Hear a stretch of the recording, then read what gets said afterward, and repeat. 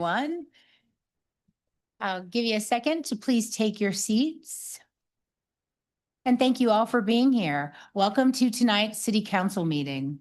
Information on how to watch, attend, and participate, as well as agendas, minutes, and recordings can be found on Broomfield's website at broomfield.org/council meetings. Public comment is welcome in person or through our call-in service. Instructions for calling in are available on the council meetings webpage. Public comment will be limited to 90 minutes total per item. The first 1 through 15 participants in the queue have 3 minutes to speak. The next 16 through 25 have 2 minutes, and if time remains, the next 26 plus participants in the queue have 1 minute to speak. For those who wish to make public comment on the oversized and commercial vehicles item this evening, there is a sign-up sheet located in the lobby. That list, along with those calling in, will be used to determine the order of the speakers. We'll hear from six in-person individuals and then 1 phone caller until we hit these limits. Priority will be given to those who indicated they are Broomfield residents on the sign-up sheet. Non-residents will have a chance to speak if time remains after the Broomfield residents have made their comments. For our hard of hearing residents present, we have wireless headsets available in the back of the council chambers from our AV team. The City Council regular meeting is called to order. There are 10 council members in attendance and a quorum of the council is present. We begin this meeting by acknowledging that we gather on the ancestral and unceded lands of the Arapaho, Cheyenne, Ute, and other Native peoples. Indigenous peoples have cared for this land for generations and continue to maintain deep cultural and spiritual ties to it. As the City and County of Broomfield, we recognize the responsibility to honor this legacy and the enduring presence of our Native communities. May this acknowledgement inspire action that fosters greater understanding, truth, and respect for Indigenous peoples. Will everyone please rise and join me for the Pledge of Allegiance? I pledge allegiance to the flag of the United States of America and to the republic for which it stands, one nation, under God, indivisible, with liberty and justice for all. Thank you. In an effort to keep order for tonight's meeting, I ask council members to limit their comments to 5 minutes. If council members are given an opportunity to speak for a second time, they should limit their comments to 2 minutes. We'll plan on a 10-minute break at approximately 8 p.m. We'll begin with council's review and approval of this evening's agenda. Council may add or remove items from the consent agenda, or council may revise the order of business for the meeting. Does any member of the council have any comments or questions regarding this evening's agenda? Are there any objections to this agenda being approved? Seeing none, the agenda is approved. First, under petitions and communications this evening is a proclamation declaring April 2026 as Child Abuse Prevention and Awareness Month. Will the representatives here to accept the proclamation please make their way to the podium? And I'll summarize the proclamation. The City and County of Broomfield believes every child deserves to grow up healthy, valued, and able to thrive. Children are the future of our community, and supporting their development is essential to strong communities and economic well-being. Childhood trauma, including abuse and neglect, remains a serious issue with lasting impacts, making prevention and early support critical. Addressing this requires community awareness, action, and efforts to reduce underlying inequities. Preventing child abuse means strengthening families and ensuring caregivers have the support they need. By working together, families, neighbors, organizations, and leaders, the community can create safer, healthier environments for children. Broomfield partners with nonprofits, health organizations, public safety, and social services to prevent child maltreatment, raise awareness, and promote positive nurturing experience so all children can thrive. Therefore, as mayor, I hereby declare and proclaim April 2026 as Child Abuse Prevention and Awareness Month. Will our representatives like to make any remarks? Yes, please. I'm Mercy Manresa. I'm the Family Support and Engagement Coordinator with the Broomfield Early Childhood Council, here to represent us on behalf of Jessica Jones, our director, our staff, and our board of directors. We would like to thank you, council members, mayor, and city staff for having us here tonight, and for standing with us as we celebrate 15 years of building community resources and partnerships dedicated to preventing child abuse in Broomfield. This year, we are proud to once again partner with the Broomfield Library, our Broomfield Police Department B Corps team, CASA, SPAN, and FISH. Together, we represent a network of support for families facing both acute and ongoing challenges that can increase stress, fear, and ultimately the risk of abuse and neglect. We know that when families are under pressure, children are more vulnerable. But we also know this: Broomfield is truly a community that shows up. Through collaboration, we work to ensure families are seen, supported, and connected. We provide access to resources, strengthen resilience, build understanding of child development, and offer concrete help in times of need. These protective factors are powerful. They help families not just get by, but truly thrive. The pinwheels that we have here and that you will see around town are more than symbols. They represent the joy, innocence, and potential of every child. They remind us that every child deserves to be safe, nurtured, and free to simply be a child. This month and every month, we reaffirm our commitment that no child deserves abuse or neglect. No human does. Prevention starts with all of us: families, caregivers, and the entire community. We invite you to join us for our pinwheel planting kickoff on April 1st at 10 a.m. in the Broomfield Auditorium Library. At the library, excuse me. Together, we can demonstrate what community commitment looks like and continue building a Broomfield where every child is safe, supported, valued, healthy, and thriving. Thank you so much. Thank you. For those of you, we do have some 5 protective factors cards up here that show some of our resources, a few pinwheel pins for those new council members that maybe don't have one yet, and then pinwheels for you all as well. Thank you so much, Mercy. Did anyone else want to comment? No, please come on up. Thank you. Good evening, Mayor, Council, staff. My name is Heather Marcy. I'm the new Executive Director at Safe House Progressive Alliance for Nonviolence. We currently are based in Boulder, but we serve Broomfield and Adams counties as well. And we focus on serving folks that have experienced interpersonal violence, right? So when we think about domestic violence, and that's the primary population that we're serving, it's really important to recognize Child Abuse Prevention Month. So thank you for doing that. Last year, SPAN provided emergency shelter to 18 children from Broomfield County and counseling services to 29 children from Broomfield County. Unfortunately, these children have experienced fear in places that they should feel safe. Children who have had to leave their homes, their routines, and sometimes everything familiar in order to be safe again. But they're also children showing incredible resilience, children who with support can heal, grow, and thrive. Child abuse prevention begins with all of us, with communities that are willing to see, respond, and invest in safety and supports for families. We're grateful to partner with Broomfield County in that effort and for your commitment to ensuring that every child has the chance to grow up safe. Thank you. Thank you. Hi, everyone. Good evening. My name is Paula Stack, and I'm the program director at CASA of Adams and Broomfield counties. Thank you for recognizing Child Abuse Prevention Month and for your continued commitment to the children and families in our community. And thank you to our partners for being here with me. At CASA, we meet children at some of the most uncertain and vulnerable moments of their lives, when everything they've known has been disrupted. What they need most in that moment is something so simple, yet so powerful. Someone who shows up, someone who listens, and someone who stays with them. That's what a CASA volunteer does. And here in Broomfield, we had the privilege of serving 36 children in Broomfield this past year. The volunteer is often the one consistent adult in a child's life during a time filled with change and confusion. They make sure that the child is not lost in the system, that their voice is heard, their needs are met, and their future is not decided without someone truly knowing them.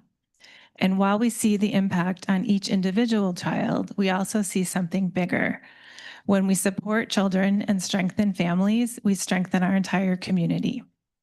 Child Abuse Prevention Month is not only about awareness, it's about action. It's about asking, what role can I play? For those who want to learn more or get involved, I'd love to invite you to our Light of Hope Luncheon on May 1st. It's free, and it's an opportunity to hear directly about the impact of this work and how you can be a part of it. We are incredibly grateful to the City and County of Broomfield for being a sponsor and for your ongoing partnership. Thank you again for recognizing this month and for helping to create a community where every child has the opportunity to feel safe, supported, and valued. Thank you. Well, we do allow public comment on every item, so if anyone else would like to speak on this topic, now would be the time. Then I'll go to my colleagues. Any council questions or comments on the proclamation? Like we covered it. So then we're going to take a photo if you guys want to in front. Would you guys like to join me?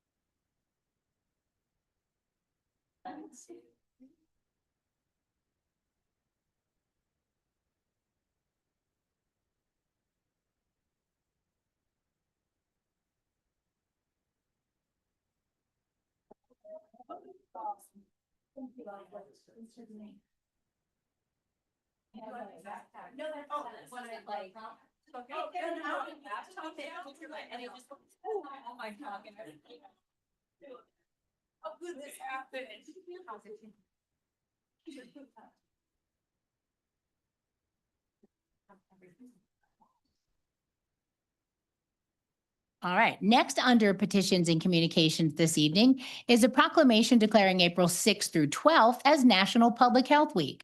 Will the representatives here to accept the proclamation please come to the podium? And I'll summarize the proclamation and then let you provide remarks, Director Volling. Each April, communities observe National Public Health Week to highlight the vital role public health plays in building healthy communities. In Broomfield, the Department of Public Health and Environment works to protect residents through services like emergency preparedness, disease prevention, access to care, environmental safety, and promoting healthy lifestyles. The work is strengthened by partnerships with local agencies, nonprofits, schools, healthcare providers, businesses, and together they support the well-being of everyone in Broomfield. National Public Health Week is a time to celebrate these efforts and reaffirm the commitment to helping all residents live healthy, thriving lives. Therefore, as mayor, I hereby declare and proclaim April 6th through 12th, 2026 as National Public Health Week. Would our representative, Director Volling, like to make any remarks? Good evening, Mayor, Mayor Pro Tem, and council members. Jason Volling, Director of Public Health.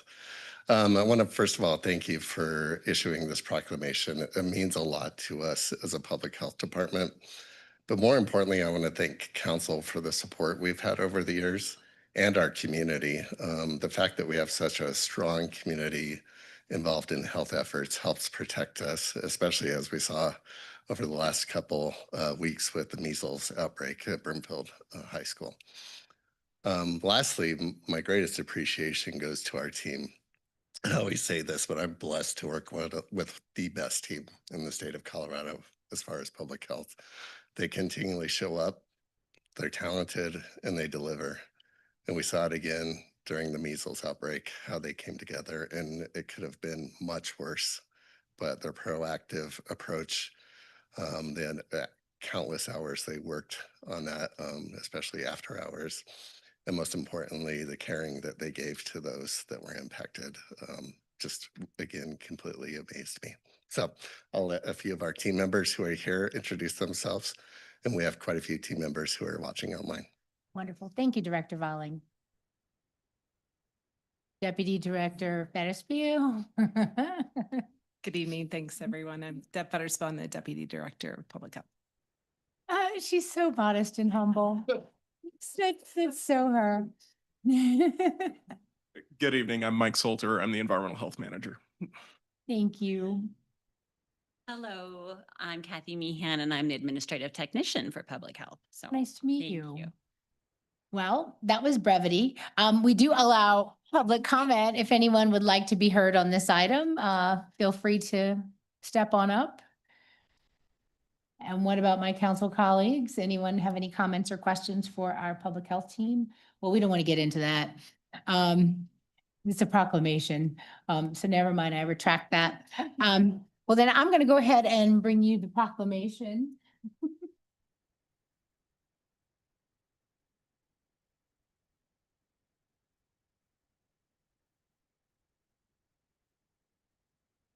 Appreciate you. Thank you.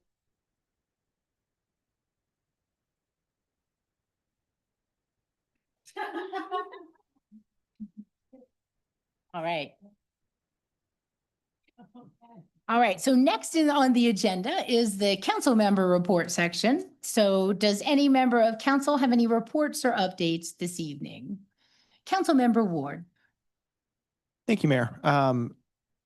This is going to serve as my report for my recent trip to Washington, D.C. for the National League of Cities Congressional City Conference.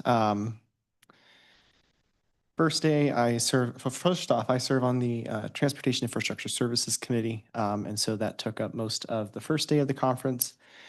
We heard from the transportation heads of both the National Association of Counties and the National Association of Regional Councils. They are partnering along with NLC to do a collaborative effort with lobbying Congress in terms of transportation funding.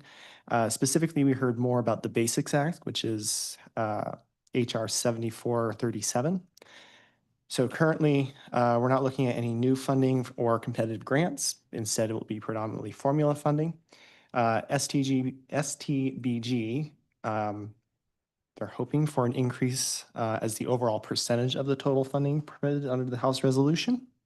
And then as well as dedicated funding for safety and bridges in MPOs and RPOs. So MPOs are metropolitan planning organizations, RPOs are rural planning organizations. They're hoping to get state, municipal, and county leagues codified into legislation as conveners and require that states reach out to local governments when making decisions about funding, as well as provide money for big projects like bridges, realigning interchanges, roads, et cetera.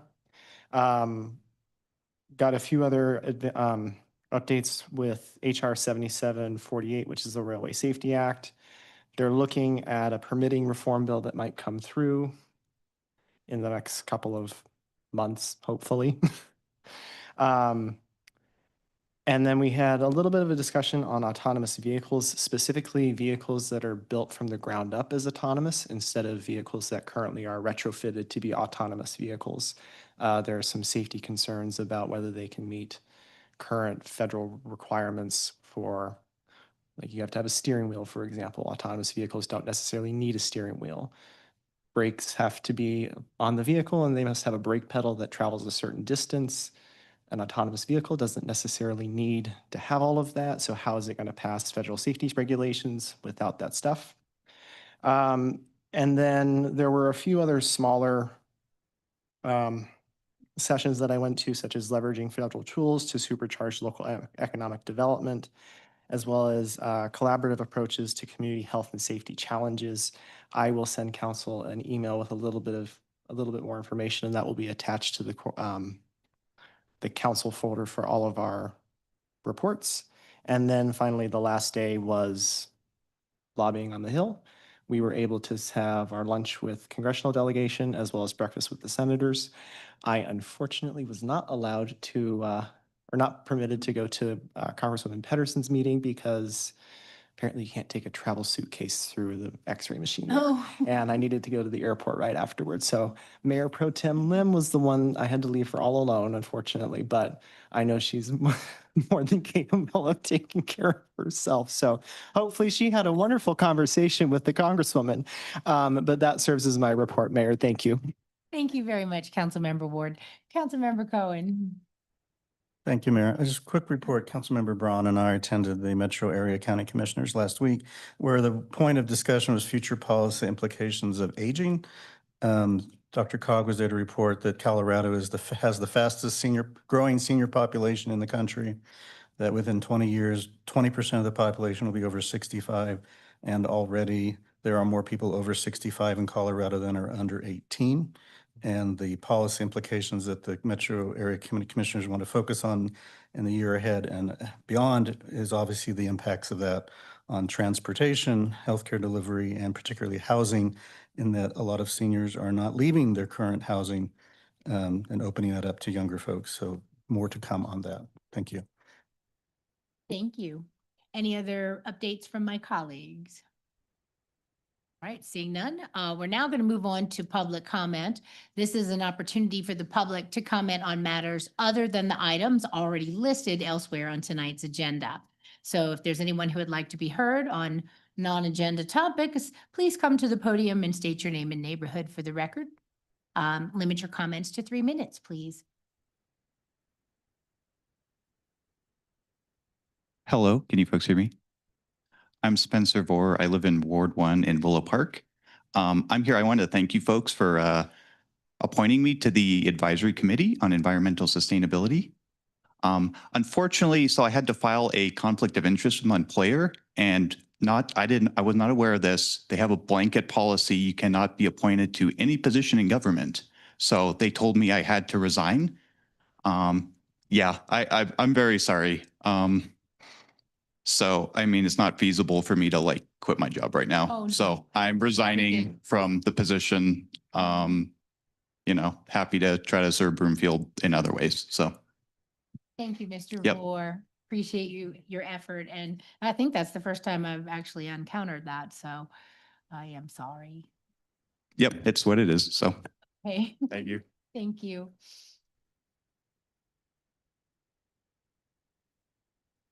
Hi, good evening. I'm Shannon Hancock. I live in Country Vista in Ward 1.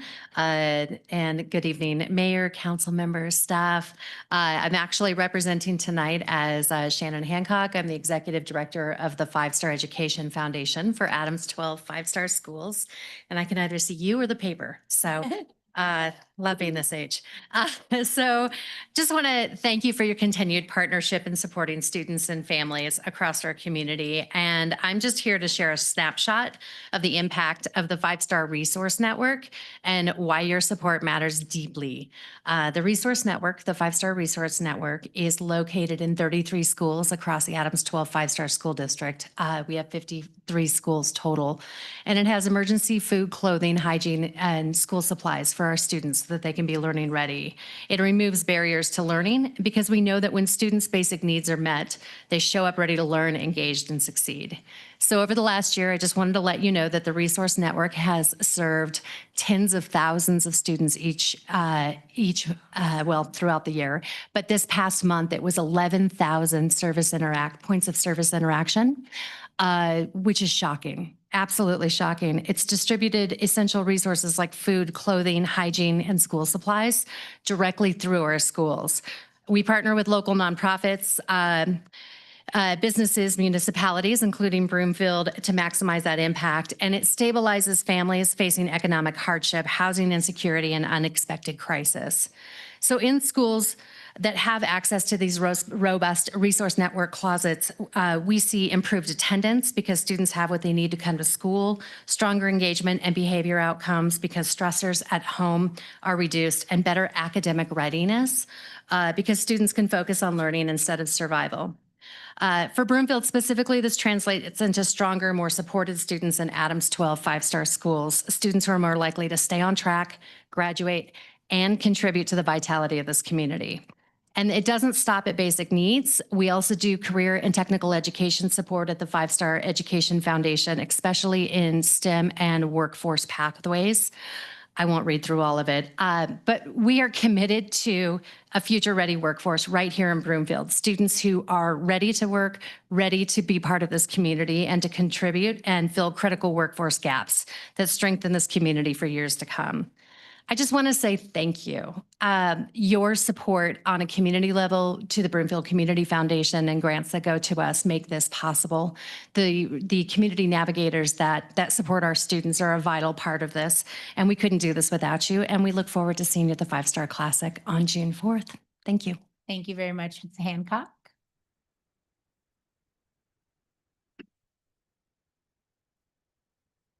Good evening, Mayor, council members. My name is Dana Nelson. I live in Ward 3, Lacamora. I come before you today as an advocate. I'm advocating for parents and children in the city of Broomfield.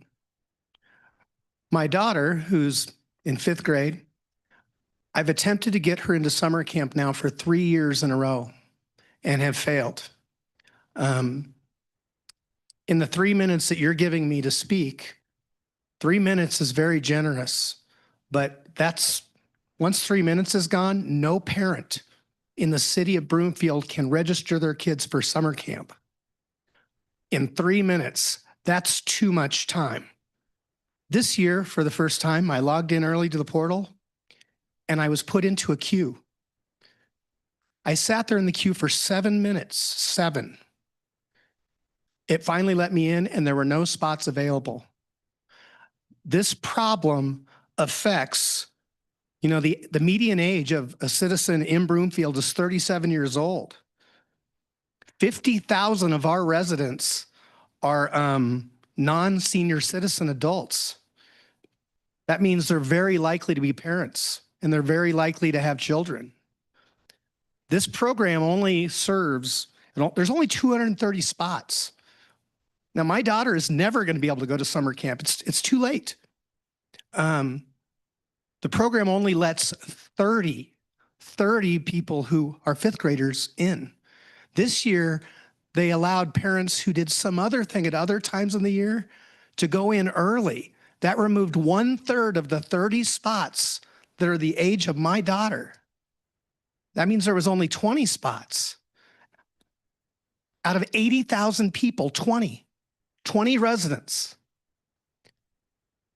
I'm very passionate about this, and I know that I'm not going to win this for my daughter. She's not going to go to summer camp. But parents, this is an ongoing problem, and there's only 12 people who can solve this, and that's you guys. I don't have much time left, so I want you to look at this room. Look at this room. We were all kids at one point, all of us. When you look at this room, 2/3 of this room, if we were all 5th graders, 2/3 of the people in this room could not go to summer camp in Broomfield ever. And so I'm asking you guys, if the program quadrupled in size, if it was 4 times as big as it is now, it still would only serve maybe 0.5% of the people who need it. So I'm asking you to look into it and do something about it. I'm out of time and I thank you. Thank you very much. Would anyone else like to be heard?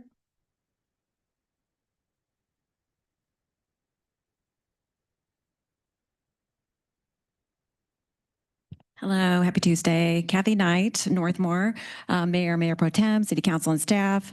Thank you so much for all your wonderful leadership. On March 31st is Trans Day of Visibility. Transgender Day of Visibility is a day to celebrate the trans community and also raise awareness about challenges that they face. And our local Indivisible group is hosting a Trans Day of Visibility event at 120th and Sheridan. It's a bring your signs, your flags, your beautiful selves, celebrate diversity, and just wanted to invite the community to that. I've got flyers if anybody wants them. Thank you. Anyone else? All right. Anyone online? Okay, so there is somebody online, but we don't know what they want to speak for. So just let me know if they want to do general or where we need to put them. Thank you. So now we'll continue with the report section of the agenda. Deputy City Managers Burton, Zeddy, and Casey, do you have a report? Not tonight. Thank you, Mayor. Thank you. City and County Attorney Rogers, do you have a report? No, thank you, Mayor. All right, thank you. Council's consideration of the consent items is next. The clerk will read all of the consent items by title, and there'll be one opportunity for public comments and council questions and comments. Will the clerk please read agenda items 6A through 6C by title? 6A, approval of minutes for the regular council meetings of March 3rd, 2026 and March 10th, 2026. 6B, ordinance number 2303, adjusting campaign finance deadlines for October reports, first reading. 6C, request for executive session regarding the council appointees evaluation process. Thank you. We'll now proceed with public comments on the consent agenda. If anyone would like to be heard, please come on up. Seeing none, does any member of council have comments or questions on the agenda, the consent items? No. Before asking for a motion, I want to remind everyone that item 6C is a request for executive session, which requires a 2/3 approval of council. Is there a motion by council that consent items 6A through 6C be approved? Councilmember Ward. So moved. Thank you. Is there a second? Councilmember Delgadillo. Second. Thank you. Is there any discussion? And then council, please cast your vote electronically. All council members have entered their vote and the results will be displayed on the screen. That passes unanimously. Thank you. The first item under action items, this is a public hearing and council's consideration of a resolution related to a proposed mixed-use district branded as the Center Street District, located in the Baseline neighborhood. I'll now declare the public hearing open. We'll follow the city's standard public hearing procedures. First, staff will present a summary of the proposal. Next, we'll have the applicant's presentation. Then we'll ask for public comments and final comments from the applicant, and finally, questions from city council. Following council questions, I'll close the hearing. And following the hearing will be council's discussion, consideration, and vote on the application based on the applicable criteria stated in the code. Council has a copy of the agenda memorandum, which I'll ask our staff to summarize. Thank you, Mayor. Tonight's first presentation is going to be by Mr. Rowe, our planning manager. Thank you. Thank you, Deputy City Manager. Good evening, Mayor, Mayor Pro Tem, City Council. Brandon Rowe, Planning Manager. Next slide, please. The application this evening is related to the final plat and site development plan for North Park, filing number 7, replat A. As the mayor noted, it's currently being marketed or branded as the Center Street District. The district is approximately 55 acres of mixed-use development that's envisioned to be phased over time. This is the first phase of the project. Future phases will require separate public hearing processes. And this first phase is focused on the commercial element of the district. This would be the first commercial district within the broader Baseline development. In the surrounding area to the north, the site is bordered by Colorado 7, with portions of the Highlands and Palisade Park developments on the other side of the highway. To the west, across Sheridan Parkway, lies Baseline West Village, which includes apartments and single-unit residential dwellings. To the south, the border is adjacent to the Parkside West and the big green elements of the Baseline community. And to the east, there's vacant land also within Baseline, where future development is proposed. Next slide, please. This map on the slide provides an illustrative conceptual plan for the overall Baseline development. The Center Street District is outlined in red. That's on the corner of Sheridan Parkway and Colorado 7. Next slide, please. Realberry is the applicant for the project this evening. They're proposing an approximately 232,000 square feet commercial development as part of this initial phase of the Center Street District. The site's configured for individual building ownership or leasing, with the parking lots shown on the site being under common ownership with the Metropolitan District. The final plat included as part of this application replats what was lots 1, 2, 3, 4, 5, and 6 of North Park filing number 7, subdivision that was approved by City Council December of this past year, into 23 lots and 8 tracts. The development includes an anchor grocery store shown on this site plan on the northeast corner, adjacent to Promenade Street in Colorado 7, as well as 12 mixed-use buildings fronting Mariposa Street and Center Street Place. Center Street Place is going to be that east-west road sort of bisecting the site. There are 5 future pad sites oriented specifically along Colorado 7 as well. Those will go through future modification requests. And if they fall within the administrative modification threshold, they would be subject to that process. If it's more than the code allows, it would require future public hearing processes as well. Next slide, please. So the architecture includes premise to create a dynamic but approachable pedestrian experience. Materials include warm earth tone stone, wood grain aluminum siding, textured masonry, and metal accents. The buildings are oriented throughout the site with connectivity in mind. So there's a pedestrian network that includes sidewalks along the perimeter of Colorado 7 and Sheridan Parkway, enhanced intersections that are tabled to allow for enhanced pedestrian crossings, and then transit integration. The project area is outside of RTD service area right now, but Bus Rapid Transit, or BRT, is anticipated to provide service from Boulder to Brighton later this year. And there is a note on the site plan for a future BRT station that'll be constructed by others in the future. The site does have parking incorporated. The intent is shared lots, so it'd be shared parking between all the users and buildings on site. There's some on-street parking provided as well. The applicant is also providing EV charging on site. This includes 20 level 3 fast chargers, which are enhanced chargers in excess of what the code requires. There's also adequate ADA parking provided on site near the buildings. Sustainability in open lands. The project is designed to advance baseline sustainability goals, including a pollinator district. There are approximately 814 trees, 4,000 shrubs, and well over 11,000 perennials planted. So it's a well-landscaped gathering place. There's also some public land dedication provided along the trail corridor adjacent to Colorado 7. Next slide, please. There is one special exception being requested this evening as part of the application, and that's related to signage. The applicant is seeking approval to utilize a custom master sign plan rather than the standard municipal code sign code. This is to allow for customized branding, marketing, and wayfinding for their development. It should be noted that Broomfield has seen other projects utilize the master sign plan approach.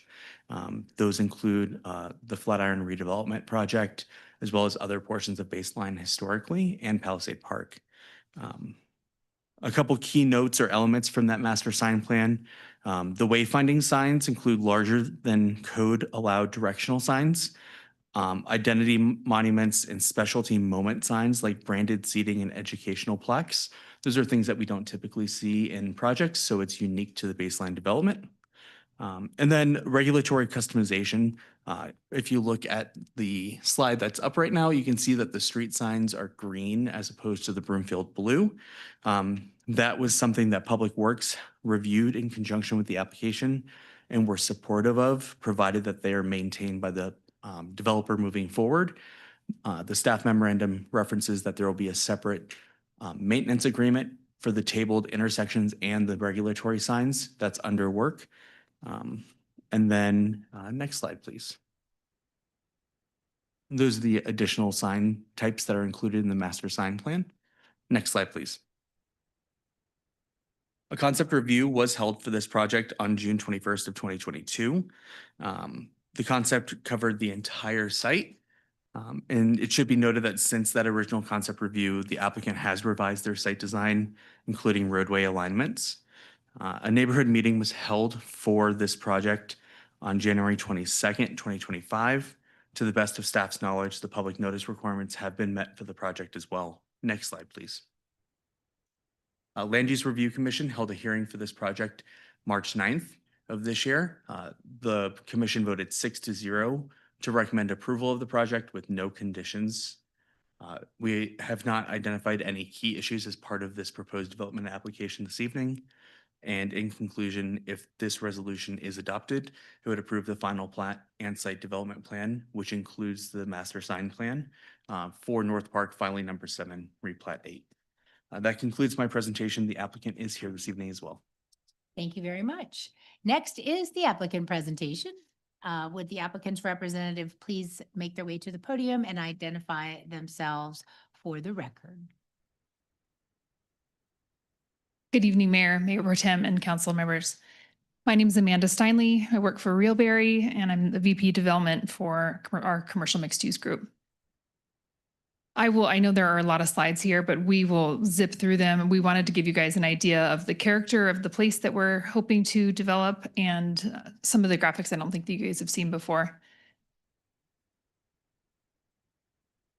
This is just a quick agenda of all the different elements that we'll go through tonight. I won't go through all of that in detail. So this is a summary in addition to what Brandon had just mentioned. We've split our applications into 3, and I'm just going to quickly highlight how they're different from each other, because you guys are probably thinking that you've seen this before. And tonight, I think it will be a little bit more robust when including architecture and landscape. So we split them in. Promenade is a construction document package is a road that's going to be built adjacent to Center Street itself. That was submitted, and that was our first infrastructure package. The second application was our site development plan number 1, we call it, that included a subdivision plat and it defined the roads that were going to be within Center Street. And then the second site development plan is what we're here to talk about tonight. We were at LURC a couple of weeks ago, and this includes buildings, landscape, and a lot more detailed civil and a plat of the lots around each of the buildings. This is a graphic representation of that. So the peach color is the first application we made. The pink is what you all heard in January. And then the blue is what we're here to talk about tonight. I won't repeat this, but Center Street is the 63-acre commercial mixed-use portion of Baseline that we've been holding out for a long time, and we're very excited to be here tonight to hopefully get this approved and present to you, because I know it's been talked about for a while. This is a 3-dimensional graphic that shows you at full build out what is potential at Center Street. We have the phase 1 section of that is the retail 282,000 square feet, which is commercial mixed use retail and grocery. And then there's 364 residential units that are ultimately planned in phase 1, which will be heard at a separate hearing. And then the phase 2 on this plan is conceptual of what it could potentially be, but there's a lot of other factors that will play into what that becomes one day. Just to give you a little idea of the branding and how we arrived at the placemaking elements that we've designed, I'll just read you these really quickly. Center Street is a place where patrons can come and align their shopping with their values, and the goal is to be where you can live intentionally. Find your center. Center Street is the central gathering place and the heart of the community or the community hub. Center Street is more than just a transaction. It's about taking time to find balance and enjoy the experiences. So this is a 2-dimensional plan, which I think was in the staff report, but this shows you just a little bit more clearly where Whole Foods is placed relative to the rest of the retail. We have a retail plaza, which we'll talk about a little bit more. And then the phase 1 multifamily that I mentioned will come at a later date. This is a replica. It's effectively our merchandising plan, and we break down each building into different spaces that we're looking to fill with different tenants. And so this is what we market to retail tenants nationally, regionally, and local tenants as well. So just real quickly, giving you a high-level overview of our leasing efforts so far. I know there's some additional questions that we can answer about this, but I know you've all heard we have a Whole Foods lease in tow, and that has been really the catalyst to help us progress this project. And of the 282,000 square feet that is available, we have about 59,000 of it is going to be to food and beverage, and that includes quick serve and also sit-down restaurants. And then 130,000 of it is retail explicitly, and these are the different categories that we've been focused on. We've really looked at gaps in the marketplace and where there are other retail tenants in and around the region and where we feel like we can kind of set ourselves apart. This is just a little bit more health and wellness focused, just given that Broomfield is, Colorado is really an active community, a state, and we wanted to really expand upon that and embrace that in Center Street. So for some of the tenants that we're pursuing, we'll hopefully have those same values. And then this is just quickly, we'll go through some of the renderings. This is a view looking south if you were enter off of Mariposa of one of the restaurant spaces, and the plazas in the background. This is another view from the plaza. This is a really cute little ice cream shop.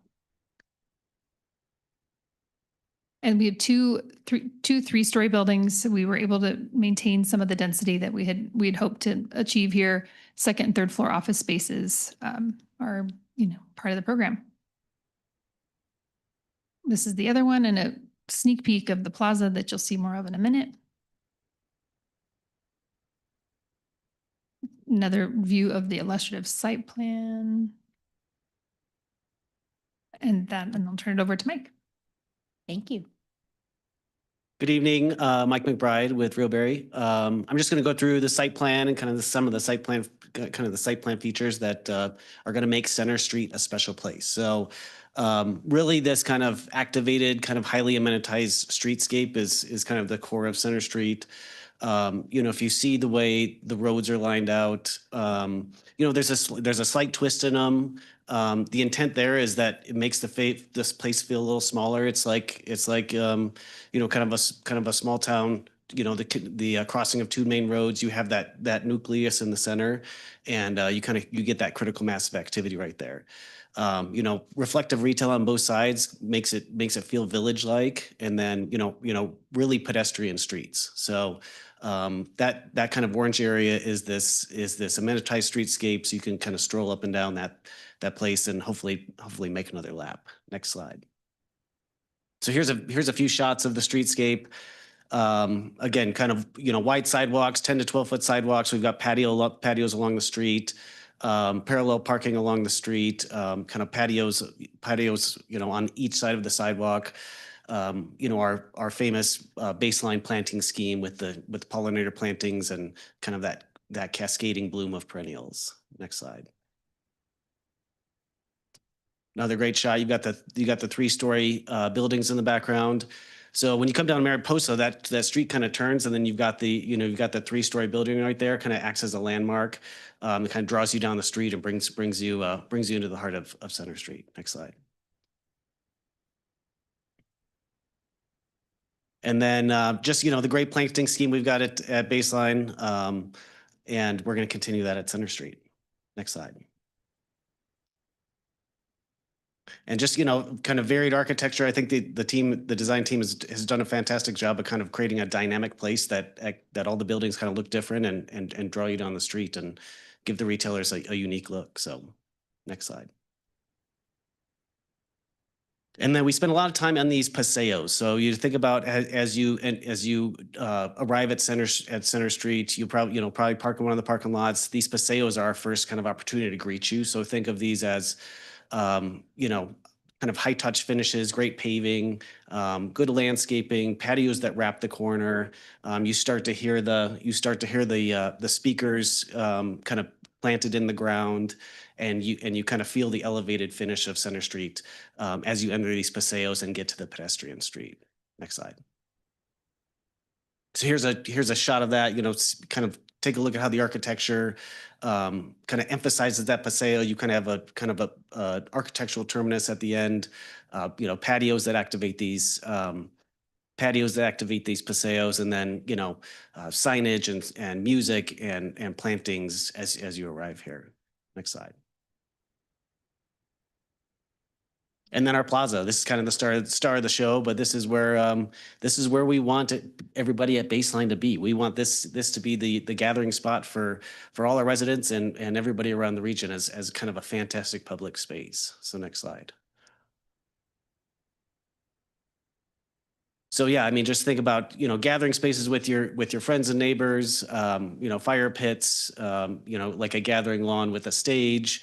Kind of a fountain that activates it, provides lighting at night, and a lot of kind of unique social spaces that you can kind of tuck into and spend time with people that you're there with. So next slide.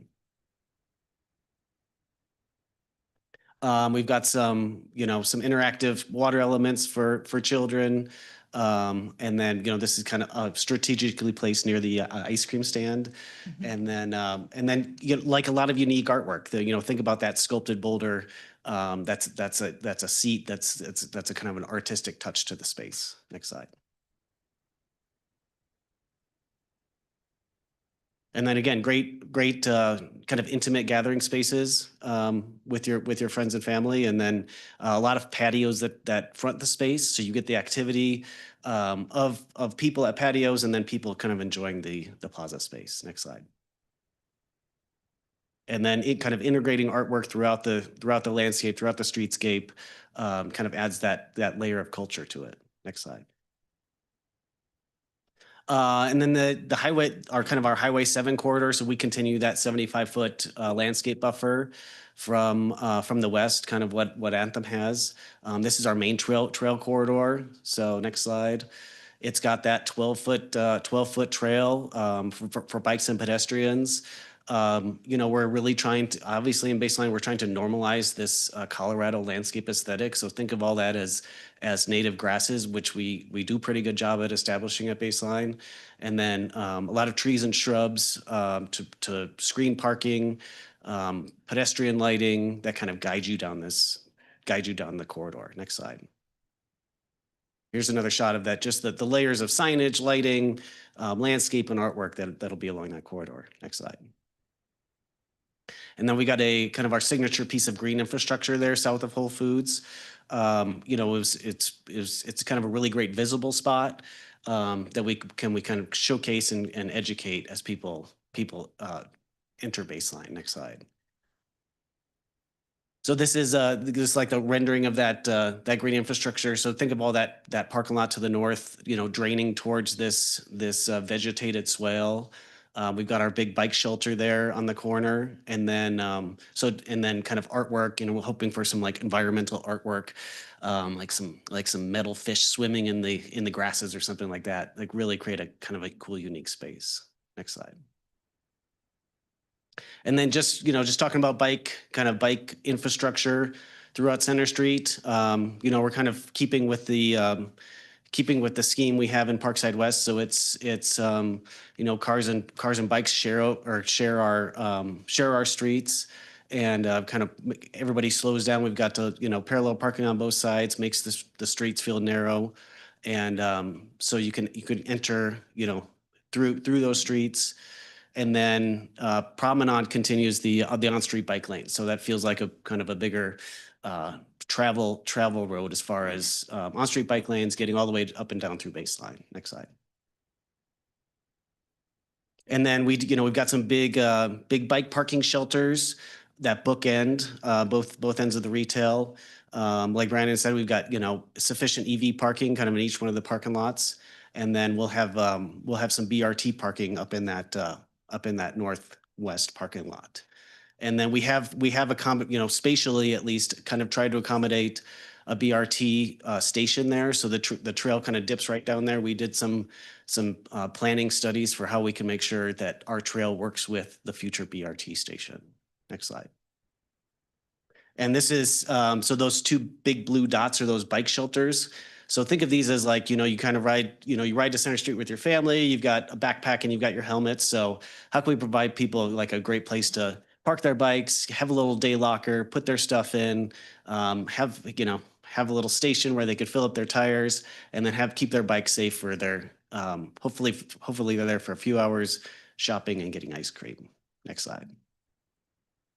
And then, like Brandon said, we got a robust signage package for Center Street. We might want to make sure this it's a really sophisticated and clean looking sign package that kind of emphasizes the branding of Center Street. Next slide. And there's different layers of signage. So you think vehicular signage, pedestrian signage, directories, and then signage kind of interlaid into the concrete. Next slide. And this is my favorite, just kind of these special moments, kind of specialty directional sign, this portal that I just love, and then kind of educational plaques that talk about the planting and the stormwater use, and kind of all the great things we're doing at Baseline. Next slide. I wish I had more slides on this because it's so cool, but the artwork package we've got for Center Street, it's really kind of a really cool layered approach. Think murals, think environmental art, think kind of discovery art. As you kind of stroll through Center Street and you find these unique things, that's what we're really trying to go for at Center Street. Next slide. And then, just kind of keeping with the guiding principles of Baseline. So, low water use, our pollinator district, implementing green infrastructure, connections to the parklands, multimodal travel. We're trying to make sure all that's available here at Center Street. Next slide. And then, architecturally, all the buildings will be solar ready. We do have a lot of electric vehicle parking. Will actually be one of the largest electric vehicle charging stations in the country, and architecturally making sure we're using energy efficient equipment and sustainable finishes. Next slide. And here's our implementation schedule. So we're here today, first part of 2026. We're looking to get started here in the fall of 2026. And we told Whole Foods will be open in end of 2028. So that's what we want to do. Next slide. I think that's it. That's it. Excellent. Thank you very much for the presentation. Next is public comment. If anyone would like to be heard on this item, please make your way to the podium. We just ask that you state your name and neighborhood for the record and limit your comments to 3 minutes, please.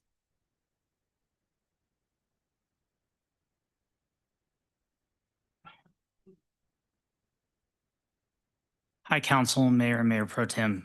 Thank you. I'm deeply honored to be here with a lot of my neighbors today. Really good to see a lot of support. I'm just going to read from this since I don't have a whole lot of time. There's a lot of people behind me, so forgive me if I'm not looking you in the eye and everything here. Super. So my name's Jesse Miller. I live in Ward 5, and I have a distinct honor of actually being able to look from my front porch and see the Center Street development, which is pretty cool.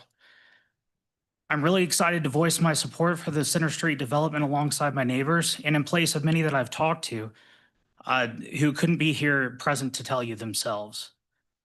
This development is really important to my family and I as we purchased our first home here in Baseline and in the city of Broomfield.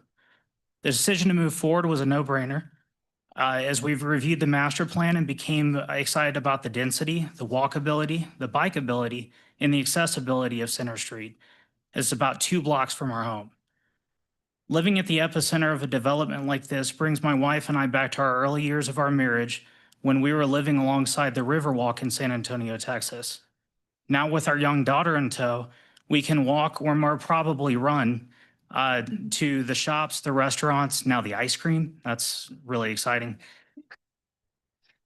And hopefully a brewery, and this is where I put in a not so subtle way to wink at Reelberry. Straight from the front porch of our home. Approving Baseline Center Street development also signifies this council's commitment to my family and my neighbors' significant investment made within the purchase of our homes. It's worth reminding everyone that we, like so many other families, bought our homes with the promise of Center Street and the adjacent projects coming to fruition. I believe I speak for all my neighbors when I say that we need this development to succeed. Lastly, as a licensed and practicing architect within the state of Colorado, I can endorse the architectural vision of Center Street specifically. I firmly believe that this development will lead to growth outside of its boundary. It will continue to promote transit-oriented projects, and I believe it will further drive economic development and promote commercial development with commercial's tax dollars going back to the city of Broomfield. Lastly, I want to extend an invitation to council and staff to visit the Baseline community and to see the excitement brewing around it within the community as everyone gets outside now that's unfortunately a little bit warmer, and also enjoys all the park spaces and gets to watch me and my daughter play at the playground. Thank you. Thank you.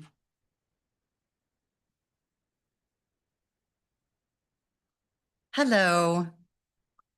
My name is Kristen Kreider, and I've been in Baseline since April of 2022.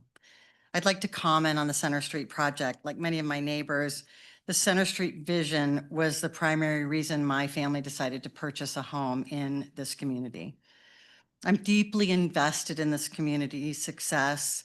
I participate in several community clubs. I attend every event that I can attend, and I currently serve on the board of the Metro District Number 3. When we purchased our home, we were sold on the promise of an urban walkable hub, and this really excited us. Since moving into our home, I've watched this project evolve through countless iterations, working sessions, and compromises. And while I admit some of the recent changes are a little disappointing, largely due to the delays and economic shifts that have forced adjustments in scope, I recognize that the current plan is what is feasible in today's market. I'm still really, really excited about it. I believe further delays in this project will only increase the cost for our taxpayers and will risk losing prospective residents to more competitive communities. I'm here to voice my support for Center Street and to appeal to the Broomfield City Council for your support as well. We need this central gathering space to foster fellowship and protect our property values. I printed this really big so I didn't have to wear my glasses. The sheer number of emails you've received, because we've kind of created a coalition of people to send information to you guys. And I know we have several and many residents here tonight, prove how much we really want this. And I urge you to approve the Center Street plan tonight so we can finally move forward. Thank you very much. Thank you.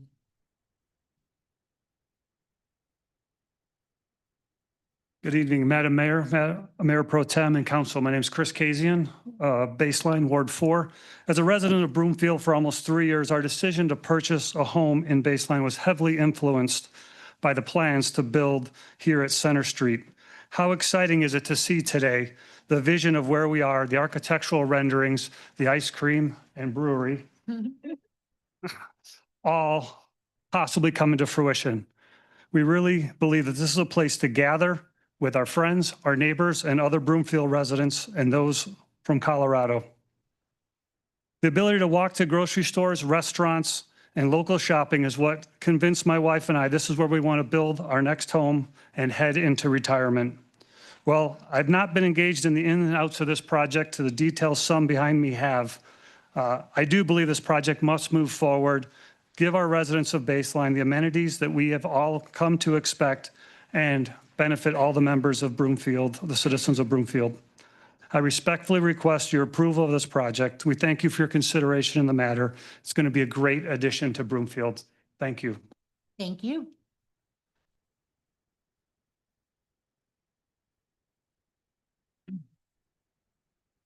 Good evening. Thank you, council members, mayor, and staff. I'm Andrew Sorensen. I live at 16652 Tejon Street in Broomfield in the Baseline neighborhood. When my wife and I moved to Baseline in 2023, we were drawn to this vision of a walkable, more urban experience where we could shop, dine, and build community. And as you're hearing, we're not alone. I know you've heard from first-time home buyers like my wife and me. You've also heard from retirees who dream of taking their grandkids out for ice cream and being able to walk to those areas in our community and have date nights like my wife and me want to have over there at Center Street. Center Street is the cornerstone of our community's future. And I'm asking you to approve this final plan tonight.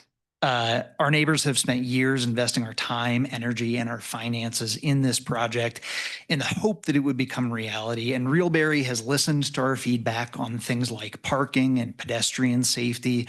We see those conversations reflected in this plan. It's not perfect, but it is a really good compromise. I know a couple of you have voiced concerns on specific items, but after years of negotiations, I would ask council to consider that we have something that balances the perspectives of residents, prospective businesses, tenants, the developer, and importantly, city staff who've dedicated their careers to lending their expertise to building a better city of Broomfield. Holding up Center Street further over the opinions of paid experts that have endorsed this feels like it could be an unnecessary risk, especially in these uncertain economic times. I'd ask council to remember what residents have invested here, as my neighbors have mentioned. We're roughly in line with other metro districts, but we pay a mill levy roughly 40% higher than the Broomfield average. That is to fund amenities like Center Street. And for my household, our property tax bill is about $7,500 this year. About $2,500 of that is for our metro district, and it is for amenities like Center Street, which largely haven't arrived, but we're really looking forward to. As we've communicated to staff previously, these plans are popular. We're excited. We love it. Looks great to me. They reflect a good balance of the stakeholders involved, and they deliver on our investment in this community. So we're ready for Center Street, and I really hope you approve it tonight. Thank you. Thank you.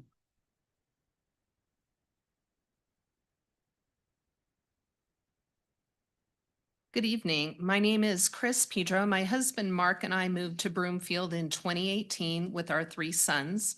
In September of last year, when our youngest left for college, we downsized and purchased a home in Baseline. A major factor in our decision to remain in Broomfield and purchase where we did was because of Center Street. We wanted to live somewhere that would allow us to be able to walk to grocery stores, get a coffee on a weekend morning, walk to a restaurant for dinner, have an urban and suburban area. I understand there are some concerns about traffic that have been voiced before, and those do matter to us. But I don't think this project creates new trips. It keeps things local. Right now, we've got to drive to get to a grocery store, services, restaurants. A Whole Foods anchored Center Street means fewer long trips, more conveniences, more local tax revenue to fund roads and services. It will improve city services without asking residents to pay more. A well-designed retail center and a mixed-use development with a high-quality anchor just makes sense in our neighborhoods. It makes them more desirable and more livable. Nearby home values will be increased. It will strengthen our community. Growth is happening, and we can manage it well, and this project definitely does that. I would encourage strongly the council to focus on, on housing a high-quality development that strengthens our community and to not lose this opportunity. Thank you.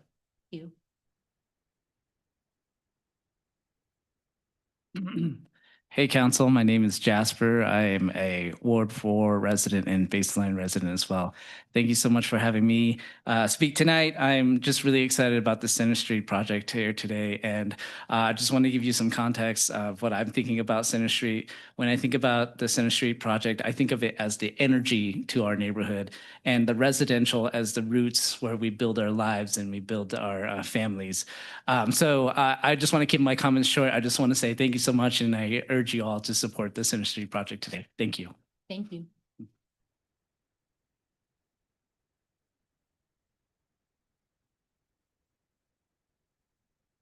Can you guys hear me okay? Okay.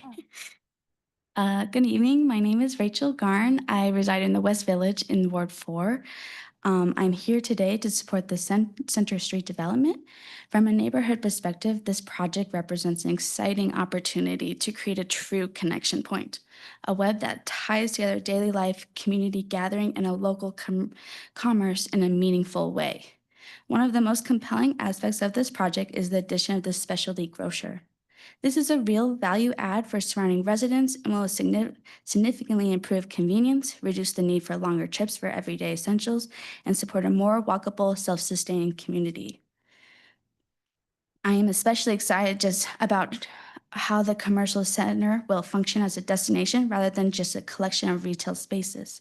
I can easily envision walking my daughter along the central green space heading north into the commercial area, stopping for ice cream, enjoying a relaxing evening stroll, and having a safe, welcoming place to spend time together with my family.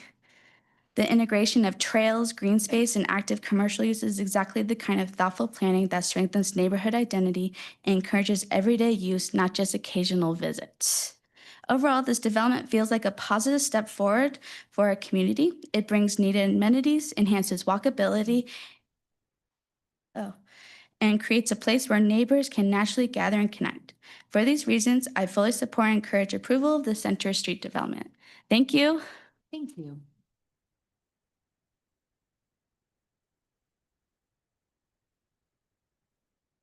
Hello. Good evening, council members. I'm Sammy. Me and my husband moved to the Baseline in 2023 because of the vision for Center Street, a vibrant, walkable gathering place. Having lived in San Francisco's financial district as well as Denver's Cherry Creek neighborhood, we were drawn to the idea of that kind of energy in a suburban setting. The vision was the major reason we decided to call this our home, and this was our first home, similar to a lot of our residents there. But beyond that, Center Street is about creating a true sense of community. It's where neighbors gather, where families connect, and where identity of Baseline can really take shape over time. Residents have spent years engaging with the process, and the plan today we saw reflects these thoughtful revisions and real collaboration. Baseline residents are ready to see this move forward. We are invested in this vision, and now we are asking you to help bring it to life. Thank you for your consideration. Thank you.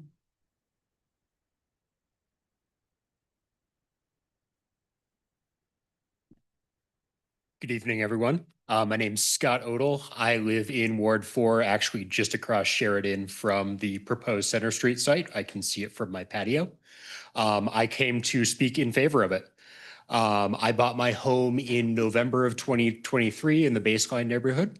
Ever since I moved in, that site has been vacant with a big sign facing Highway 7 promising that something incredible is coming soon.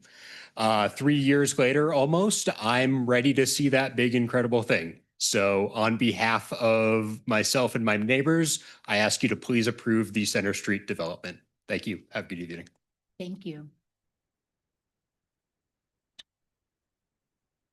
Hi, my name's Samara Ziadi. I'm a Ward 1 resident.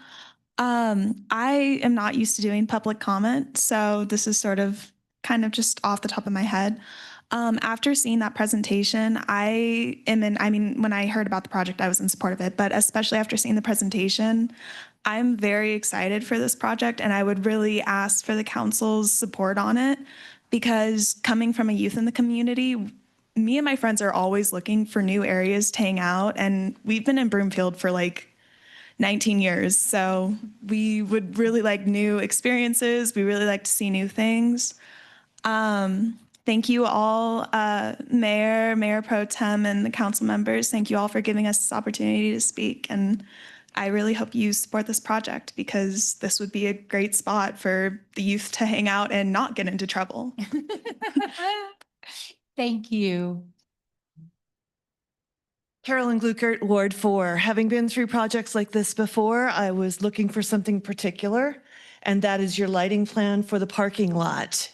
I'm afraid of 30-foot tall lighting towers that will shine into bedroom windows and across over the tops of those low buildings. I'm also concerned about birds that would be affected by that lighting, and as well as the dark sky initiative. So I actually want to turn my attention to them. There it is. Do you have a plan to address lighting, and a lighting plan that will not allow for dark shadows for safety reasons? I'm sure our officer can tell us that bright lights give you bright light and very dark shadows where nefarious activities can happen. A lower light will get you more even light, more of a theatrical effect. What is the plan that you've designed for that? We will give the applicant an opportunity to respond. Great, thank you. Absolutely. Hello, City Council and staff. My name is Garrett Baum, and I'm here on behalf of Palisade Park Development. I want everyone to know I agree with everything that every resident said. I think this is going to be a fantastic project. I think you should approve it, and I think this project should move forward. It's a long time coming. I do have some comments that I've spoken about before, and I'll read as fast as I can. As master developers of the 450-acre Palisade Park project north of State Highway 7, we are concerned with the continued deferral of traffic and roadway improvements on Highway 7 by the property owner to the south. Amazon came forward, and it was the improvements will come in the future. The multifamily has come forward, and it's going to be that the improvements are in the future. UC Health, the first site, it was going to be that Huron was going to be realigned, and it hasn't happened. The developer of Baseline made a commitment on a call 3 years ago, which included Urban Frontier, CDOT, and staff from the city and county of Broomfield, and Huron was going to be, they committed that Huron would be realigned or closed within 2 years. That was 3 years ago. The development of the Center Street project is an important project for everyone within the Broomfield community and Baseline and Anthem, not only those residents, but also Palisade Park and the Highlands. And we support this development. Again, we support this development. The additional retail center will bring the community, the retail Center Street will bring to the community, helps attract and retain residents in the area, which helps support the growth of the Northeast Broomfield area as a vibrant community. Careful attention to the additional traffic this development brings is important to all. The additional traffic generated by the large number of multifamily units along Sheridan Corridor will continue to contribute to traffic issues. Unlike significant improvements that were made by Palisade Park and Highlands on the north side, no improvements were required of these developments on the south side. The Center Street development needs to include off-site roadway improvements to deal with traffic issues as part of its approval. I hope you approve it, but I also hope you require off-site improvements. In addition to the improvements, the widening improvements that they are planning on Highway 7, it must be required that completion of the Huron Street and Highway 7 must be removed. Huron must be closed so that there are not 4 traffic signals within a half a mile.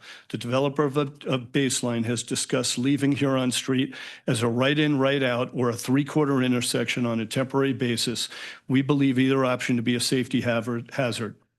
We know that CDOT has significant concerns. In addition to the letter that I sent in that you have in your file, there is also email strings from CDOT. CDOT has said right in, right out and 3/4 is not the safest, and that their preferred solution is to close Huron. We suggest City Council require the existing Huron Street South intersection to be permanently closed now as a condition to approval. Traffic from northbound Huron could be directed west on 160th to Sheridan, or a temporary shoe fly can connect Huron Street to Promenade, and it can be constructed so that there wouldn't be leading to any traffic backups and eliminate additional accidents and injuries. Mr. Baum, your time has expired. Can you please wrap up? Thank you. Thank you very much. All right, next is public comment from individuals joining on the phone, and we do have one caller. So we will go to our caller now. Caller number ending in 735. Please press *6 when prompted to unmute and state your name and neighborhood for the record.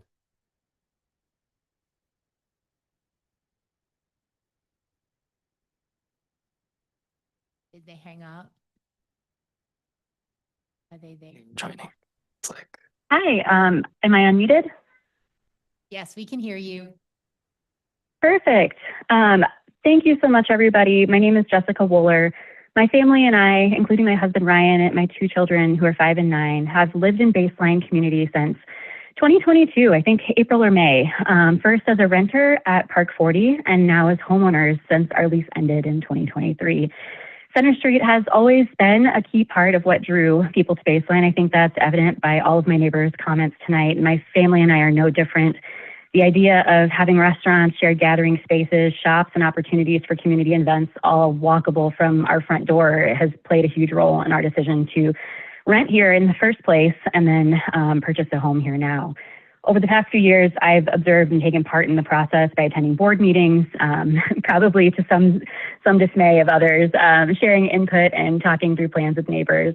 There have been plenty of different opinions on specific details, but I think overall the feeling has been there's been strong support consistently for moving Center Street ahead and a lot of excitement around that. With plans changing multiple times throughout the years based on feedback from residents and city staff and council, concerns about parking, all those things, I myself have been disappointed to hear some plans change, regarding the butterfly pavilion and all of that, whether it be in scope or detail. But despite all of those things, I think there have been lovely compromises, and my family and I remain committed to the community. Personally, I'm really looking forward to being able to enjoy all of these gathering spaces proposed that were part of the vision initially and maybe have evolved since and influenced our choice to settle here. So are my children. My husband and I have made some of our best friends here, and so have our kids. And we really look forward to sharing these spaces with them in the future. I also look forward to one day my kids hopefully having their first jobs here. I hope that Center Street will be finished by then. My oldest is 9. And talking to them about how far we've all come in working together to bring this community to life. I just want to thank everybody for their time and considering my perspective tonight. Thank you very much. All right. Last call. Any other comments on this item before we're going to go back to the applicant? Would you like to address any of the comments that were addressed? Yeah, I just want the lighting comment. I just want to talk about that real quick. So the Baseline Design Review Committee does review all the lighting plans. Baseline is a night sky community. We have full cutoff fixtures. The parking lots do have taller light poles. I think they're 25. But all those pedestrian streets have like, kind of 14-foot pedestrian scale lights. Think bollards in the paseos and along the streets, and think of like handrail lighting along the stairs. So trying to keep as much lighting as we can kind of down low. But the parking lots, we do kind of have to light in a more traditional way. So. Thank you. Thank you very much. Mr. Harris? Good evening, Kyle Harris with Realberry. First of all, I just want to say thank you, residents. My gosh, it has been awesome seeing this level of support. Thank you for your resilience, because we recognize this is something that, as I went through my files, I realized we had our first concepts even before we presented them to the city in 2018. This has been a long time coming. So again, thank you very much for the support. We're really excited to bring this forward. I just wanted to make a few comments relative to infrastructure and transportation and such. We are absolutely, to say that we're in favor of safety is just an understatement. And I want to make sure that council understands that when we build infrastructure, we look at, is there a traffic study that necessitates the infrastructure, and are we building adjacent to the infrastructure? Those are the two things that have historically triggered when we put that infrastructure in. And it's a process that has served us well. In a prior meeting, I think I had indicated with another major project that we're excited about, which is the Advent Health project, that is going to be the trigger from both a traffic and adjacency perspective. That triggers the final relocation of Huron, which is a $25 million project. You don't just do those without having a rationale for doing so. And that hospital project enables us to do that. Another thing that may not be entirely clear is that between that project and Center Street, the result of that is that we end up putting 2 lanes along Highway 7. So Highway 7 goes into its final condition. So, and between that and Raleigh Park, we're looking at what's in front of the city now is in excess of $60 million of infrastructure. So I just want to let council know we are committed to that. We're excited about doing all of this, and we think that that more than address. Oh, actually, one other thing, timing. I think I mentioned at the prior meeting as well, relative to the hospital, that the anticipated completion of Huron is in advance of when Promenade opens. And I believe the concern was having that Promenade light exist at the same time as the Huron intersection, the existing Huron intersection. So what happens is that the new Huron comes in, traffic starts going that way, and only after that happens do we put the Promenade light in place, and then it just obviates the issue of existing Huron. So Thanks. Thank you. Well, questions from City Council are next. Members should limit themselves to questions during this portion, and the time to introduce conditions for approval and state positions for or against this item is later. Are there any questions from City Council? Councilmember Delgadillo. Thank you, Mayor, and thank you for the presentation. I had one quick question on the memo. It was page 15. I want to make sure I'm understanding the PLD chart correctly here, where it essentially says that the public land dedication, we're short by almost 16 acres, but there's a surplus in the publicly accessible private lands, private outdoor open lands, that sort of thing. Are we going to address that with cash in lieu? Are we saying since things have kind of reshuffled where it's actually in excess, we're fine with that? What's the plan for that? Thank you, Councilmember. So I thought that chart made more sense, and in retrospect, I could have been a little clearer. So I'm glad you asked the question. So those total numbers in that chart that outline the obligations or the minimum requirements is for baseline wide. So as baseline continues to develop, the applicant will be contributing public land dedication, privately accessible land with public access, all three categories through each incremental piece of development as it builds out. So this project didn't have any public land dedication requirement at this time. They provided some voluntarily along that trail corridor against Colorado 7 to sort of add to the bank that we have existing. But as baseline continues to develop, we anticipate that they will meet, if not exceed, the minimum requirements that are outlined as they have a good chunk completed already. Okay, great to hear. And that is from that reshuffling of one bucket is a little short, but the other bucket's strong surplus, obviously, is that.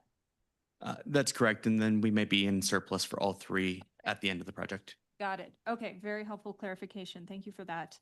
And then there was one, this is a refresh my memory, so apologize for this, staff. Can you remind me of the revenue sharing agreement that we signed? What does that look like? And that'll just help me refresh my memory. What we I'm agreed gonna to. have Mr. Romine come up to speak to that specifically.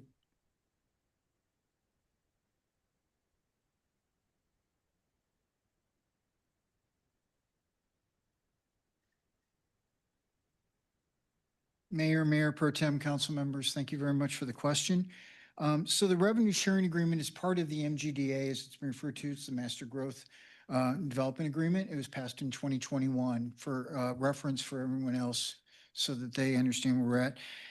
Within that agreement, it calls for a share of sales tax. We'll be sharing 50% of the 3.5. So again, our sales tax is 4.15. 0.65 is dedicated to particular funds, but the 3.5 is the general side. And so 50% will be going. 66% of our use tax, 50% of the SEF, which is the funds that we create to support our school districts with some of the infrastructure that they may need that's related to school. And they'll be receiving the 50%, which is the Broomfield side. The other side is oftentimes dedicated to the school district.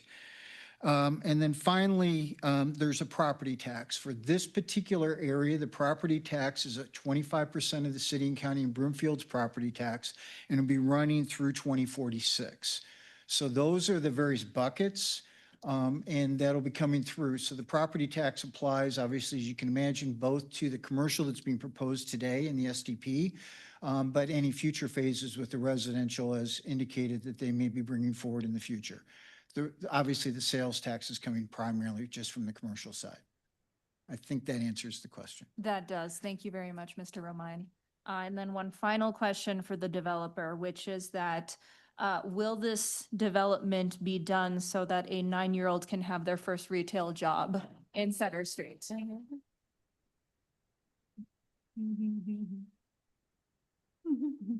Yes, short answer, yes, that's our goal. Assuming we get approval tonight, there are various pieces that have to fall into play to raise money to be able to start the development. But yes, that our goal is to start in the fall of this year. Wonderful. Thank you very much. Thank you, Mayor. Thank you. Councilmember Ward. Thank you, Mayor. Thank you very much for the presentation and for the community for coming out. My questions are probably going to sound a little nitpicky, but that's how I roll. Speaking of rolling, let's move on to bike parking. I appreciate that you guys are oversupplying what our code requires for bike parking. I do want to acknowledge that, so thank you. When you guys were designing not only the layout of the bike parking, but the types of racks you were going to use, did you take into account different types of bikes, like cargo bikes, for example? And I asked that because I mean, the overall baseline development is relatively wide. I think from, let's just take the Whole Foods, you could probably find about a mile to one end and then a mile to the other end of the project. And only very die-hard people, I think, would actually walk to the grocery store with those kinds of distances. And if the intent of Baseline is to be this walkable, bikeable, kind of livable community, did you take into account, cargo bikes, for example, when you design bike parking?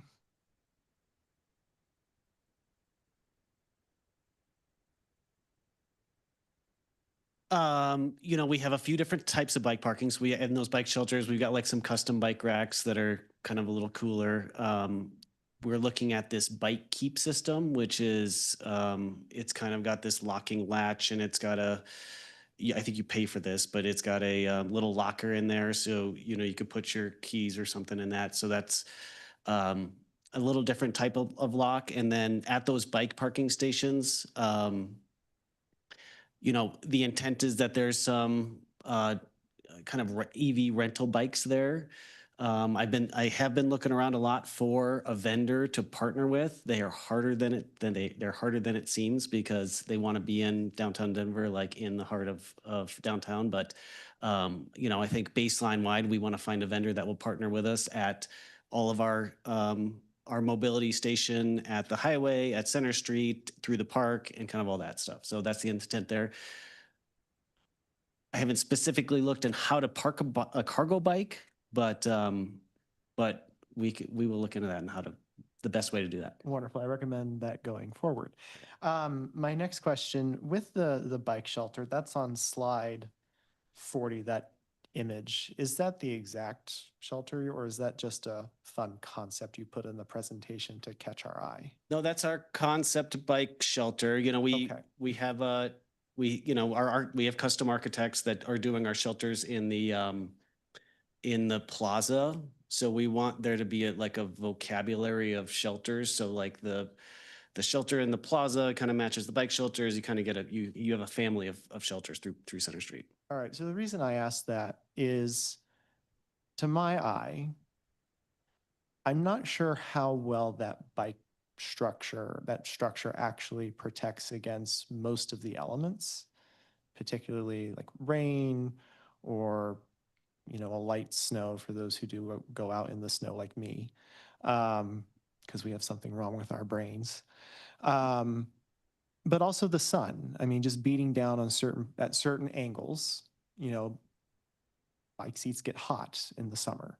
And so I'm curious why you chose that design when it doesn't really look like it protects very well from the elements.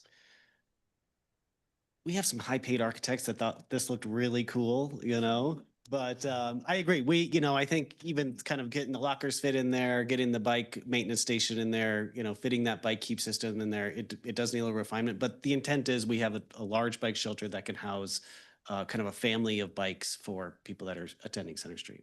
Okay. I think you overpaid for that design. Just going to say that. Functions should serve over kind of looks first, but you can certainly design looks in. As for the one located near the Highway 7 station, did you guys consider partnering with like Commuting Solutions or even the North Area Transportation Alliance in doing a secured facility like we have along the US 36 corridor? So that way people can, if they're going into Boulder and don't want to bring their bike, or, they're going over to Brighton, they can leave their bike there and it'll be much more secured than if you just have this open airlock. And I know there are some bike lockers, and I appreciate that, but not everyone's going to want to or have access to that locker as well. Yeah, the intent there is, I mean, it ultimately will be provided by RTD, but that RTD standard is a fully caged bike shelter. And I don't know if you've been, like, I just saw it on Hickory Street in Longmont, but it is, you access with a key card, you go in, you put your bike, and then nobody can get in unless you have a key card, so. Yeah, I use the 36 bike ones Okay, quite often. So thank you. Just wanted to clarify that. My next question is, going back a number of years now, I remember in one of our initial concept reviews that there was supposed to, or there at least were conversations about an underpass underneath Baseline to connect Center Street with the other side, Palisades, for example, right at where the BRT station is going to be, because right now, Baseline is proposed to be up to 6 lanes wide from Sheridan to I-25. And that's a very wide road, and it currently is set at 55 miles an hour. That's a very fast road. That's not necessarily very safe for people to cross, especially if they're looking to bring, their family and young kids. So I don't see that in this plan. Did you decide to leave that out, or is that just something that slipped your mind and it's actually happening? I think it's happening. We're not doing it, so that's like an RTD and CDOT thing. We have seen plans for it, and like I said, we did try to configure that trail, and we actually did some grading studies and how that station lands there, so that our trail does work and sweeps to the south of it. So again, I don't know where the status of that project, but I know we did try to accommodate that design in our trail layout. Okay, thank you. And then final question is, I saw in the email, not the email, the memo, that the ownership of the parking lots specifically, I think for the entire Center Street district, is supposed to be owned by the Metro District instead of the buildings associated with those parking lots. Can you walk me through the intent behind that? Because that's not something I don't think normally happens with developments. Yeah, so all the buildings kind of sit on their own lots. So think about the property line is 2 or 3 feet outside that building, and then all the streetscape and the parking lots are owned by the Metro District. And I think in doing so, we can provide kind of an elevated finish and a cohesive design through all. Also, we can share all the parking spaces through all the uses for the office, all the different restaurants, the different types of restaurants. We can share all that parking between all those uses. So, and then we get, the Metro District can maintain all those and make sure we've got kind of a high level of finish throughout Center Street that is maintained at a high level. Yeah. Whole Foods. No, except Whole Foods has got their own parking lot because they're difficult. That doesn't surprise me. Major development. That doesn't surprise me at all. Does this structure also allow for easier redevelopment in the future should markets justify either increased residential and or commercial specifically?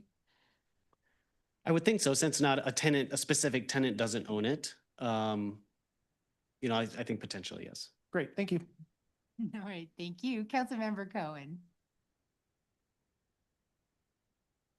Thank you, Mayor. Thought I was not next after that. Most of my questions have been asked, so I'll be quick, but I did want to say that I think the gentleman's name was Scott, who said he's been waiting 3 years for a big, incredible thing. This council knows a thing or two about waiting for big, incredible things for longer than 3 years, but I digress. Town center. Someday. So I'm very excited this thing has an end date on it. So thank you very much for bringing that to us. Look forward to that. I wanted to follow up real quickly on the question of lighting. You mentioned the parking lots would be 30 feet tall, but I assume those would be downlit, the type that's directed to avoid light pollution, so they won't go up vertically or horizontally, but will be shifted down. So people across in Anthem Highlands and Palisade won't see light shooting into their homes either. Yes, I mean, they're all, everything complies with the dark sky standards. I mean, that's kind of a baseline initiative. So, yes, they are, the intent is they are downcast and they kind of eliminate light leakage off the site. All right. And I have one question on the economic factors. I know I think it was Councilmember Ward referenced, the things have changed over the years. Originally, this had a science focus with the STEM school and the Butterfly Pavilion. And a lot of the other developments in the area, like Orchard, rely on big box destination. Lark Ridge is relying on big box destination as well. Is it your concept that these are higher polished retail outlets that is missing in the market, and that is what will drive economic success? Yes, to answer your question, with Whole Foods as the anchor, we're looking for tenants that don't already exist in the market or where there are gaps. We're looking for individual retailers that support the local community that also, might have a national presence or a regional presence. But yes, to answer your question in short, that's our merchandising plan, and that's been our effort. Okay, and you've heard it needs to include ice cream. So I also just want to put a pitch, love the public art, hope there's lots of it. Please include more of that. And there was a reference to Councilmember Ward's comments about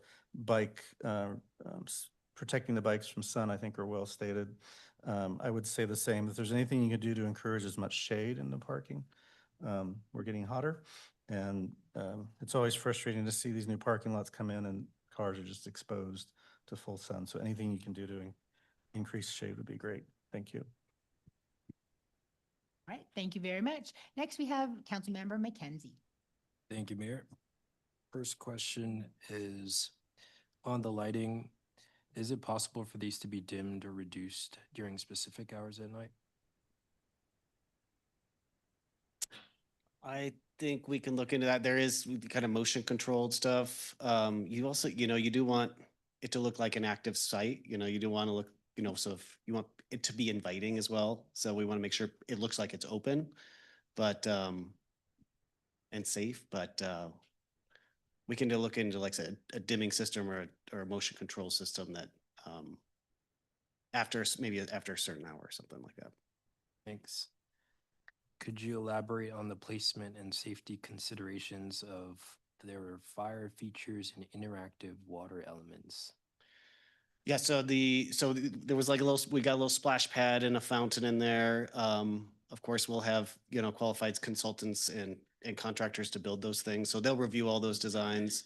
The splash pad, it was actually inspired by a hospital project in Indiana. That's really cool. It's like this carved stone thing. I think in the renderings, it's a little more exaggerated than it is in real life. But the intent is that you've got some pop-up elements. The little bit of change in grade kind of creates a little splash zone, a little puddling. But again, all that will be has like traction coefficients you have to meet when you have water and pavement around it. And then the fire features will have auto shut off, and then, glass protection, and then, and barriers to prevent people from accidentally hurting themselves. Cool, thanks.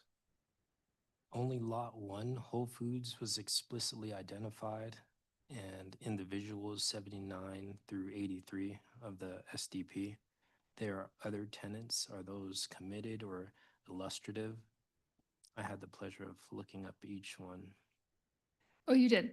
You mean that are photographed on those sheets? So those sheets are really they're kind of example architecture for the pad sites that we have out on Highway 7. I will say we have been talking to a couple of those tenants, but not all of them. Those are really just exemplary architecture of what we hope those pad sites to look like. So it mirrors what we're doing within the rest of the buildings. Because the pad sites would be a ground lease to a tenant that we would say, okay, you have this lease, you build your own building, and we would like their architecture to be consistent with what the character of what we're doing elsewhere. So that's in there to say, this is what we hope it will be like, but those individual pads will come back for an SCP amendment when there's a tenant in place. Thanks. At all? All right, thank you. Councilmember Henkel. Thank you, Mayor. Thank you for everyone coming tonight, and thank you for the presentation. It looks really cute.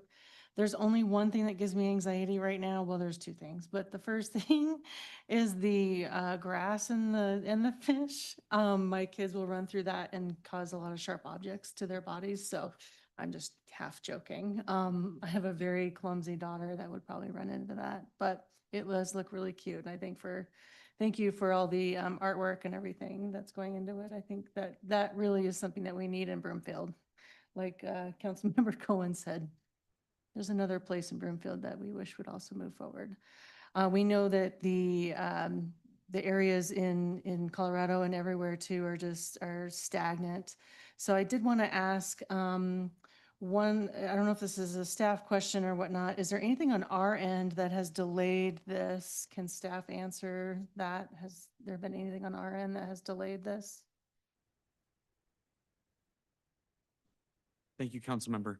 No, since the projects were submitted May-ish of last year, it's moved through the process. Typically, there's been no action to delay or hold up the projects. Okay, great. So there's nothing on city and county side or city council. Okay. It just sounded like the people were saying, you know, we've been paying taxes for a long time. Does the applicant want to address that?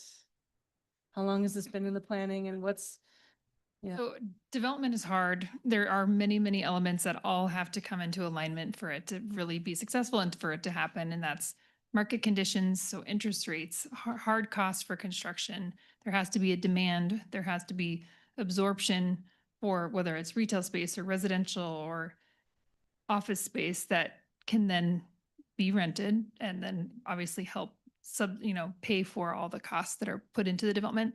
So there have been over the last many, many years, and Kyle will give you more statistics than I will, but there's been a lot of elements that just make it infeasible. It hasn't been able to succeed. Part of it was the density, and the density of what was proposed in the past was a density that would be supported in downtown Denver. And it just, there's not a market for it in this location to be able to really to be a feasible project at that time. So we have scaled it back, and we think now we have a plan that we can execute and that is market supportable and that tenants are interested in, and that we think we can raise money around to help actually start the construction.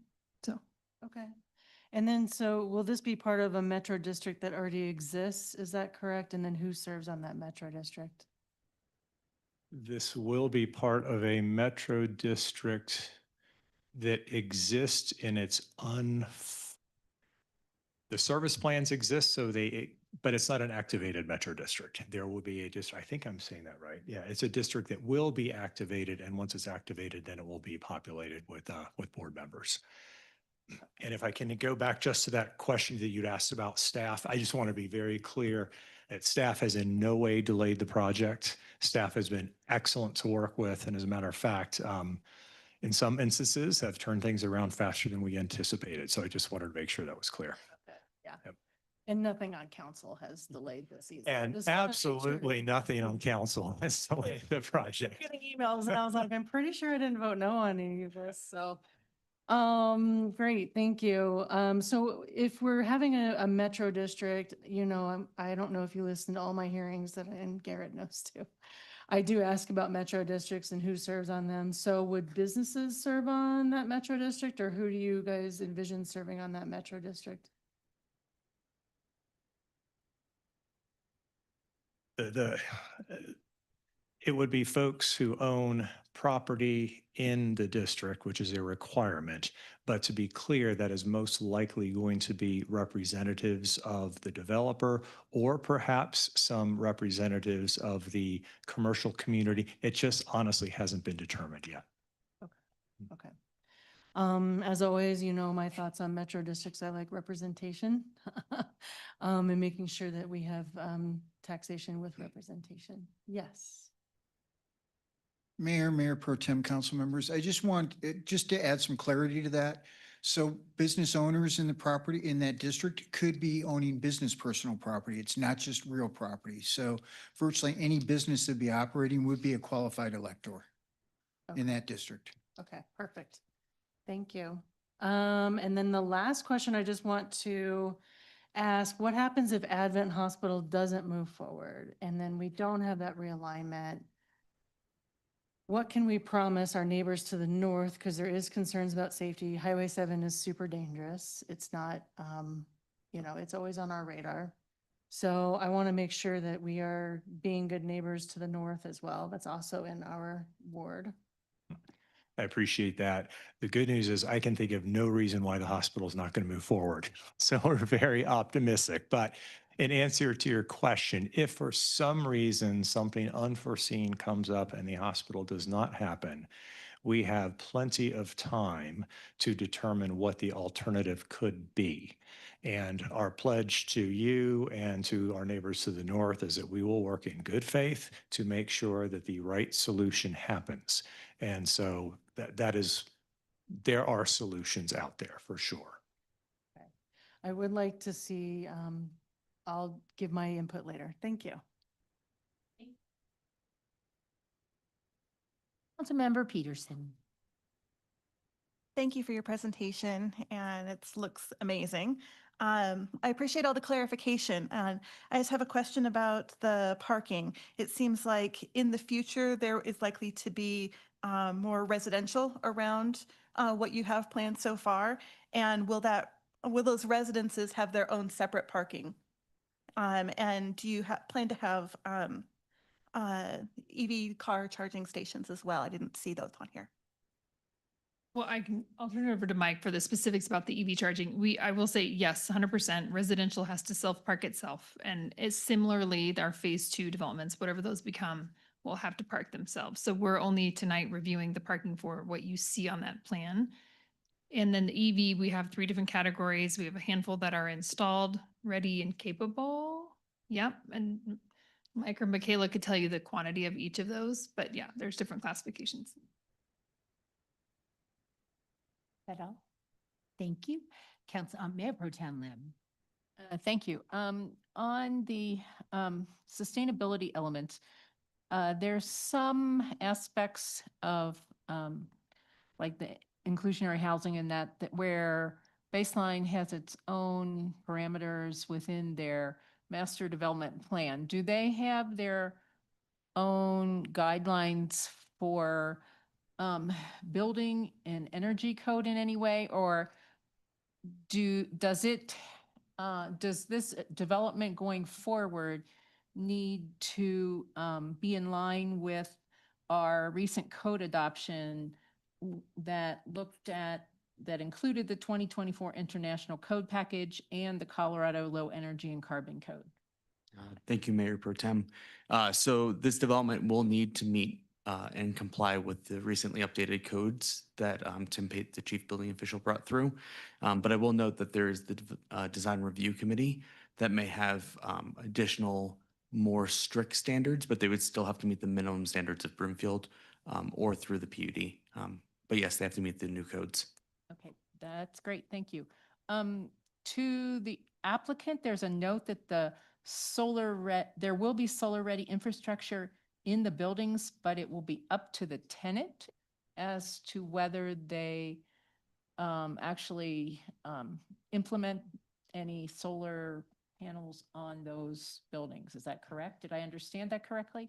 That's correct.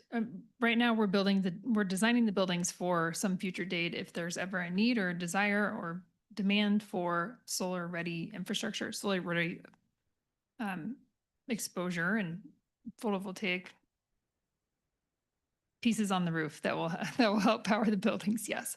The infrastructure is there. I will say we would rather do it on a building as a whole from a master developer standpoint, as opposed to giving it to the tenant's responsibility, just so it's done well and high quality. Okay, that makes sense. And those are my questions. Thank you, staff, for mentioning that there are no residential developments that would be anticipated to meet the reverse setback requirements for oil and gas. Thank you. Thank you very much. And I just have one question. Inquiring minds want to know, what are the hours of operation for Center Street businesses, the ice cream? Would it be an evening thing as well to attract people? I know it's probably really soon to say, but. I mean, we would like to keep it open late night, especially in summer months. But I would say, yes, it's too early. We don't really know.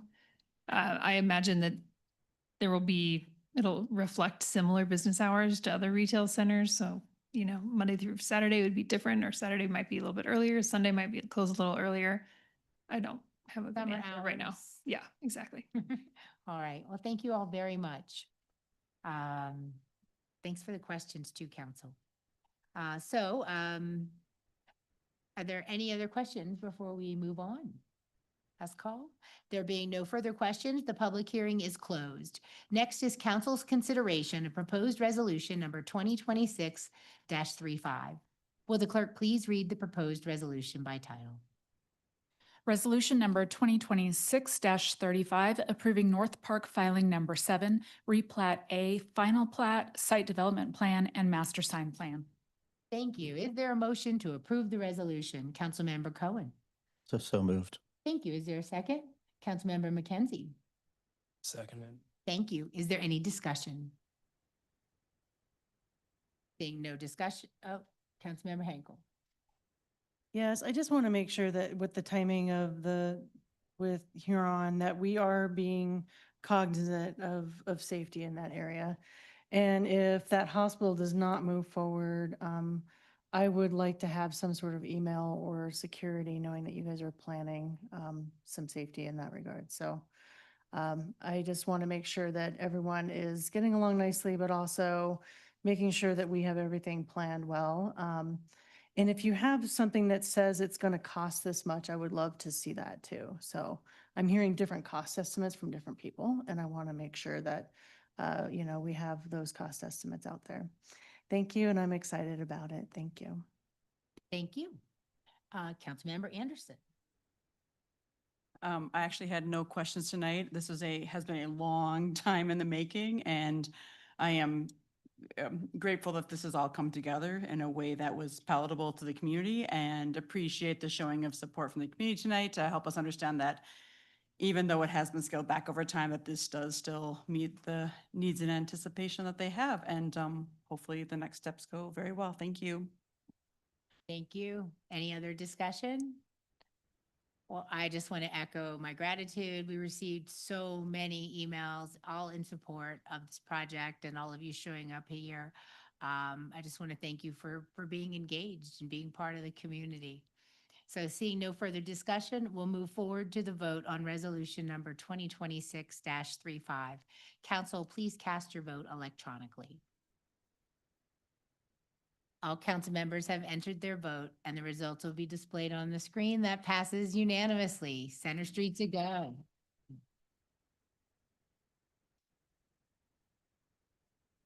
All right, thank you all so much. Unless you want to hang on for the next one, we're actually, since it's 7:57, we'll go ahead and take our 10-minute recess now before heading to the next item. So we'll be back at 8:10. Thank you. Bye-bye.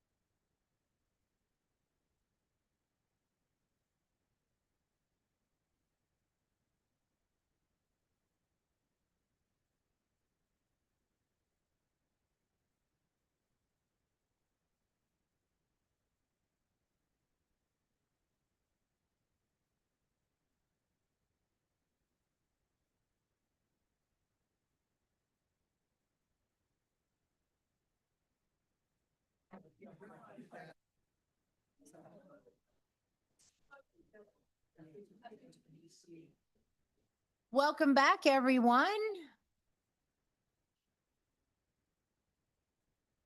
All right, we're on item 7B. Next, under action items is council's consideration on third reading of a proposed ordinance related to oversized and commercial vehicles.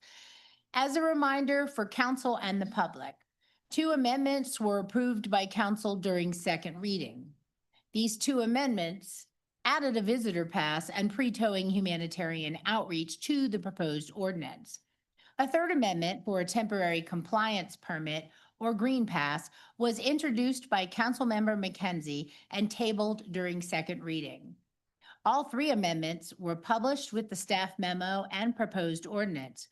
Per our rules, amendments on second reading require a third reading.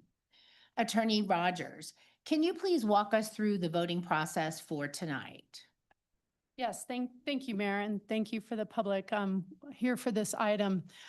So as the mayor mentioned, and as some of you saw in our last meeting, this is a third reading, which is not very common for our council, but council rules require a third reading when there's a substantive amendment on second reading. The first item to vote upon tonight will be a motion to approve the ordinance as currently amended, and that will require a second. That's just to tee up the item for the evening. That's not yet the vote. After that, that starts the discussion on the matter. During the discussion, a council member can move to remove the amendment that's on the table from the table. That requires a second and a majority vote to just remove that from the table. If it's removed from the table, then council can discuss that amendment and then vote on that amendment. That amendment, after being voted upon, will then be done, either resolved because it fails or it passes, and then council will move on to discuss the ordinance as amended. We have 2 amendments that's already integrated into the full ordinance, excuse me, and then possibly the third amendment if it's approved by council. Then there will be another vote on the ordinance as a whole. And that will be the final vote on this RV ordinance. And if it passes, it will go into effect in a week after publication. If it fails, then it's done. As a reminder, under council rules, there can be no further amendments on third reading. If there's an item that's in this ordinance that you do not agree with, that cannot be resolved with an amendment. My advice to you would be to vote the ordinance down if you feel that way. Mayor, are there any questions that I can What answer? happens if it's not removed from the table, Ms. My apologies. Thank you, Mayor, for reminding that. If it's not removed from the table, it is effectively dead. Okay, It fails. thank you. All right, so we'll move on to the staff summary. Council has a copy of the agenda memorandum, which I'll ask our staff to summarize. Good evening, Mayor, Mayor Pro Tem, and City Council members. My name is Brandon Murray. I'm the Code Compliance Manager for City and County of Broomfield. Next slide. So a bit of background.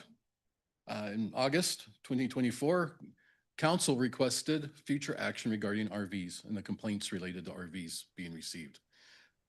That future action was resulted in a study session we held here in April of last year, on April 15th.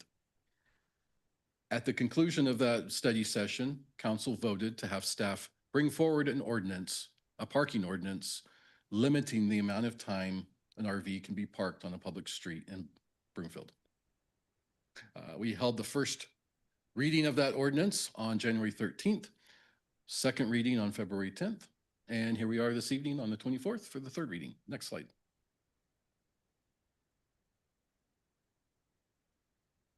So current municipal code.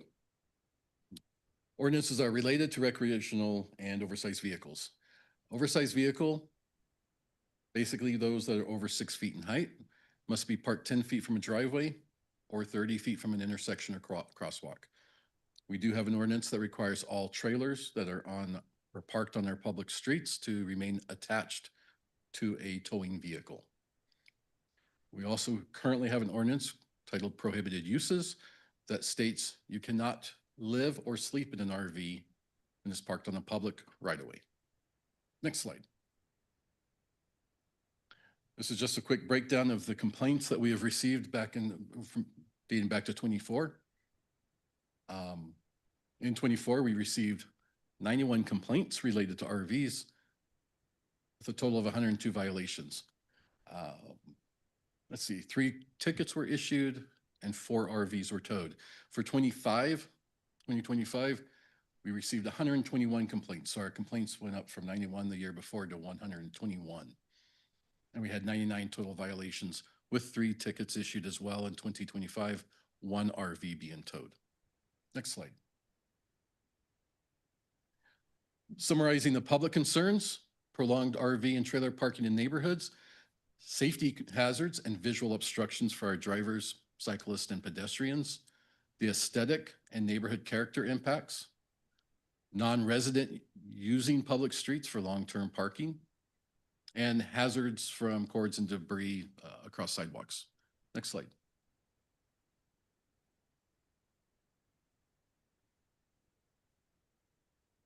Next slide, please. I think this is just a quick breakdown of our enforcement process. This is usually received either by complaint or staff initiated, results in a site inspection. If a violation is confirmed, typically we'll issue a courtesy notice followed by a notice of violation. And if we cannot get compliance at that point, we consider use of an administrative citation, court summons, or vehicle towing. And again, 99% of our violations are resolved before we either get to the, or at the courtesy notice stage or the notice of violation stage. In other words, prior to having to issue a court summons. Next slide. So the proposed ordinance overview would limit RV parking on public streets to 72 hours in any 14-day period. Permits parking for loading, unloading, maintenance, and trip preparation. It prohibits parking if the vehicle or the trailer is leaking fluids or connected to utilities. Also limits non-wheel detachable recreational equipment. Picture the truck bed campers. And then it does establish penalties and authorizes towing. Next slide.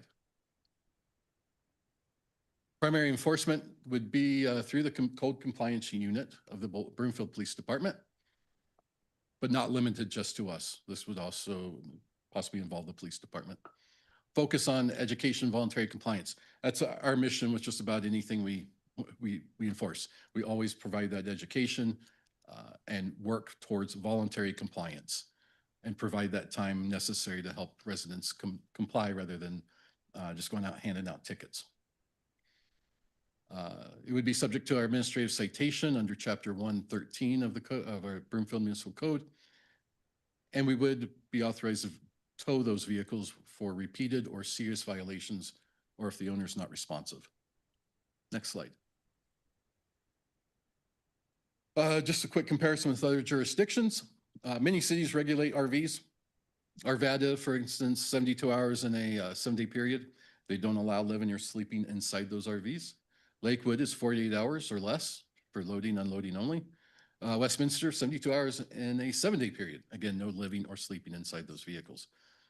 Those regulations do vary a little bit by type, size, and have different time limits.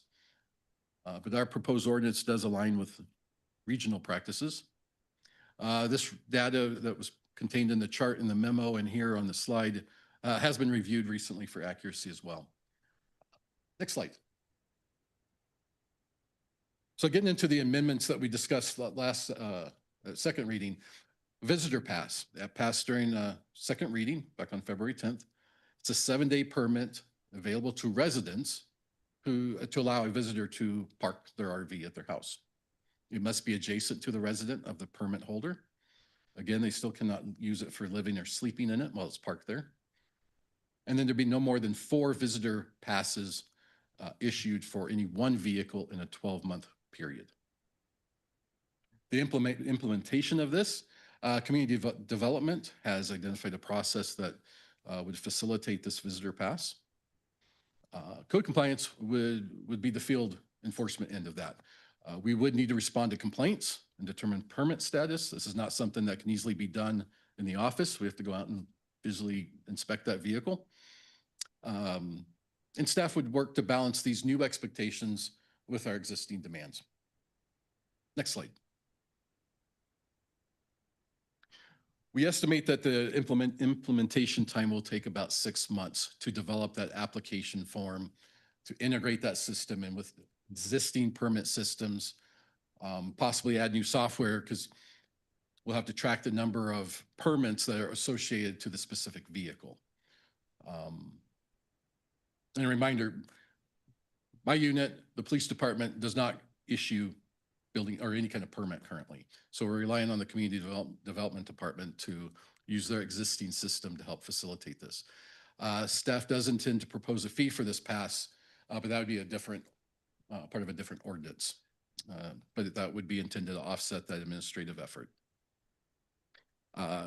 In this next 6 months, if this is passed tonight, code compliance would facilitate that 7-day visitor pass in our existing procedures. We currently issue a 7-day courtesy notice for many of our violations. So in this situation,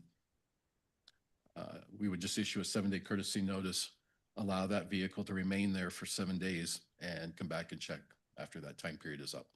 And we can keep track of that until the community development department gets their permit system online. Next slide, please. The humanitarian outreach amendment, again, that's standard procedure now. That we don't anticipate any problems with that. Next slide. The Green Pass Amendment. This is a temporary compliance. It's a permit. It's also known as the Green Pass. It would permit an RV to park and be used for living and sleeping for up to 28 days on any public roadway. Only available based on a hardship or mechanical failure. Those definitions were developed by a council member. Requires relocation every 7 days. Up to 4 permits per year for any single vehicle, basically up to 4 months per year per vehicle. Staff was not able to find any local jurisdiction that offers a similar 28-day permit based on hardship or mechanical failure. Staff does anticipate an increase in occupied recreational vehicles in Broomfield if this is passed. Next slide. Staff are not able to implement this process without additional staffing and new resources and permit technology. The current permitting system that we use now, or that community development uses now, is address-based, while the proposed program would require a vehicle-based or a license plate-based tracking system.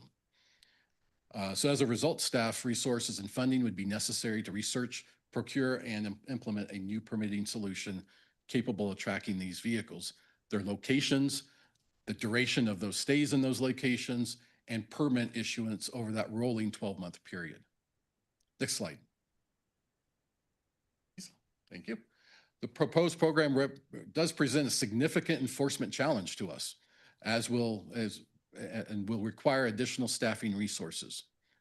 To meet the intent of the ordinance, enforcement would need to occur promptly to ensure permits are obtained and those relocation requirements are met, again, every 7 days.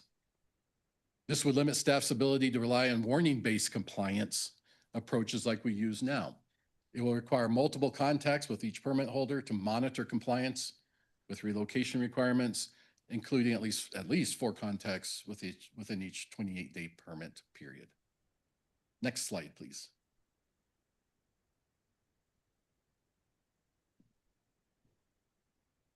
Next slide. That may be, I think that's it. That concludes the presentation. Thank you. All right, thank you.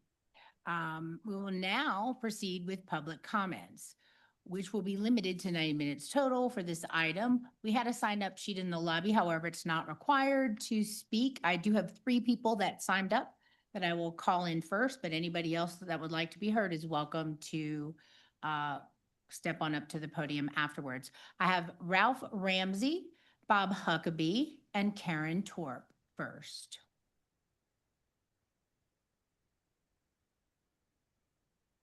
Hello, Council and Madam Mayor. This is Ralph Ramsey. I live in the Brandywine Edition. And I want to thank, who was it? Kate Peterson called me back today. I give her a quick call. As she called me, I got to the broomfieldvoice.com website and I sent an email of kind of what I was going to talk about. But this is dealing with the RV situation. My first RV was a trailer, it's probably 8 to 10 years ago. And I had it unhooked a couple of times and I learned the law then that you can't leave it unhooked. You have to put it together. So that eventually got sold and I bought a Class B RV, 2002 RV, which is Class B, which is one car length, which would park in front of my house legally. So I sold the trailer. I got a new RV.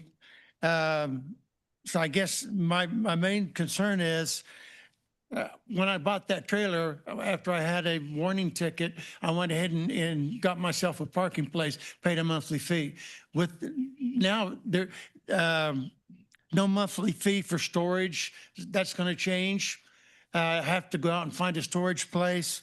So it means costs are going. I'm a senior. Costs are going up. You want your costs to go down. So.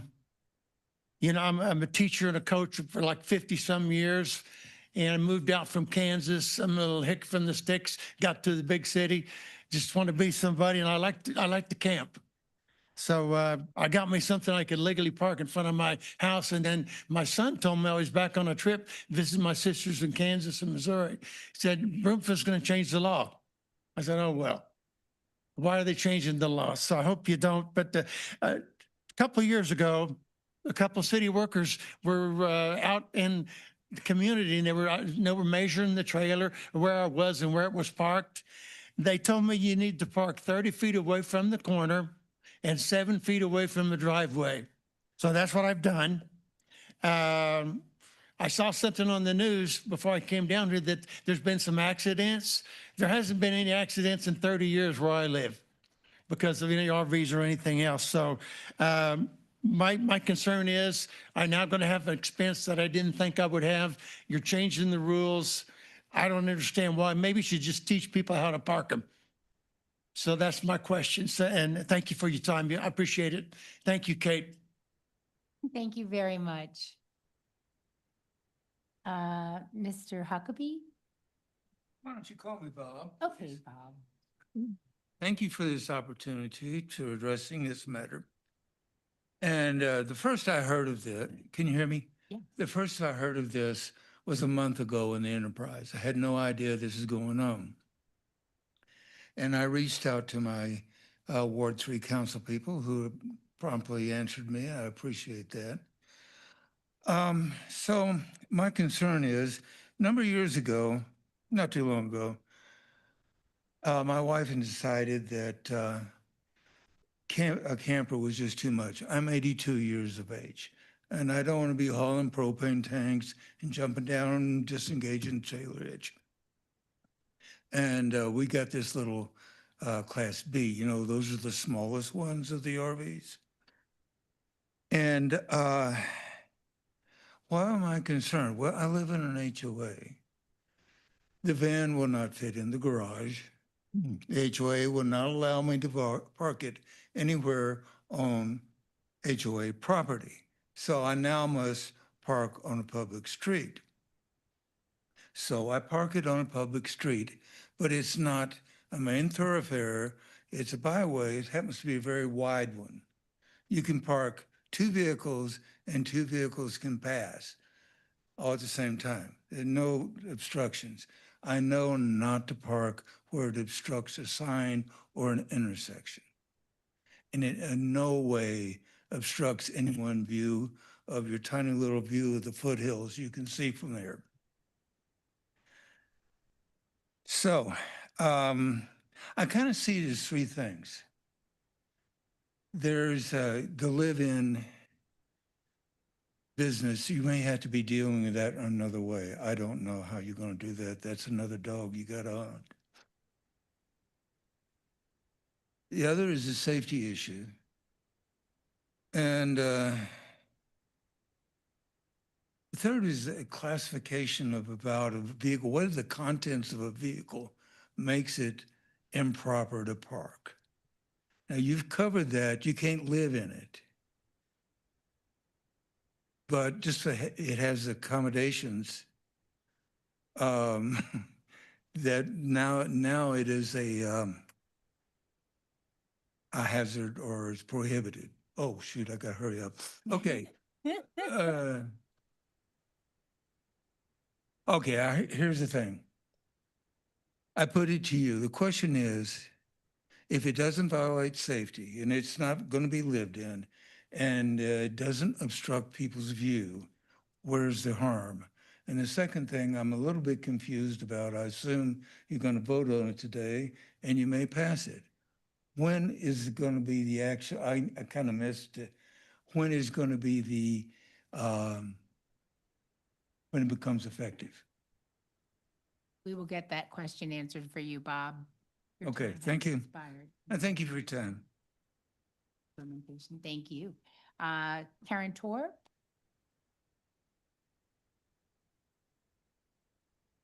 Hello, my name is Karen Torp, and I live in Marimonte Farms. As a 25-year resident and taxpayer in Broomfield, I was shocked and really blindsided to hear about green permits.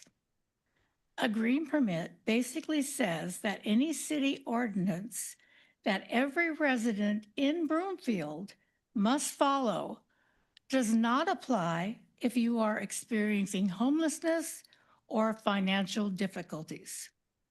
With these permits, you can legally park for 28 days on any public street in every neighborhood in Broomfield, regardless of any pre-existing restrictions or HOAs.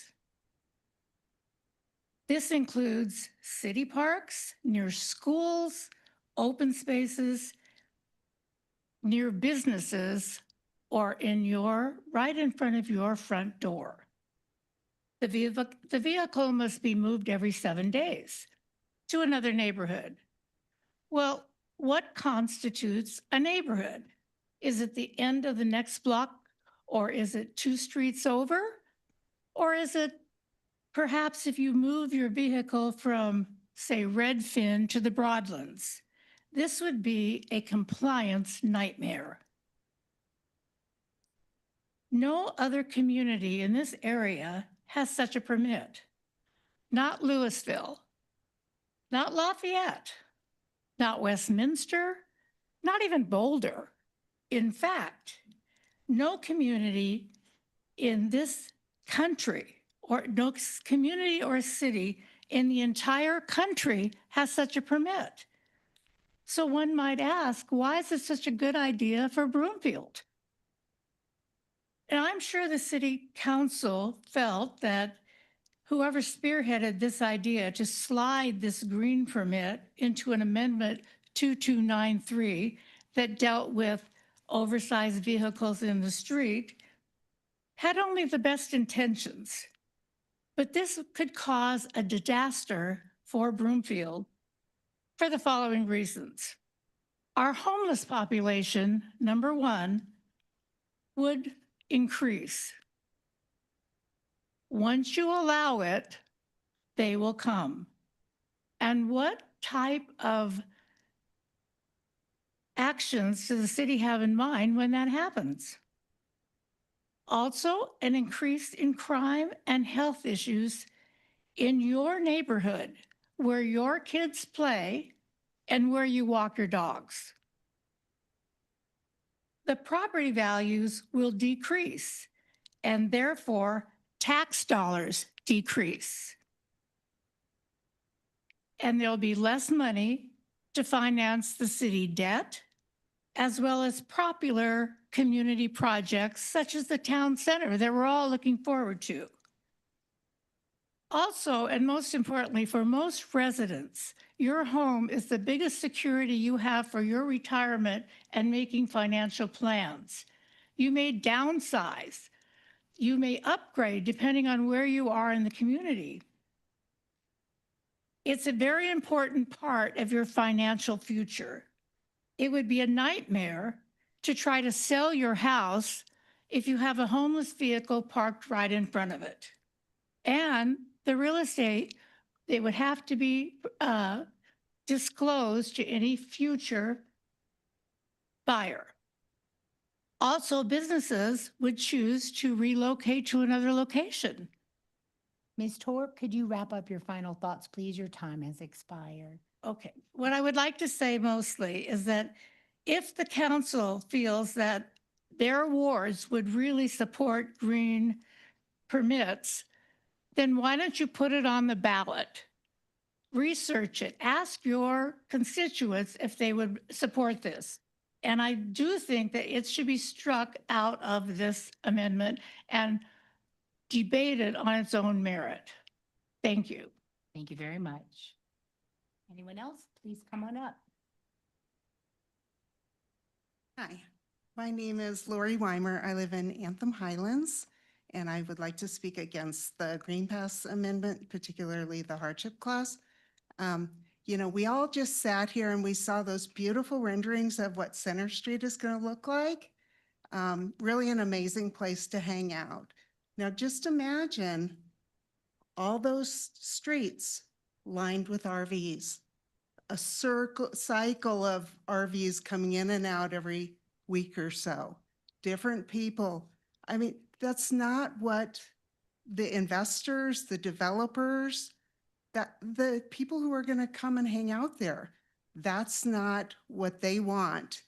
And it just doesn't seem right that someone should be able to just park a vehicle anywhere and be there for a period of time.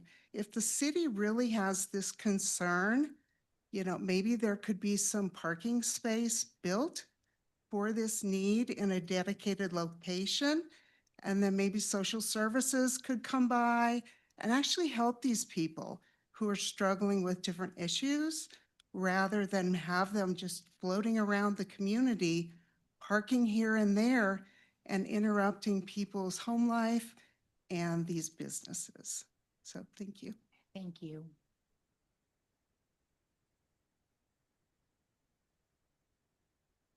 Good evening, Mayor, Mayor Pro Tem, Council, and staff. It's been a while, so hello, nice to see you all. Lizzie Lario, Ward 3. I sent in an email earlier, but I know on council meeting day, sometimes it's hard to get through all the emails, so I brought my email to read in public comment this evening. I'm going to speak fast because it's long, but you do have it in your email. Thank you for the time and care you have invested in addressing RV parking in our community as the original intent of proposed ordinance 2293. Broomfield neighborhoods and residents raised valid safety, traffic, sanitation, quality of life concerns, and I support the original ordinance. It is clear that council takes seriously both concerns of Broomfield residents and the very real challenges facing those experiencing housing instability. I'm here this evening to respectfully share my opposition to the proposed temporary compliance permit or the Green Pass Amendment. I want to be clear. My opposition comes from a place of genuine compassion for people in crisis, not indifference. Housing insecurity is a serious and heartbreaking reality, and I deeply respect the humanitarian intent behind this amendment. But I don't believe the Green Pass accomplishes what it sets out to accomplish, and I'm actually concerned it could create significant unintended consequences for the very people it hopes to help, as well as for the broader Broomfield community. I have real concerns about the workability of this permit for its intended recipients. The Green Pass requires relocation every 7 days into a different neighborhood every 14 days. For somebody already navigating financial hardship, a medical emergency, or mechanical failure, this mandatory movement adds logistical burden and instability, the opposite of what someone in crisis needs. This permit also carries an enforcement structure that staff themselves have noted will require swift action with little tolerance for delays. Beyond the human impact, the operational reality is truly significant. City staff has been candid that implementing the Green Pass would require unfunded resources across multiple departments, including IT, community development, code compliance, and Broomfield Police Department, with costs not yet projected, reflected in the 2026 or proposed 2027 budget. The subjective nature of hardship determinations, the need for at least 4 compliance check-ins per permit per 28-day cycle, and the incompatibility with Broomfield's address-based permitting system all point to a program that would stretch already strained resources. Wrapping up, Broomfield would be offering something that, according to city staff, no other Front Range jurisdiction currently provides, a 28-day hardship occupancy permit, With Arvada, I had Longmont in the email, but it looks like it was Lakewood.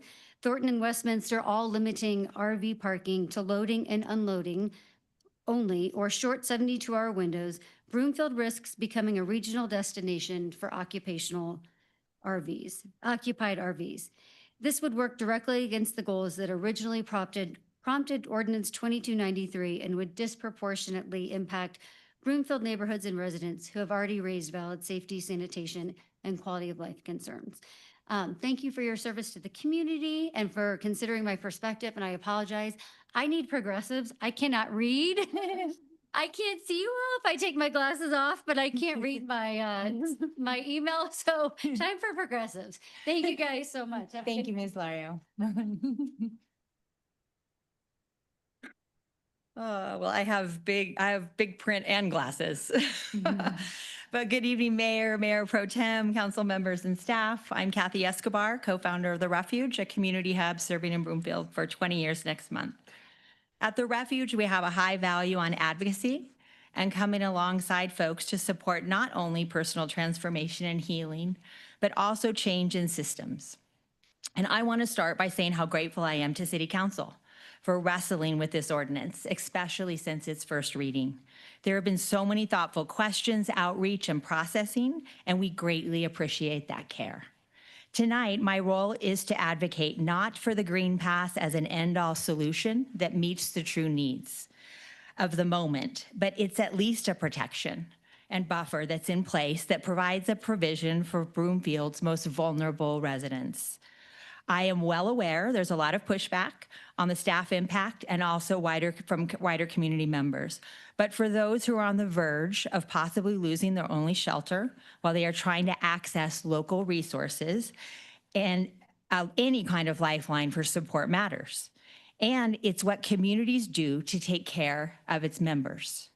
Our role is to advocate strongly on behalf of those who are struggling to survive with many systemic obstacles, and your role is to make these really hard decisions. Ours is also to continue to break down myths and stigmas around homelessness. We will continue to say in the strongest way that we can that there is a need for more safe parking in Broomfield. It's a proven program, and it needs solid and city and county support. And it's the least we can do for Broomfielders whose only safe shelter is their vehicles or RVs, when there are truly no open safe parking spots or affordable units without significant voucher and program support. That's the issue. And while we can't change all the upstream realities today, what we can do is keep working on whatever adds some form of a provision that ensures that there's a process for folks who are waiting for safe parking, working directly with agencies, and call Broomfield home. Thank you.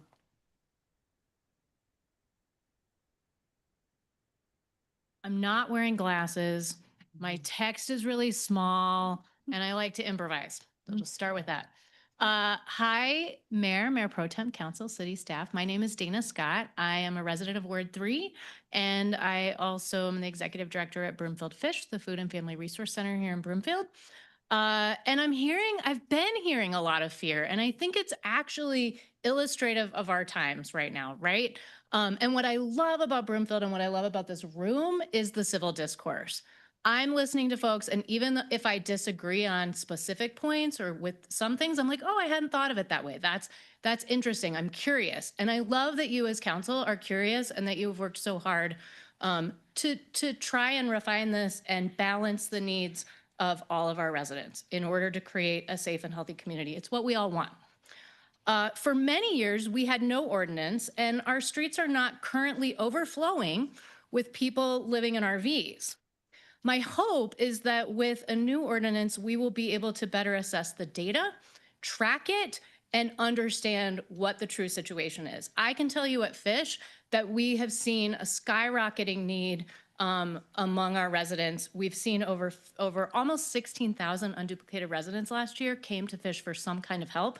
And of those, 75%, let that sink in, on average, 75% report spending, that's what they report spending on their housing costs, 75% of their monthly income. And that's the average participant. Housing is a huge issue and it's not going away. I hear that the costs for this, for the Green Pass are uncertain. I'm hopeful there might be ways to simplify the process. My main objection is really ticketing and towing people who are already struggling just to live. I'm hopeful that maybe that would be possible to do an address-based permit if we had agencies who are working with unhoused be the permit holders, and then you might be able to tap into a system that's going to already be in place for visitor passes. Just an example of creative ways that we might try to solve some of the burden that is on the city staff, because I get it, and code enforcers are awesome and they do their best to work with everyone and with our agencies.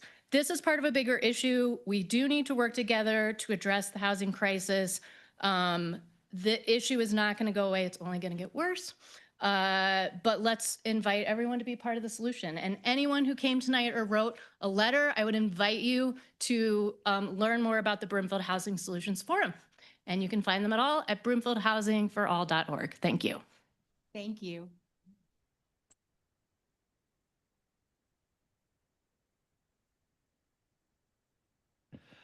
Good evening, everyone. My name is Martin Dormish. I live in Ward 1, and I'm a local minister and housing and basic needs advocate in our community. And I just want to echo the comments of my two prior colleagues who spoke before me, Kathy and Dana. And I also want to just speak to the overall issue that's at hand tonight, that there was an intent, I think, well-meaning intent, as has been said earlier by one of my neighbors, to address a situation that was happening in Broomfield where someone was parking, or multiple someones were parking and leaving vehicles in places. And so I know in these sorts of efforts, things can get complicated, but I do want to thank you all for the intent to address an issue that was brought to you by the community. So that's what I want to do as well tonight. And just to address the unintended consequences from city code sometimes. And when there are codes that are on the books that make it harder for people who are our most vulnerable neighbors to live and survive, I think those need to be updated and changed. And so I'm speaking on a principle level here. I also want to just commend Councilmember McKenzie for the thoughtfulness that was put into the amendment process in trying to take what was given and to improve the process and to improve the proposed ordinance. I think the Green Pass is moving in the right direction in that it is trying to offer alternatives to criminalizing the difficult situations that many of our neighbors find themselves in. And I do want to speak to the reality that some of our neighbors are already living in their vehicles. These are not new people coming to our community. These are our neighbors. These are fellow residents who've fallen on hard times, and they each have their own story, their own name, their own face, and they are just as valuable as each one of us who may own property or own vehicles or have lots of resources. And so I just want to encourage us to prioritize. I think the greatness, as I've said before, the greatness of any community is how it comes alongside and addresses the issues that its most vulnerable residents are facing. And I also want to just agree with the fact that we do need more safe parking and services. And I just want to encourage the council in your deliberations this evening around the Green Pass and the ordinance itself. Please choose services over sweeps, and please choose robust service support instead of criminalizing difficulties that people are in. Thanks. Thank you.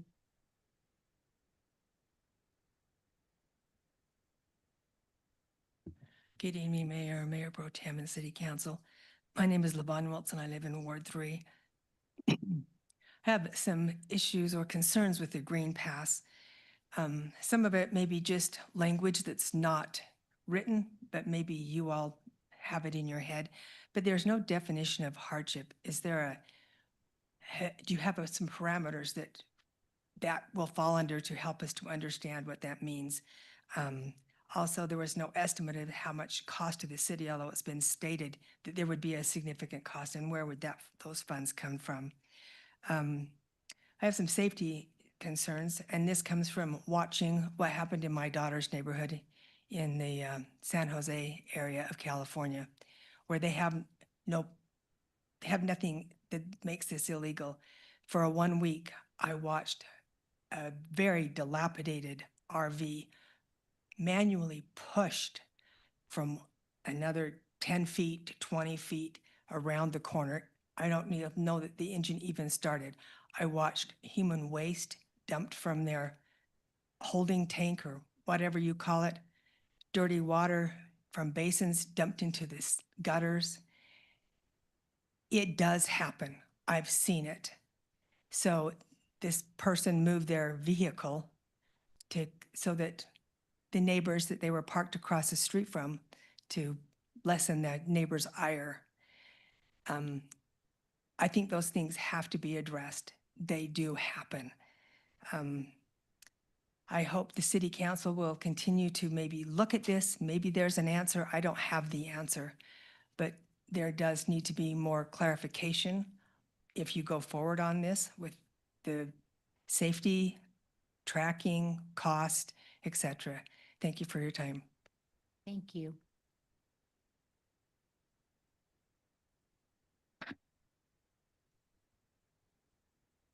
Good evening, Council. My name's Joyce Parker. I live in Ward 4. And when I read about this, I was reminded of a couple of things. First of all, affordability of housing is a big deal. It has been for a while. It's not going away. It also reminded me of Mountain View, California. You know, the place where the Google headquarters is, and all the Google employees come, but they can't afford to live in Mountain View, and the commute is hellacious. So they live in places like out in the valley, like 2 miles or 2 hours away or more. And they have an RV planted in Mountain View, California. They drive over Monday morning, go to work, sleep in their RV Monday, Tuesday, Wednesday, Thursday, and then they go back home, leaving the RV there until next week. This became such a huge problem in 2015 to 2019 that Mountain View said, we got to solve it. And they came up with some of the most strict parking regulations around. And it's not a problem now. I think we should learn from that. Affordability is an issue here. If we make this like free parking or very small cost for a permit, we're going to have people coming. Well, we don't have any RV parks around here, so why not park on the street? You know, for a few bucks, I can park on your street for a week, and then yours, and then yours. Do we want to wait until this is the issue, or do we want to look ahead and learn from other people? Mountain View, California already dealt with this. Affordability is not going away. And as you probably know, because you probably did the research, there isn't convenient RV camping around here. So if I want to come visit the mountains, but I'm on a budget, I'll just park in Broomfield now. Maybe that's not such a good idea. Thank you. And for the people who are down on their luck or homeless, I don't think letting them sleep out on the street and play games moving their vehicle around every few days is a fair thing to do with somebody who's already experiencing hardship. We need to deal with their hardship, not deal with the parking and make it a bigger deal. Thank you.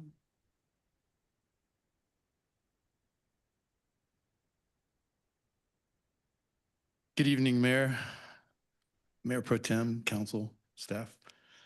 I am woefully unprepared for this, but I'd like to take my 3 minutes because I'm Stephen Palmer. I live in Ward 4, and I am a citizen of this county, this state, and this country.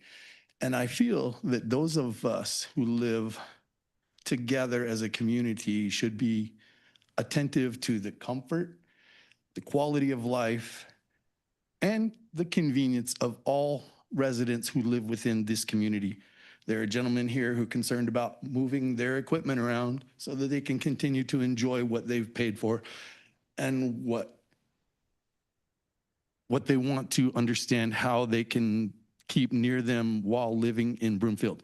There are people here who are concerned about their survival. And then there are people here earlier tonight who are concerned about the amenities that might be added to their neighborhood for their quality of life.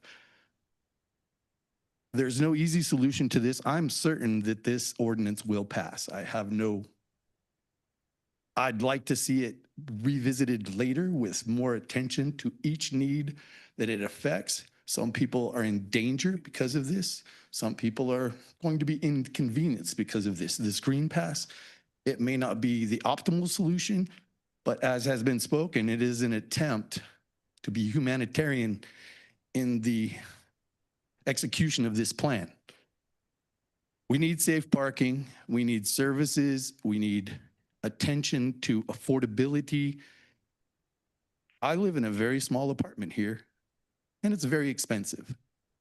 But I live here and I enjoy it, and I want to remain a part of this community, and I want to see all members of this community served in a loving fashion. I have nothing more to say than that. Please revisit this later. Do not pass it tonight. Thank you. Evening, council members, Mayor Pro Tem. My name's Kerry Grouse. I live in Eagle Trace. I've been here for about 45 years. And once again, I'm a firm believer in my decision to never run for city council. You all have a really tough job, I must admit, listening to all the sides of every story. I don't know how you do it. My concerns are real small. I spoke to you at the second reading. You know I own an RV. You know that I want to be able to service it and use it and enjoy it. I'm a retired guy, ex-Navy, all that stuff. And I just have one concern, the way the ordinance currently is written, and that's in 1012-15, item 4, when it talks about connecting to utilities. And I mentioned it at the second reading, and they fixed it, or you addressed it in the amendments. And having talked to my two councilmen, Agnes and McKenzie, thank you for your communication. I thought it was going to be changed for the 72-hour parking allotment also, to allow you to connect to utilities, cover them up, make them safe. It didn't get changed. It's still written the way it originally was written. And that's my little concern. And I know that it's a minor thing. I hope it's an easy fix or an amendment. Compared to all the other issues I've heard, I almost feel like I'm wasting your time. But anyway, that's the only concern I have, the way the ordinance is written. And I got to tell you, overall, what a bag of worms. I mean, gosh, you guys really took this one on. So that's my only concern, is I hope that you'll make it legal for 72-hour parking as it would be for the other amendments to be able to connect up. Okay. And that's just so I can service my RV, get ready to go for a trip, come back from my trips. It's really minuscule, I know, but the ordinance has gotten bigger, a lot of a life of its own, maybe. But I appreciate your time and effort, and that's what I'm concerned about. And I hope you can address it.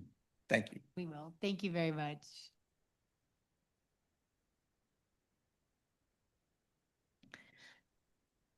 Hey, Council. Joan Mahan here. I'm with eXp Real Estate, and I've been doing real estate in the area for 25 years. Sunday, I had a phone call that my brother passed away. My brother lived many of his years homeless, on drugs, alcohol. He was housed when he passed because someone came in and had mercy over judgment.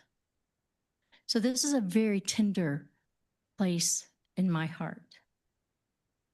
And we want to come with mercy over judgment into this situation. And it's not a clean topic in which to deal with. Because we have people that have paid a lot of money to protect their homes and to buy homes. They've saved and they want to have a safe community. They have chosen to live in an HOA so that that investment is protected. When we look at living in an RV, I can speak to that directly because I've been having housing insecurity. I have lived in an RV for over a year, and I have a different situation. It's very nice. It's beautiful. I'm blessed. Living in an RV is very difficult, and it's also very expensive. And so when we talk about someone who's having hardships or mechanical issues, and we say, oh, come and stay here for 28 days, it is going to draw people from around the states into our community because they know if I break down, then it's okay. But one of the things when you consider this ordinance is the cost, which is unknown. What will happen if they break down? How is that going to get resolved, and who is going to finance that? And so there's heart and compassion and realities of finances. I want to just address that the Green Pass needs more attention. It needs more evaluation and counting the cost at the end, but also there's places that allow for free parking for RVs. Walmart does, and other places. And so that doesn't mean we have to give them passes to stay on the streets. And I'm just going to take one more second. And I do know right now, I have been approached because I had heard there were 5 seniors in Broomfield presently living in their cars. And someone approached me from the community and asked me to help solve that. I don't have the answer yet, but I'm digging into it. You're on my list to meet this week because we need to address these issues, but this isn't quite it. And that's just my thought. It's very convoluted and it's not clean enough and clear enough yet. Thank you.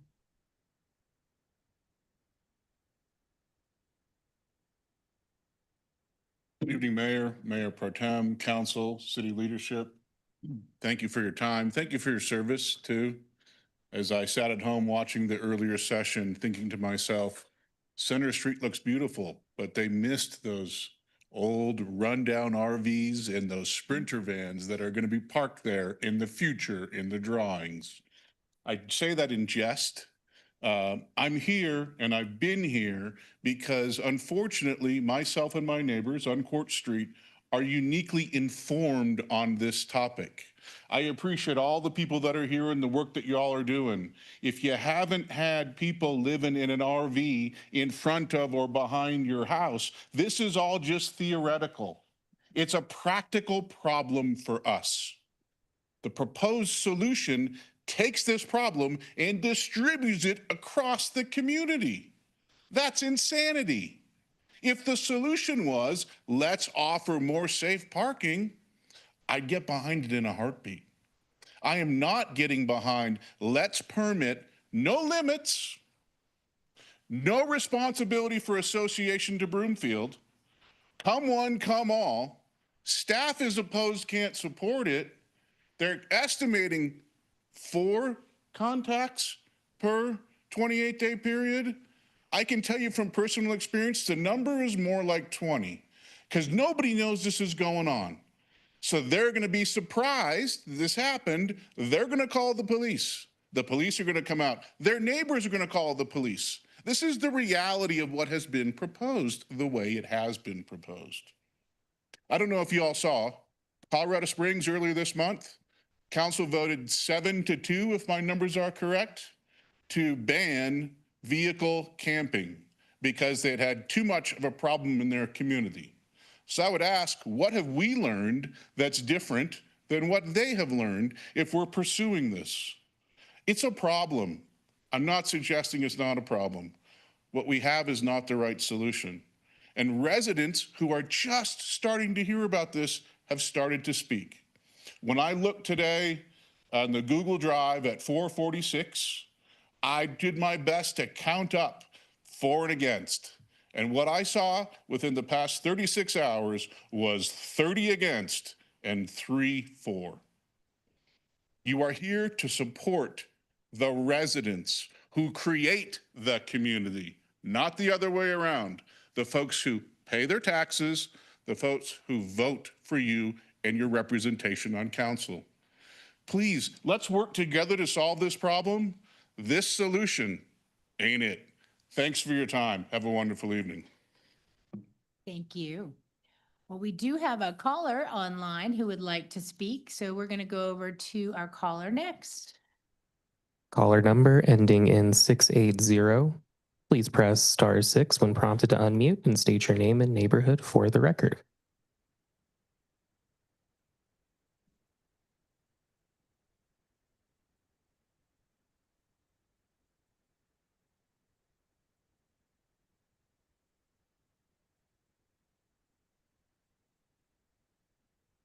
Are you there? Oh, okay. Hello, my name is Amy Jo Nova, and I am a 20-year resident of Broomfield. I live in Ward 1 with my wife and 2 children, ages 13 and 16. I really wish I could have been here with you guys tonight in person, and I am grateful for this opportunity to be heard. I'm going to kind of echo and amplify the words of Kathy and Dana and Marty and Steve, and just tell you why this topic is important to me. As a human, I care about the well-being of all other humans, and I believe that we humans are currently an endangered species, and that it is our duty to protect our diversity and to assist and stand up for one another, especially our most vulnerable people. In a place and time in history where millions of Americans are just one missed paycheck or one crisis away from becoming unhoused ourselves, how dare we not put plans into place to protect our unhoused? It is unconscionable to pass ordinances that make life harder for those who are already experiencing such extreme hardship. I think that any rule that would so profoundly affect those who can only afford to live in oversized or commercial vehicles is short-sighted, privileged, myopic, and discriminatory, and in direct opposition to cultivating a Broomfield where everyone is valuable, not to mention a waste of our staffing resources and efforts. I propose that we go back to the drawing board and just scrap this ordinance, come up with something that would not also require a humanitarian provision like the Green Pass provision, because while any kind of protection for our unhoused residents is worth our time and effort, this 28-day reprieve is neither ideal nor is it enough. My desire is that we stick together as a community in a country that will see widespread dire circumstances in the coming years. We must be forward-thinking, and we must not allow any of our neighbors, housed or not, to be pushed out or left behind. I urge you, our chosen council members, to lead our city and council in focusing on realistic, true solutions for our friends and neighbors who live in RVs and cars, with more safe parking solutions and affordable housing solutions that are actually possible, not just virtue signaling pipe dreams. I implore you to focus on meeting the needs of all of our precious and valuable neighbors, not just those who are fortunate enough to have financial resources. Thanks for your time and consideration of my opinion on these matters. Thank you very much. Thank you for your patience too. And thank you to everyone else who came to speak. Next is going to be questions from City Council. Members should limit themselves to questions during this portion, and the time to state positions for or against this item or the pending amendment is later. Are there any questions from my council colleagues?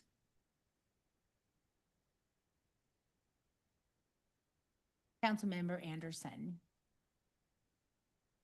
Thank you. I do have a question about the change that we were discussing making to allow the cord protectors in all cases. And I was thinking that was going to be, I should have checked and found that sooner. I was thinking that was going to be included in this go around of the ordinance. Was that not the intention to allow the cord protectors for the 72 hours the same as you would for a week-long parking pass? Councilmember Anderson, I'll address that question. And I checked in with Mr. Murray during the break and I reviewed our notes. That actually was discussed during the previous readings, but it wasn't an amendment. And just as a reminder, substantive changes like that to an ordinance need to go through the amendment process. So yes, that is correct. It would stay as a prohibition on the 72 hours. And if you did have a visitor's pass, you are allowed to be connected. That being said, I would like Mr. Murray to just talk about enforcement and how he and his team work with individuals like the gentleman who spoke in that type of situation if there was a connection in that moment. Yeah, in a practical sense, there's never, that I can recall, a situation where we have responded to a complaint about electrical cords or water hoses across the sidewalk to an RV where we have walked up and issued a summons right away. But as I've repeated many times, our response to that is usually to leave a courtesy notice. In that situation, we would come back in 24 or 36 hours to check. That obviously gives that homeowner, what I've heard is a couple hours, maybe 6 hours to charge a battery, time to complete that, and then remove those cables and hoses from the sidewalk. And then we would come back and recheck that, and if they're gone, the case is closed and we move on. It would only become a concern if it was still there days later. Okay, thank you. And that would be something that we could propose the amendment change if there was another, the next time we update the ordinance. Okay, all right. That was probably an oversight on my part. Thank you. And I might have other questions, but I will let my colleagues ask them if there's. Right, thank you. Councilmember Twist. Thank you, Mayor. So on, I believe it was slide 4, with the graph of the violations from the previous 2 years, it specifically said RV-related violations. I just want to clarify, does that include all oversized commercial vehicles? Or is that specifically just RVs? Specifically recreational vehicles. Okay. Do you have a number on the all vehicles that would fall under this ordinance? No. Okay. Several years ago, we started tracking complaints related to recreational vehicles. We did not start tracking complaints related to oversized vehicles in general. It was specifically related to RVs. Okay. Do you have any idea of the number of people living in Broomfield who have registered RVs? No, I do not. It's kind of late in the process to ask that, but I just thought of it. How many of our neighbors have, registered vehicles? And do you know where the nearest RV parking and storage is? We actually have RV storage here in Broomfield. Okay. I couldn't attest to how much space is available in those areas. So yes, Okay. here in Broomfield, there's a couple spots. All right. Thank you. That all? Yes. All right, thank you. Councilmember Brown. Thank you, Mayor. And thank you, Mr. Murray, for answering my questions via email about Class B vehicles.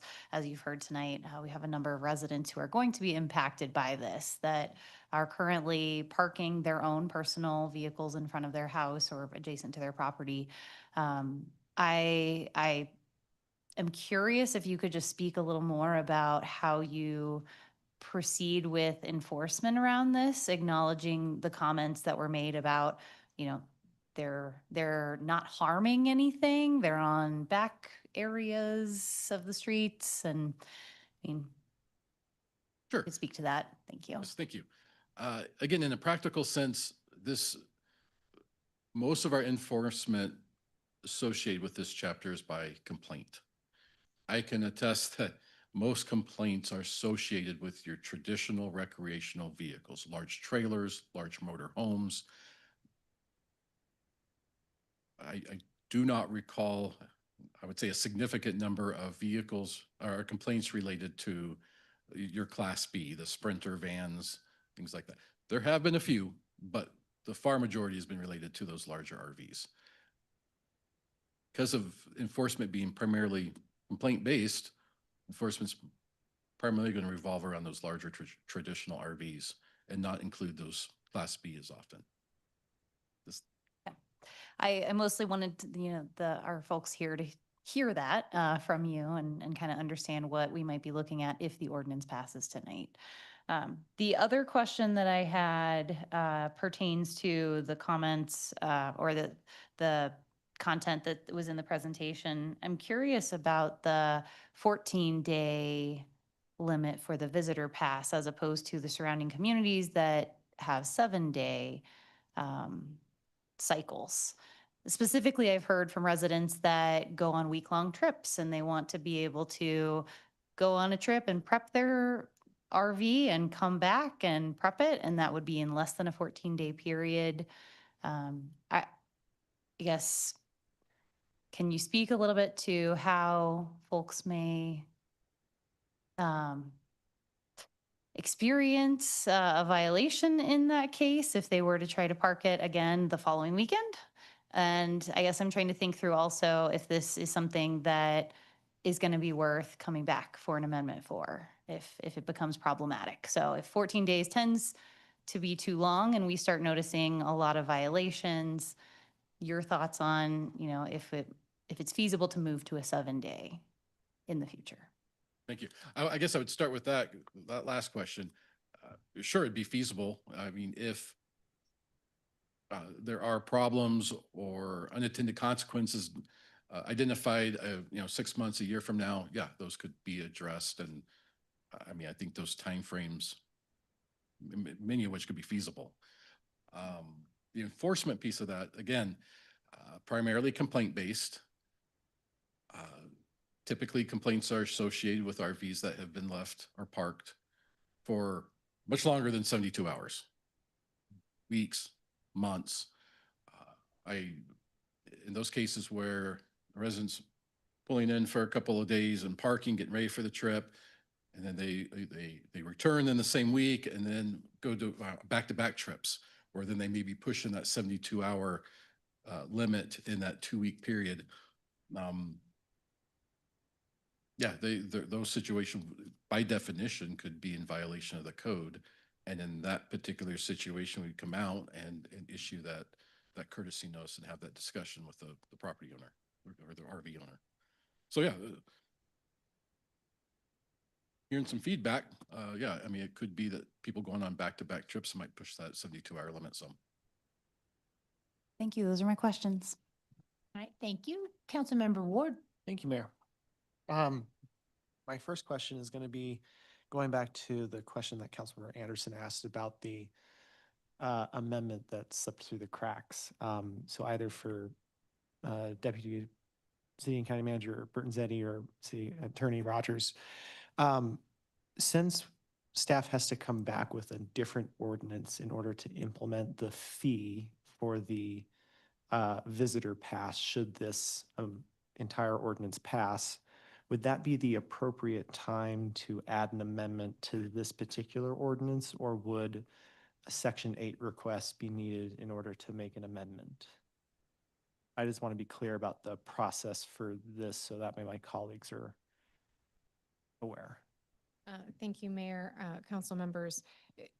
The way that we were going to address the fee was by bringing it forward as part of a larger package with other engineering related fees and those in community development. So I'm not sure that that would be the appropriate time because it would be related to fees and we wouldn't want to have a second subject in that same ordinance.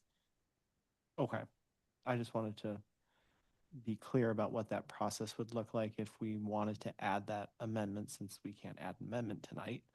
Then it would be a with request for section- future action. Okay. I just want to be very clear on that for my colleagues. The second question that I have is, Mr. Murray, since you're already tracking data about complaints currently for RVs, should this ordinance pass, I assume we're going to continue to track how many tickets are issued, how many, if that actually happens to be the case, how many kind of warnings are issued, and from that, council can make a determination if we want to make an amendment for, that 72 hours within a 14-day period and shorten that or whatnot. Is that correct? Yes, that would be correct. We would Okay. continue tracking all that data. Do we have a process in place for which council can readily ascertain that data? Or is that something that we should address at a different time? Or through a different mechanism or create one? Yeah, the mechanism we use to track that is internal, and that would not readily be accessible to council, but I'm sure we could Figure develop something out. something to figure that, yeah. Okay. Those are my other two questions. Thank you, Mayor. Right, Mayor Pro Tem Lim. Yes, in our questions about Class B vehicles, I think we asked if it were possible to track that data also. And I think you said the answer would be it's possible. If there are many complaints going forward with Class B vehicles, that you could track that data. Is that correct? Correct, that would be tracked. Okay, thank you. Could you, we've referred a few times to the vehicles that were on Burbank Street in the Ward 3 business area. How do you see, or could you briefly describe what you would say were your humanitarian efforts in dealing with that situation? And how do you see those efforts being impacted, or do you not see those efforts being impacted if this Green Pass amendment were approved? Okay, related to Burbank, back in mid-January, we received evidence, more for lack of better words, of the RV and the bus being lived in, being used for living and sleeping. Officers in my department went out, left notices on the door, and then eventually contacted a couple of residents in those recreational vehicles. We provided our resource list that we typically provide, and a courtesy notice, and did a follow-up check 7 days later, approximately. Vehicles that were not moved, so we did issue a notice of violation and followed up again approximately 7 days later. Eventually, the officer established phone contact with one of the residents where they were exchanging text messages and phone calls. And we learned that this person was working, didn't work in Broomfield, but was traveling, leaving every morning early to go to their job and returning, and had communicated to us that they couldn't move the RV because it was on a gas. So we made efforts, code compliance, to go out there. One of my officers went out there and provided gas fuel for the RV when she was at work. And There was concerns later that the battery may be dead, so we made arrangements to provide a jumper pack to get the battery started. And approximately, I want to estimate mid-February, that person was able to move the RV on their own off of Burbank. They did move to another location in Broomfield, not too far from there. And within about 24 hours, we received another complaint from a business owner in that area. That situation did result in a court summons because of the continued use as an RV for living and sleeping. The bus, same on Burbank, same efforts. We didn't have to provide gas or a jumper pack, but after about 2 weeks, that person moved. We haven't seen where that bus has moved to, if it's moved down of town or some other location. That's the first part of your question. I'm sorry, what was the second part? The second part is there's a, how do you see what humanitarian efforts? I would consider giving gas battery as humanitarian efforts. And there's been a length of time that you have dealt with this. So how do you see or not see those efforts being impacted by implementation that you would have to do of the Green Pass? Sure. Currently, we have that time to work with. We had approximately 30 days or so to work with it and provide those humanitarian outreach. With a Green Pass, where there is a requirement to obtain a permit, and right there is a kind of a concern. Just let's talk about roll-off permits, for example.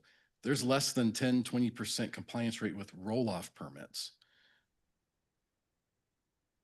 Building permits, fence permits. It's a constant workload for us to require residents to get the permits that we already have existing that are required by code.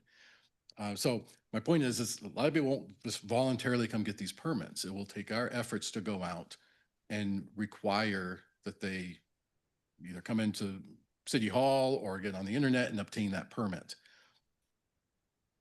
We're not able to give them 7 days to come back because that now is 7 days that person has parked there without a permit. So when we say enforcement will have to be swift, we can give them a warning, but that may be just 24 hours. You can have 24 hours to come down and get your permit from City Hall or jump online. And if you don't do that, we would have to move to a summons pretty quickly to get that process started. We're not going to have that flexibility and that's just day one. Then 7 days later, they're required to move. And then 14 days later, or another 7 days later, they're required to move to another neighborhood. So if we use our current process of it giving 7-day extensions and rolling that down,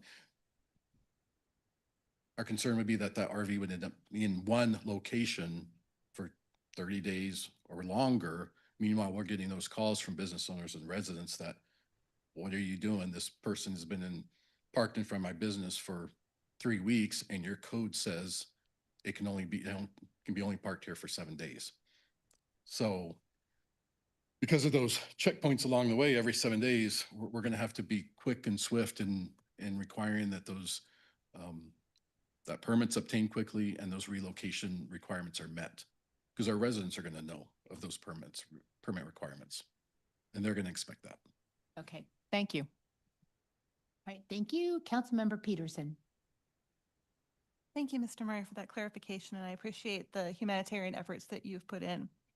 It seems like up until now, you've had a fair amount of flexibility to be lenient with people that are living in RVs and have challenges there, and that leniency would be dramatically limited if the amendment were to pass. Is that true? That is true. Okay. Regarding the RVs that were towed previously, were those abandoned or non-functioning RVs? Last year, going back to 24, vague memory, but last year, the single RV that was towed was non-functioning. Okay, It could not be towed down the road. okay. The three from the year before, Uh, you don't recall? I believe there were a couple non-functioning, maybe an abandoned one, but I'm going from vague memory at that point. Okay. I'm assuming that it is not your preference to have to get to a point where you would be towing a vehicle that someone was living in. Correct. When, yeah. An Okay. RV being occupied is last resort. towing. Okay. Regarding the visitor passes, I noticed that it said that there was a limitation of 4 per vehicle. Does that mean that there's no limit to the number of vehicles that could be given a visitor pass? Kind of unrelated, but is that true? Like it would be 4 per address per particular 4 vehicle. per address. Okay. Per Hold on. particular vehicle. So, yeah, one particular RV you could get past there four different times in a year. Right. But then another A second RV. second RV, Could get 4 more passes. correct. Yes. Okay, good to know.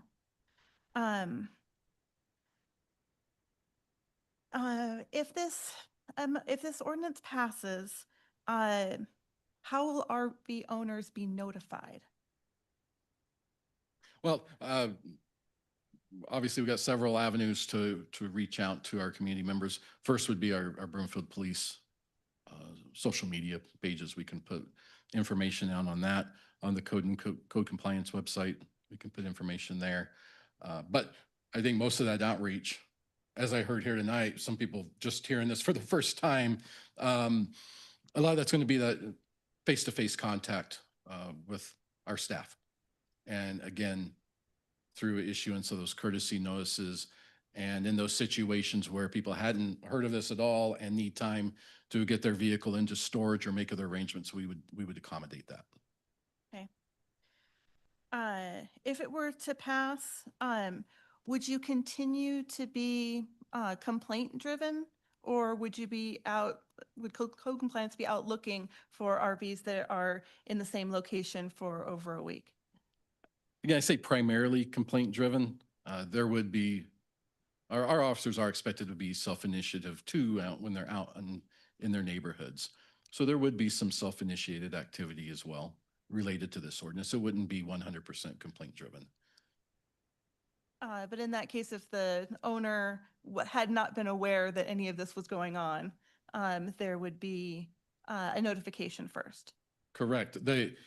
Regardless of whether it's initiated by a resident through a complaint or by the officer's actions, their own actions, that enforcement process is exactly the same.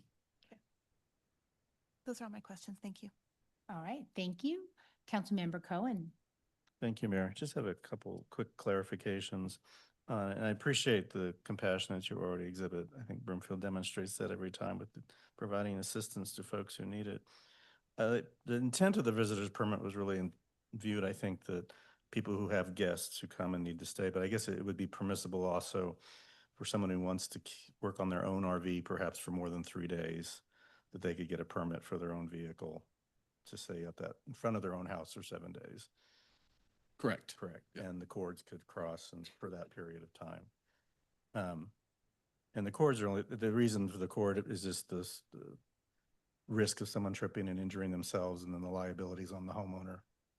Correct. Correct. One question on the resources we provide, which is just more rhetorical, that I assume you don't have for the person who said, I don't have gas, but if I had gas, I could move it. We don't have a place to tell them they could go to relocate, correct? We can't tell them to go to Walmart. We don't know if Walmart gives permission in that sense. What do we tell people? They say, well, where should I go? What's the best answer we can provide right now? That's the frustrating part of it. Correct. Right now, it's the 2 locations in Broomfield that allow safe parking, which has very limited parking places. There's really no other location other than private property. We can advise them to go to those 2 locations, which have a few spots, correct? And you have to leave again, or private property, or ask business owner. Right. I say private property with owner's permission. Right. Yeah.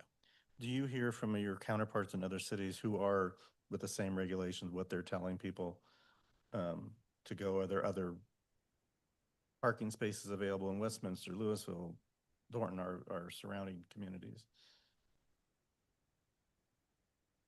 Yes, I do hear from my counterparts, and it is certainly a frustration region-wide.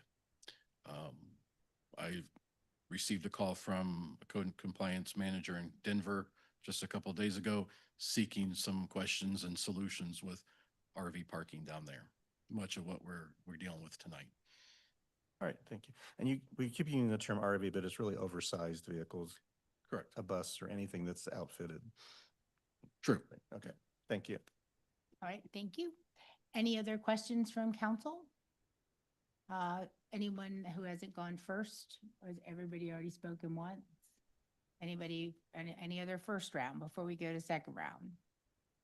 Nope. Okay, well then we'll go to you again, Councilmember Peterson. I just wanted to clarify that for the record that the Walmart on 120th does not allow overnight parking of RVs. Is that correct? Correct. Okay. And the safe parking locations that we do have in Broomfield are primarily for cars with only a couple RV spots, and those are completely full with a wait list. Is that correct? That's my understanding. Yes. Okay. Thank you. That's all I wanted to say. All right, thank you. Councilmember Brown. Thank you, Mayor. Just a couple of questions that have arisen through other questions that have come out. So you mentioned 4 passes will be made available per vehicle per address. So with the visitor pass. So specifically, just to make sure I understand how this will play out, if somebody were to have one and their neighbors are totally fine with them parking it around their side of the street, like they could keep the vehicle there and technically have a permit, and it would be fine that it, like when officers were driving by, I'm thinking of like the self-initiated issues that you said could come up, that they would be able to obtain a large number of permits potentially for a single vehicle, because there would be no cross-tracking until it was identified by somebody who lays eyeballs on it and says, wow, this vehicle has been here for quite a while. And then you look it up in the system and the permit has just been kind of floating around for a single vehicle. I guess hypothetically, a single vehicle or a license plate,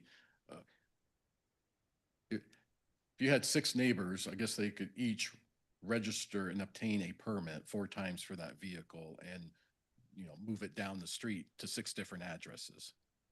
But, and Mr. Murray, if I could jump in, the way that, and that's one of the challenges with our tracking system because it's address-based. And so as the memo noted, staff needs to figure out a way to sort of have sub-tracking of the vehicle, because the way the amendment's written, it's only, a vehicle can only get 4 in a year. So I think the different situation is if I have a lot of RV friends, I can have you have an RV, and then right after that have another person. I can have different RVs in front of my house. But as far as your RV vehicle, the way it's written, you should be only able to get 4 a year for your vehicle. But that's hard because we're address based. So once staff can figure out that next level system to also track the vehicles, that's what's going to take a little bit of time on the visitor permit. Thank you for speaking to that. Yeah, I was trying to understand practically with what we have written in the ordinance, how this will play out across the city. If I, for example, have people who are struggling to park their RVs, I could use my address to have them come park, and I have a different vehicle rotating in front of my house, but that's fine by our ordinance, is my understanding. Yeah, okay. Thank you. Follow-up question to one of the comments that was made earlier. What would be the effective date? I understand the visitor permitting will take a while to develop. If the ordinance passes tonight, I believe it takes effect in 7 days. Is that accurate? That is accurate. Yes. Okay, thank you. Appreciate it. That's all. All right, thank you. Any other questions from council? Well, I have one for you, Mr. Murray. in your experience, how many times has Broomfield tried to address this RV parking situation? I was hired in April of 2019. And at the time, my manager on day one at our lunch meeting on my first day said this was priority number one, is to bring to council at that time an ordinance addressing long-term parking of recreational vehicles. He said that it had been an issue for prior councils, prior years to my arrival, so I really can't speak to that, but starting in 2019 was the first time I was in council on this issue, and then it was kind of tabled for a while and then came back up here recently. Thank you. And our surrounding cities do not have any type of RV parking. Why do you think that is? As They prohibit it, right? it's been, in talking to my counterparts, they've identified concerns, and residents have brought concerns about recreational vehicles to their attention. And council's passed those ordinances to limit the long-term parking of RVs in their cities as residents have requested. So. Thank you. So seeing no further questions, I'll just review before we consider. The current proposed ordinance includes 2 approved amendments, the Visitors Pass and Humanitarian Outreach. These amendments have been voted on and are final, so they are now part of the proposed ordinance 2293. The temporary compliance permit or Green Pass amendment has not been voted on.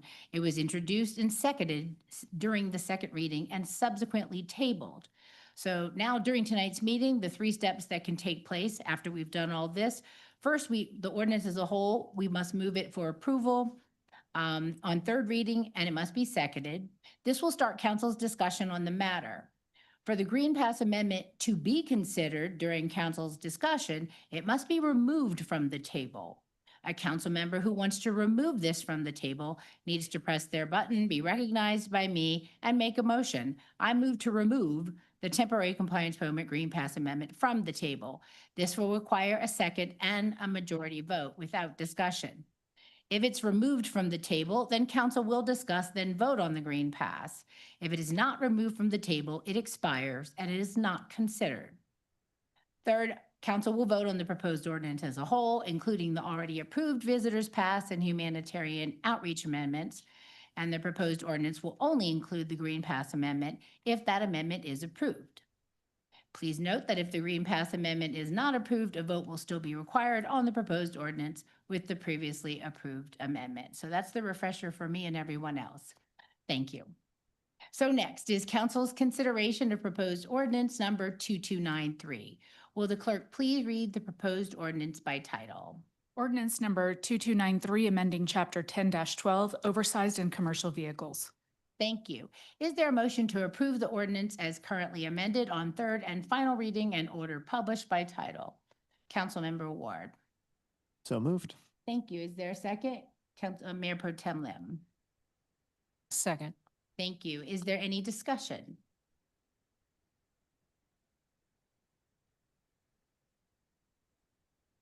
All right. So then, Councilmember Cohen. I just wanted to make a comment before we move on about appreciating all the attention paid to the least among us and trying to not add any burdens. But I want to just add something in context to something that was said about providing assistance to homeless, that I think we need to put in context that we really boxed folks in who have no or low income. And 3 points. The minimum wage hasn't changed since 2009. If it was indexed for inflation, it would be 30% higher than it is today from 1960. Since the 1980s, the federal government has cut public housing by 85%. There are 20% more or more than 20% fewer public housing units available in this country. And even in this state, Colorado in the 60s had 2,000 what we now call behavioral med beds for mental health treatment. There's maybe a couple hundred more since then, though our population has quadrupled. So my point is that we have provided we've lowered the income for the minimum wage. We have reduced the housing availability. We have made things more expensive. We know housing and cars and everything are exponentially more expensive. And so we have squeezed affordability to the max. And so it's an issue I think we do need, unfortunately, on the local level to address. It's not this vehicle, so to speak, to address it, but I'm sure that this council will come back and look at how we can address safe parking, how we can address the affordability issues in our community through another method, but not this ordinance. Thanks. All right, thank you. Councilmember McKenzie. Thank you, Mayor. Couple of reflections. First is I want to say thank you to all of the community, to staff, to Manager Murray for diving deep in on this topic. It is apparent and evident to me that we've hit on something, and whatever that thing is requires, as the community has noted, rigor of analysis and depth of thinking. And what I focus most on is the process, the journey. How did we get here? And given the amount of engagement here at third reading, given that this has been on the books for 2 years or so, I would think that we engage with the community and get their perspectives on cords or on safe parking, on the safety issues. These are all great issues that we need to think about. We need to think about it together as a community. And I'm always most concerned about the process, because the question in my mind is, technically, I'm 2 for 3 if we get the Amendment 1, which is the visitor pass and the community outreach. It seems like most of the engagement is around the green pass. So given that the record is 2 for 3, potentially, how can we think about this as a community and engage before a third reading, you know? So that's the first reflection. The second reflection is that for those who committed to working on safe parking today, if we do that, my questions are still the same. When do we think that the safe parking will come? How long will that take if this took 2 years to just do this pass? What happens to the people who are living in their RVs while we work on that longer term solution? Is there an interim solution that we could do, work on the safe parking, and then take this off the books, right? So that type of thinking around, you know, not just saying or having the messaging, we hear you, but hang tight, you know, buddy, we're working on something and something will come down the pipe later on. But is there a potential possibility where we could do something now and address the longer term solution going forwards as a community? Okay, I move to remove the temporary compliance permit green pass amendment from the table. Thank you. Is there a second?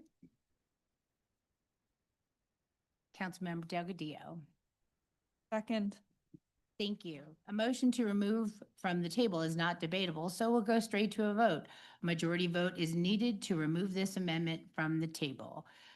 So council, please cast your vote electronically if you want to remove the green pass amendment from the table.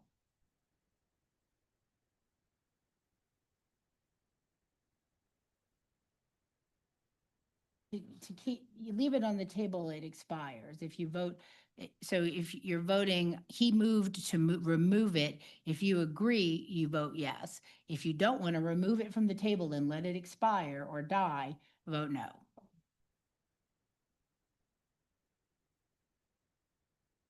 Has everybody entered their vote?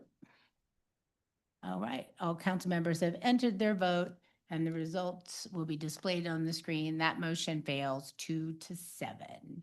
So now, the motion failed. So now we'll return to the discussion on the ordinance. Is there any further discussion? Councilmember McKenzie. No, oh, that's old. Okay. Mayor Pro Tem Lim.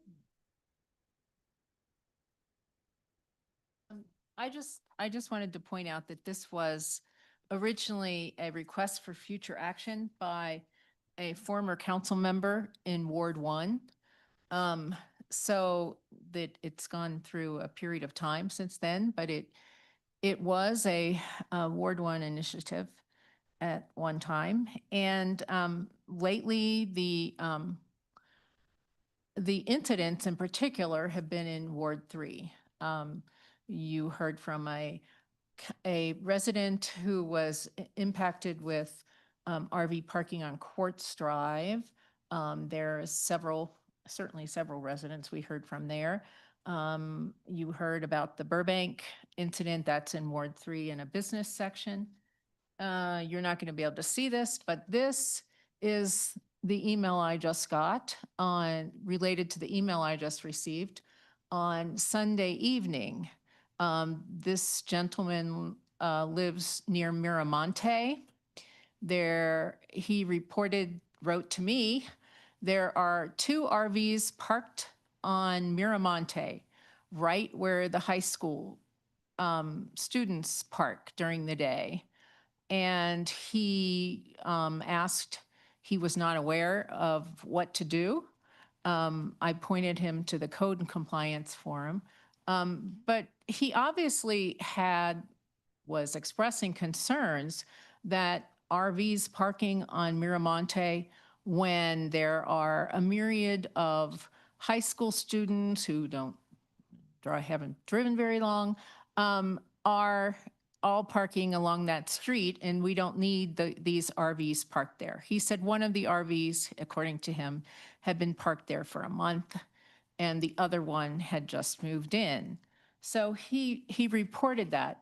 And in particular, I want to say this in light of the fact, this is Miramonte Avenue. We just 2 weeks ago approved, I have written down somewhere, about $600,000, I think, to revamp the intersection at Miramonte and Main because there are so many traffic accidents there. We're going to put a traffic light in there.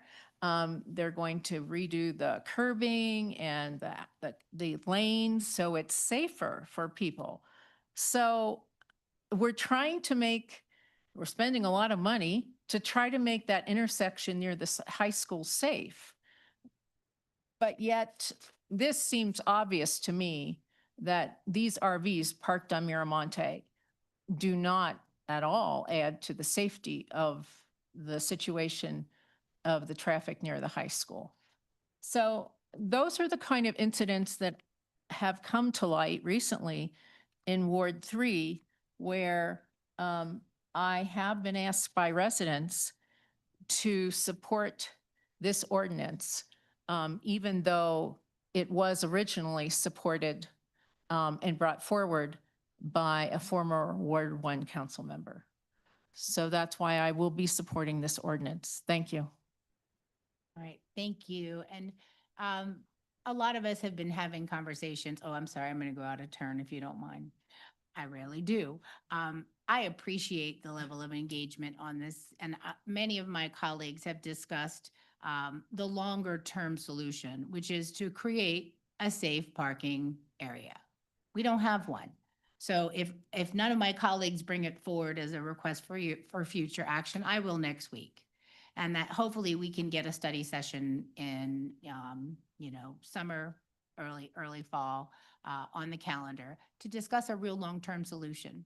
Because I always saw this amendment as well-meaning, but it really created more problems than it solved. It didn't really solve the problem for either side and created a whole lot of convoluted enforcement mechanisms in order to even create it. So I think this is important, and we hear you and we hear the community, and I would definitely support a conversation and efforts to create a stable, permanent, safe parking area. So that's where I fall in all of this, a long-term solution, not a Band-Aid. Councilmember Twist. Thank you. I also want to echo the mayor's thoughts about all of the engagement on this. It's been great, and I really appreciate all the hard work of staff and my fellow council members, especially Councilmember McKenzie, who has really dived into this and worked really hard, and I appreciate that. This ordinance, I think the problem is smaller than the solution here. It is a relatively small number of violations that we're talking about, and the vast majority of them are resolved fairly easily under our current rules. This ordinance will make RV ownership for Broomfield residents more expensive and complicated. It will require a large effort by staff to educate residents about the new restrictions. It will cause a lot of, like my neighbors here from Brandywine, to have to get storage where instead of where they've legally parked with no concerns for years. It actually does not address the concerns from Ward 1 residents that I've heard about oversized vehicles, which include parking on private property without knowing who's there, and large commercial vehicles running on the streets. So which addresses neither of those, which encompass all of the concerns that I've heard from Ward 1 residents. It is an added burden on our most vulnerable neighbors and creates more problems than it solves. I think that we need to be spending our time, our energy, our limited resources, focusing on better solutions than trying to solve the problems that we create with this. With much respect to the folks at Court Street and Burbank, those are very limited situations that we can find other solutions to. And for those reasons, I will be voting against this. Thank you. All right, thank you very much. Any other discussion? Councilmember Anderson. Sure, thank you. And this has been, this revisiting this ordinance has been a long time in the works, and I actually, I feel for those, the residents who are facing the RV parking on their properties, even in the industrial areas, that we have kids that are dancing at that location, and other people visiting that area. And it's hard on businesses when you're, you have RV parking there and you can't do anything about it. If it was a simple solution and we could have just asked those RVs to move, then we wouldn't be here today because these RVs would be moving. Also the state, I mean, there's a lot of our community is in HOAs and there were protections in place until the state removed those protections. So there are no longer, even HOAs can now become a place where you can park your RVs long-term. So we've put a lot of effort into this. I think it's time to pass it. So we have some guardrails here, and I will be voting yes. Thank you. All right, Councilmember Delgadillo. Thank you, Mayor. So first of all, I am very excited to hear that discussions about safe parking are on the agenda. So I do want to thank you very much for prioritizing that. I'm excited to see that because even though I did also move to untable this, we were very well aware that this is a partial solution. This is a Band-Aid. And so I completely understand that. I did also want to take a moment to thank some people, some of whom are here today. I want to thank Martin Dormish, Kristen Heiser, Dana Scott, Aubrey Wild, and Kathy Alderman They have been really present in a lot of conversations that we've been having. Dana Scott, I swung by her place and got some input regarding this ordinance, and that was incredibly helpful to have that input and have that community outreach to kind of understand what we're doing here. So I did want to do that. I will say that I am still in favor of this in order to address the Burbank situation, but I am very much looking forward to a more permanent solution in that discussion. So again, thank you very much for bringing that forward. I'm excited that that'll be the case. All right, thank you. Councilmember Peterson. Thank you, everybody. I also want to say that I really appreciate Councilmember McKenzie's efforts and trying to adapt this ordinance into something that will be workable for our unhoused friends that have no other choice but to live in RVs. But I do think that there was a lot of opposition to it, and I think that it did end up causing quite a few problems that were going to be complicated to solve. And I agree with Councilmember Twist that overall this ordinance is unfair to our responsible RV owners, and that it will continue. If this passes, it still has negative effects on the people living in RVs, because if the expectation is that there are no RVs on the street for more than 72 hours, it will shine a spotlight on those that have nowhere else to go. So I will not be approving this. All right, thank you very much. Any other comments? Councilmember McKenzie. May I ask a question or no, only comments? Well, the public hearing's closed. Okay. If you wanted to ask a question of staff, Phrase it as a comment. phrase it in a comment, then take the question mark off. Okay.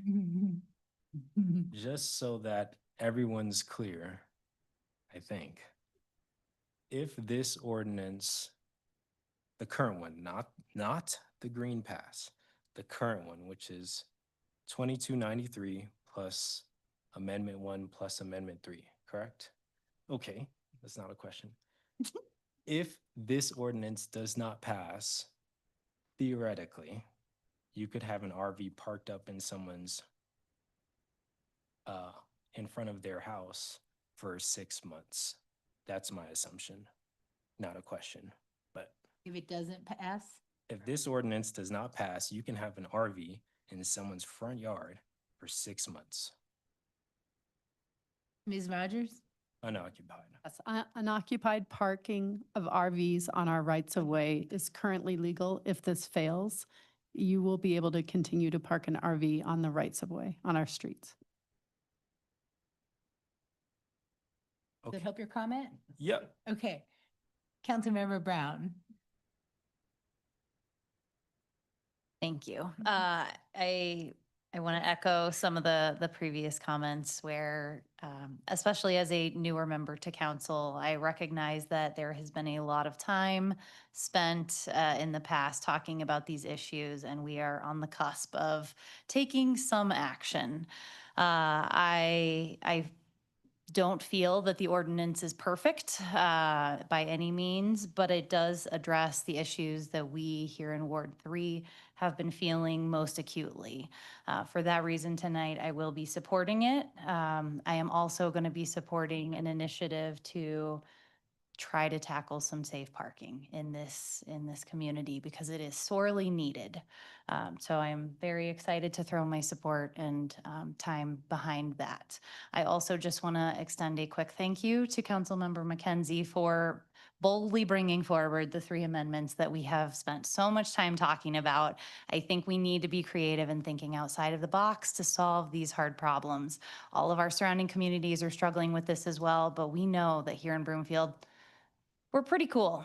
Like, we do good stuff. So I am really excited. I think that even though it is a hard problem, there's nothing that we can't do when we all put our support and creativity behind it. So I'm looking forward to whatever comes next. Thanks. Thank you.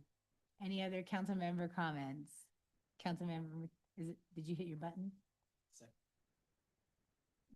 Yeah, okay, but 1 minute if you can. We don't really have second round on discussion, just questions.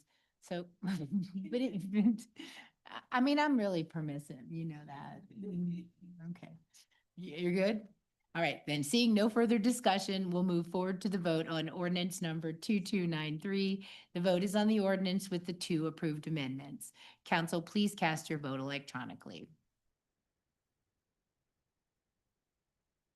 Our council members have entered their vote and the results will be displayed on the screen. That passes 7-2.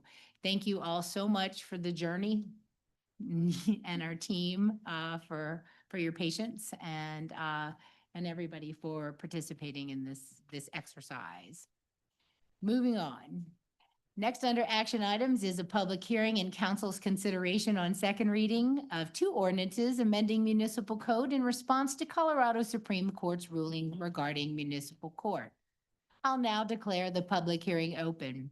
Council has a copy of the agenda memorandum, which I'll ask our staff to summarize. Thank you, Mayor Courtney Heyman. Our senior city and county attorney has a brief presentation for us tonight. Great. Thank you. Driveway works. All right, well.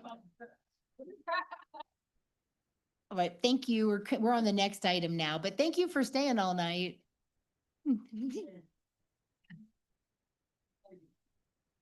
Thank you.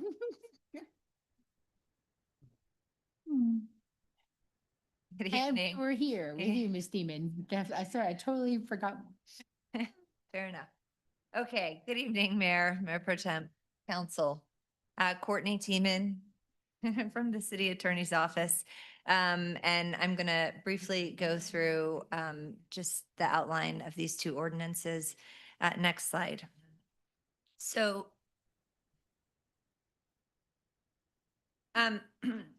currently we have conduct that's prohibited in our Broomfield Municipal Code.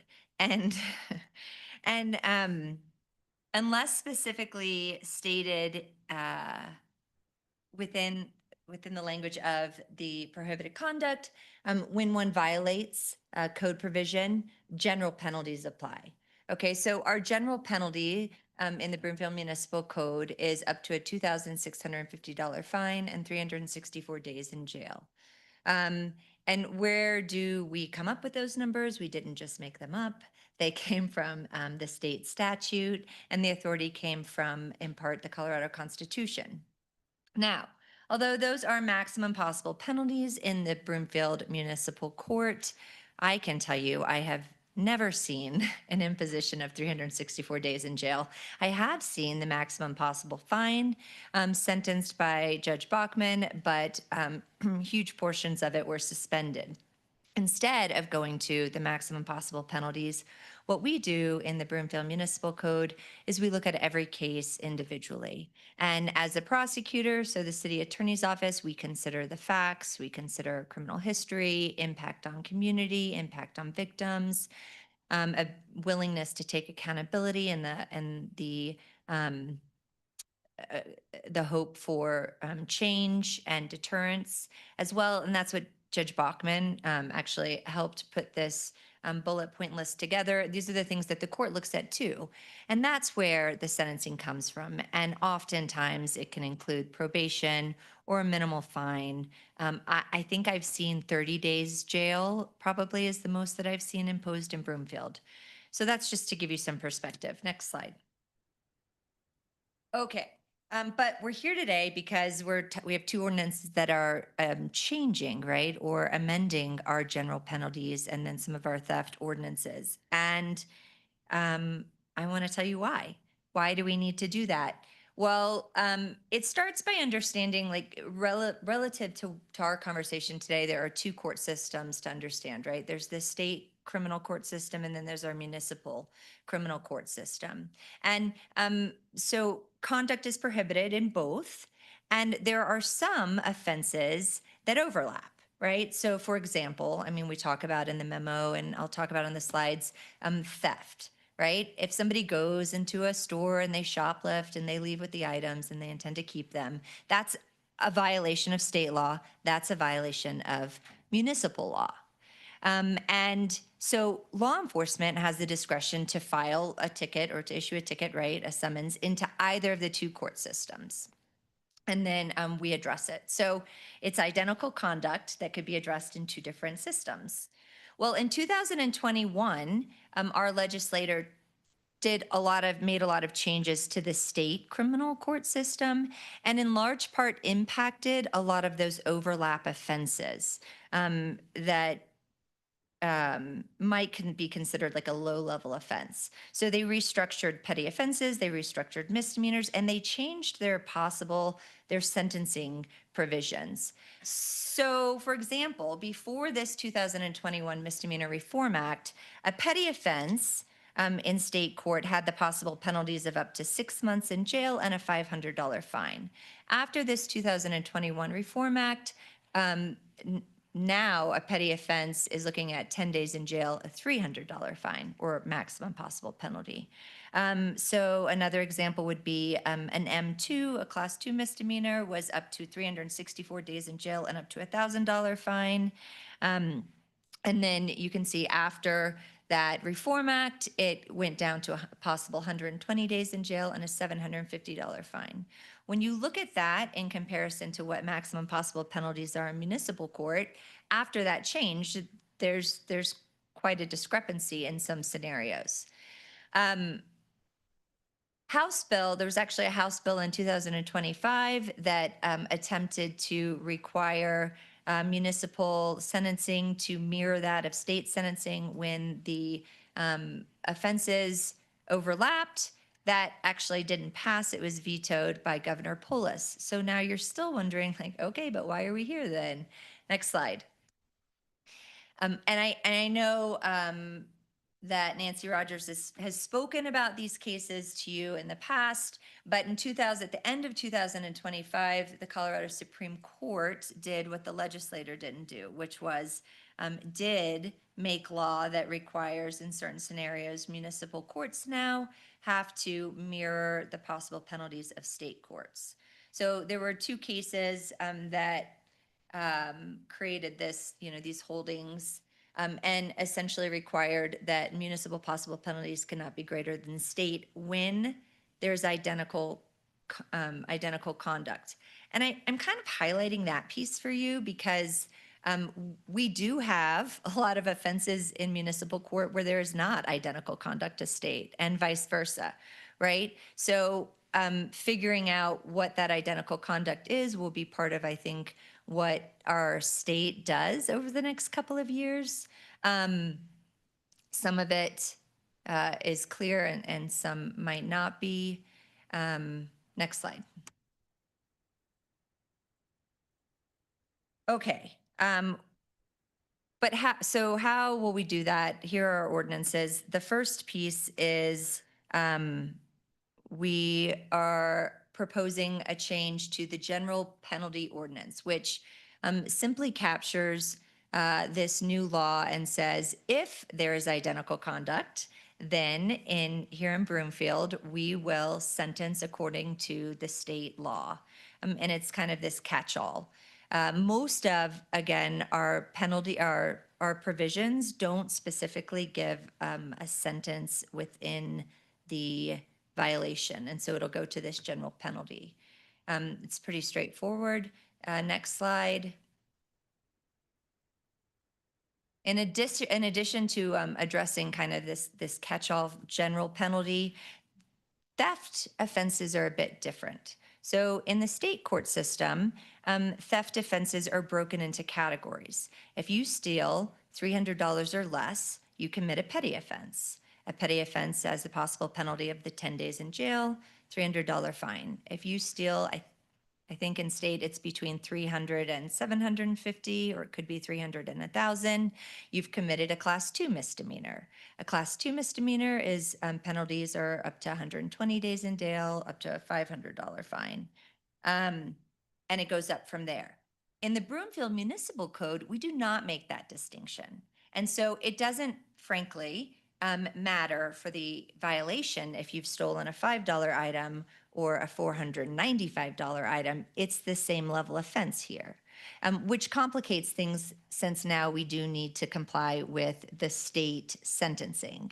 So what this second ordinance does is we went into our code provisions and found the theft-like offenses that do prohibit identical conduct to state.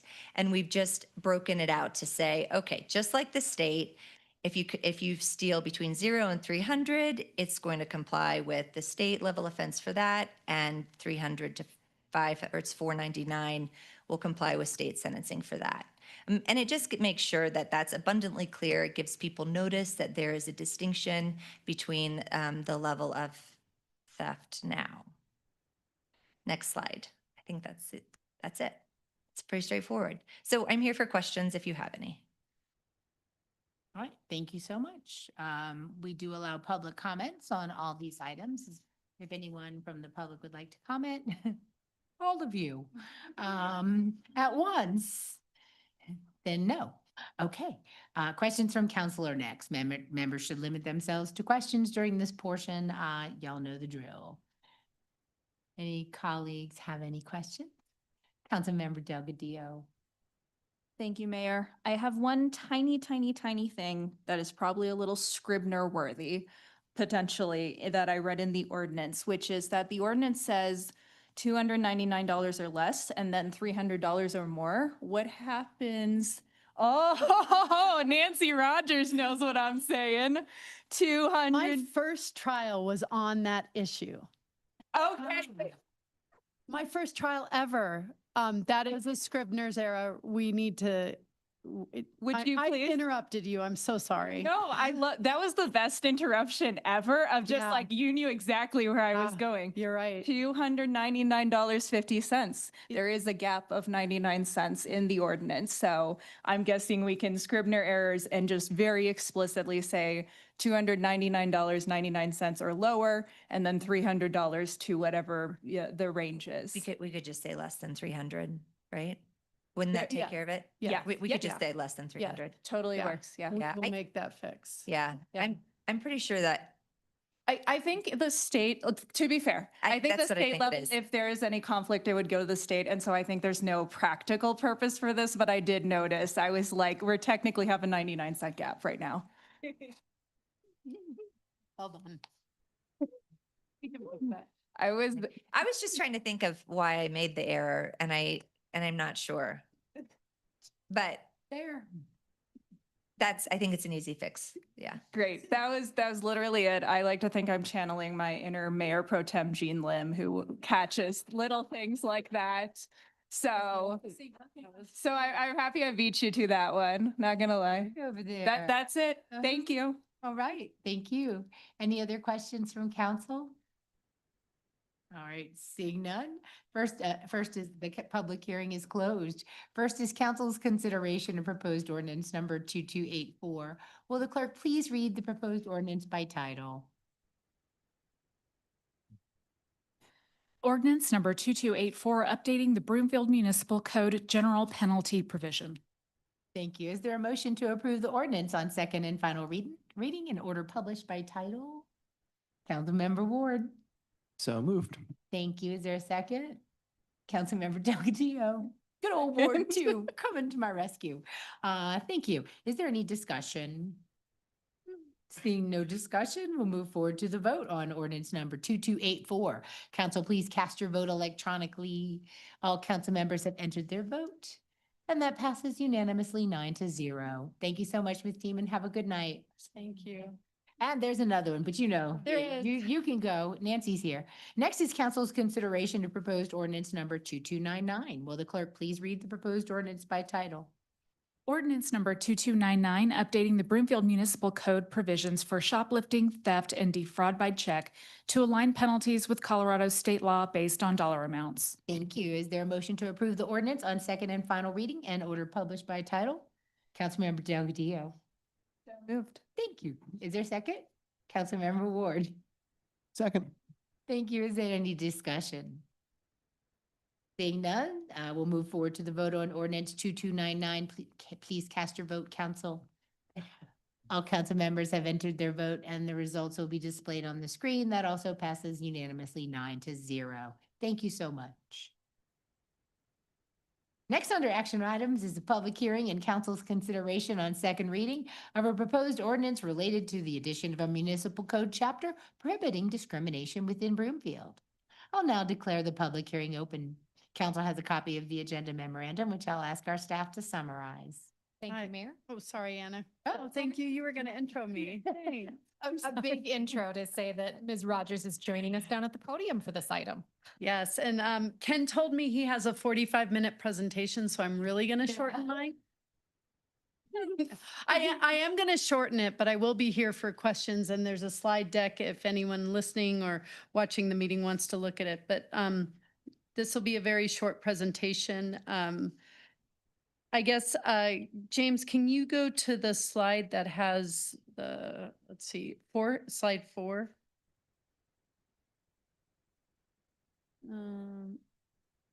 Actually, stay on that one. That one's a good one. So, following a request for future action by the mayor, council held a study session regarding Broomfield's potential adoption for a local human rights ordinance. This would provide local protection against discrimination within Broomfield in housing, employment, and public accommodations. It would also make it unlawful to retaliate against somebody who participated in a complaint on discrimination or was involved in the proceeding. 2 more slides. The next one, James. Sorry. So generally, this prohibits discrimination, and again, it's just in Broomfield. Somebody can file a complaint. It will be investigated by a third-party investigator who will attempt to work with that person and the party that they're complaining about and try to come to a resolution. Then if that doesn't work, they'll investigate further and make a determination. If the complaining party isn't happy with that determination, they can appeal it to a hearing officer, which is a different person who will issue a decision on the matter, and that decision can be appealed to the district court. I just want to point out that this does not replace the protections that we have in state law or federal law or those processes that a person could still go to the state or the federal services, EOC, CCRD, to file their complaints. This would be in addition to that. And as I mentioned, it's in housing, employment, and public accommodation on areas like race, creed, color, sex, sexual orientation, gender identity, religion, national origin, ancestry, immigration status unless required by law, disability, veteran status. Housing has some additional areas prohibiting discrimination based on minor children, parenthood and pregnancy. And in employment, it also protects against age discrimination, which like state and federal law is for individuals 40 or older. That is it for the presentation, Mayor, but I did want to keep it short, but I am here for questions. All right, thank you very much, Ms. Rogers. We'll now proceed with public comments. If anyone would like to speak on this item, please make your way to the podium. Seeing none, council questions are next. Any questions from my colleagues? Councilmember Brown. Thank you, Mayor, and thank you, Attorney Rogers, for the presentation. That was short and sweet. So I just had a couple of questions. In light of the comment earlier tonight of how are residents going to find out about this? I was wondering if you could speak to whether there's a communication plan to let our folks know if this ordinance passes that they now have a new way to reach out to us and discuss a complaint. Yeah, the effective date for this ordinance, thank you for that question, Councilmember Brown. The effective date for this ordinance would be June 5th, and partially to allow us to have time to do the request for qualifications for the investigator and the hearing officer. We're also going to be building a website during that time, which would provide all the information about how somebody could make a complaint, and working with our comms team to get that out through the regular channels that we have. And we're also hoping that I've been talking to individuals in the community about this ordinance and just trying to spread the word by word of mouth too. And also there's lawyers that I know that work in the area that get these type of calls a lot in the community, and making sure that they know that this resource would be available in Broomfield now. Excellent. I appreciate how much thought you already put into that. Other question that I had is, given the $50,000 budget that's been set aside for this as a capped expense, what happens if there are 0 complaints? Like, do we have a retainer for these individuals that we would be needing to bring in? Like, if they were there and they were ready and we didn't need them, would we spend nothing? We would spend nothing. The contracts would be the typical professional service contract I use in my office, which is usually an hourly fee contract with a cap on it. So you're right. If there's no complaints, we might spend some money with them helping set up the processes just to get everything ready to go. But that would be nominal, probably less than $2,000. Great. Thank you for addressing those questions. All right, thank you. Any other questions from my colleagues? Seeing none, the public hearing is closed. Next is council's consideration of proposed ordinance number 2296. Will the clerk please read the proposed ordinance by title? Ordinance number 2296, amending the municipal code to prohibit discrimination in housing, employment, and public accommodations within Broomfield. Is there a motion to approve the ordinance on second and final reading and order published by title? Councilmember Ward.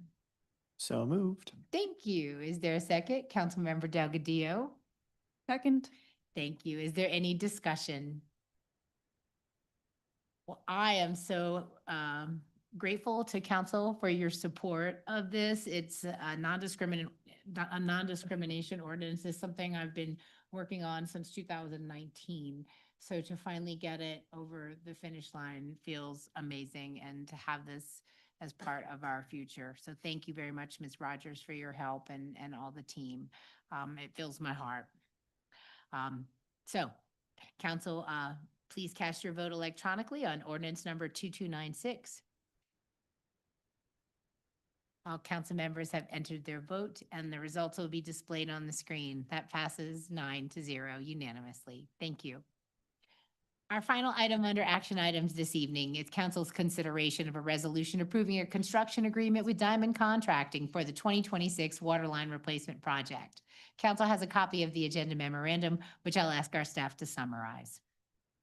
Thank you. And our final item with Mr. Rutt. And I'm hoping it's So, not Mr. a Rutt. 45-minute presentation. Not really, really? Oh. It's almost good morning, but Mayor Pro Tem and Council, thank you for the opportunity to come before you to present our 2026 water line replacement project. And yes, Miss Rogers took my my thought. I was going to cut my 45-minute down to 35. So hopefully we'll get through this. Appreciate the staff that helped put this together. And we'll present our overview to the 2026 water line replacement areas that we'll present. So next slide. Just real high-level overview. Our municipal water distribution system has several key components that we have listed here on the slide, and we've added some additional details related to our current inventory, such as our water line distribution lines of 498 miles that we maintain. Valves, believe it or not, there's over 15,000 valves within our system. We also have over 23,000 meters and over 4,500 fire hydrants. Given Broomfield's topography of up and down between the hills. We also have 18 pressure zones, and that is critical in maintaining our water pressures throughout the system, which means we have 81 pressure reducing valves, and that's really critical for our residents. Next slide.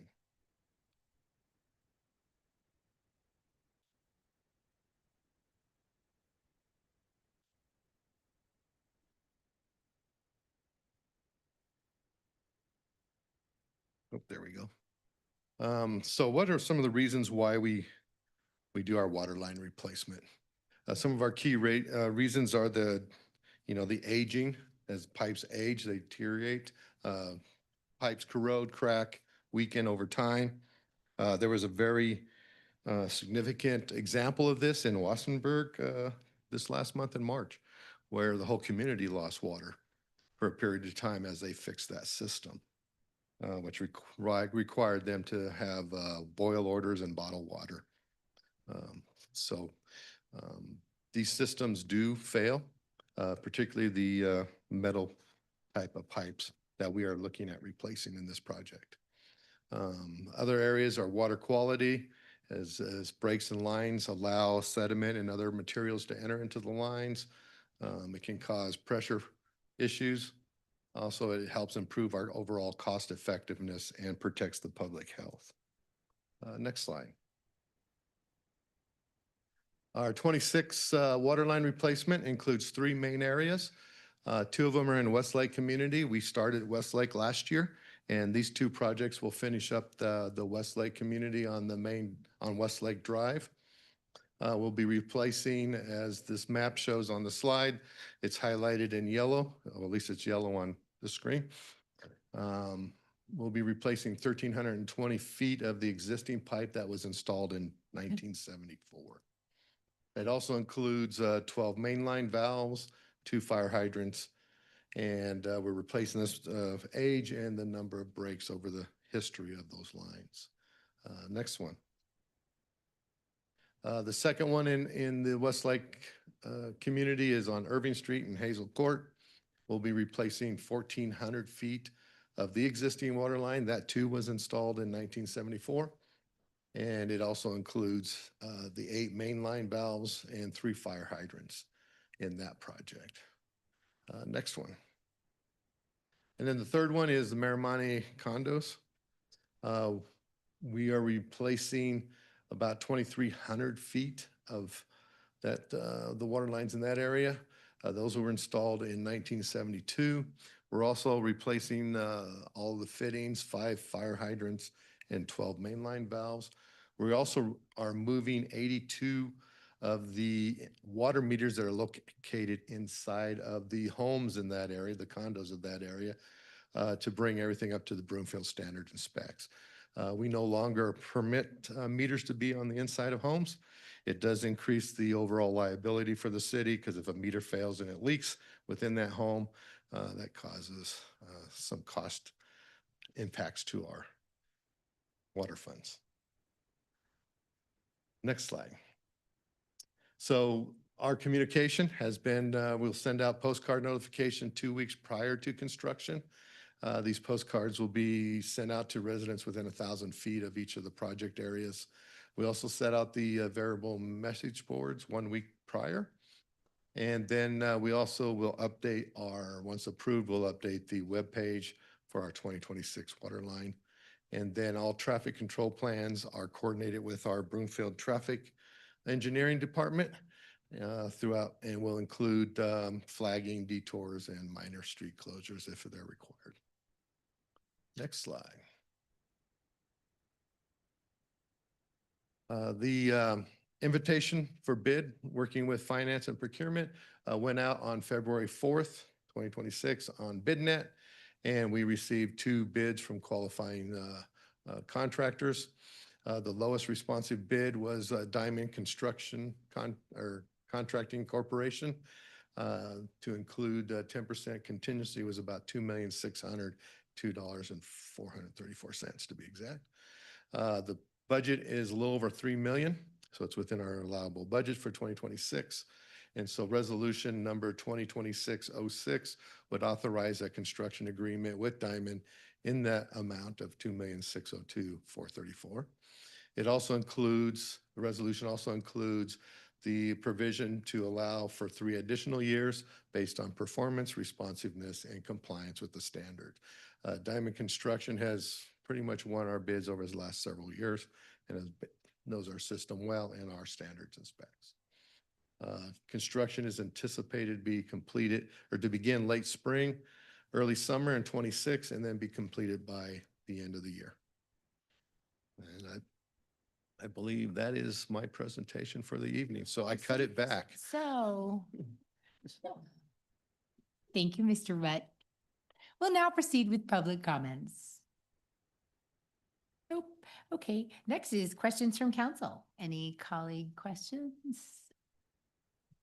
Councilmember Ward. Thank you, Mayor. Thank you, Mr. Rutt, for the presentation. So in the memo and the presentation, you mentioned that all of the pipes are pretty much being replaced with PVC, is correct?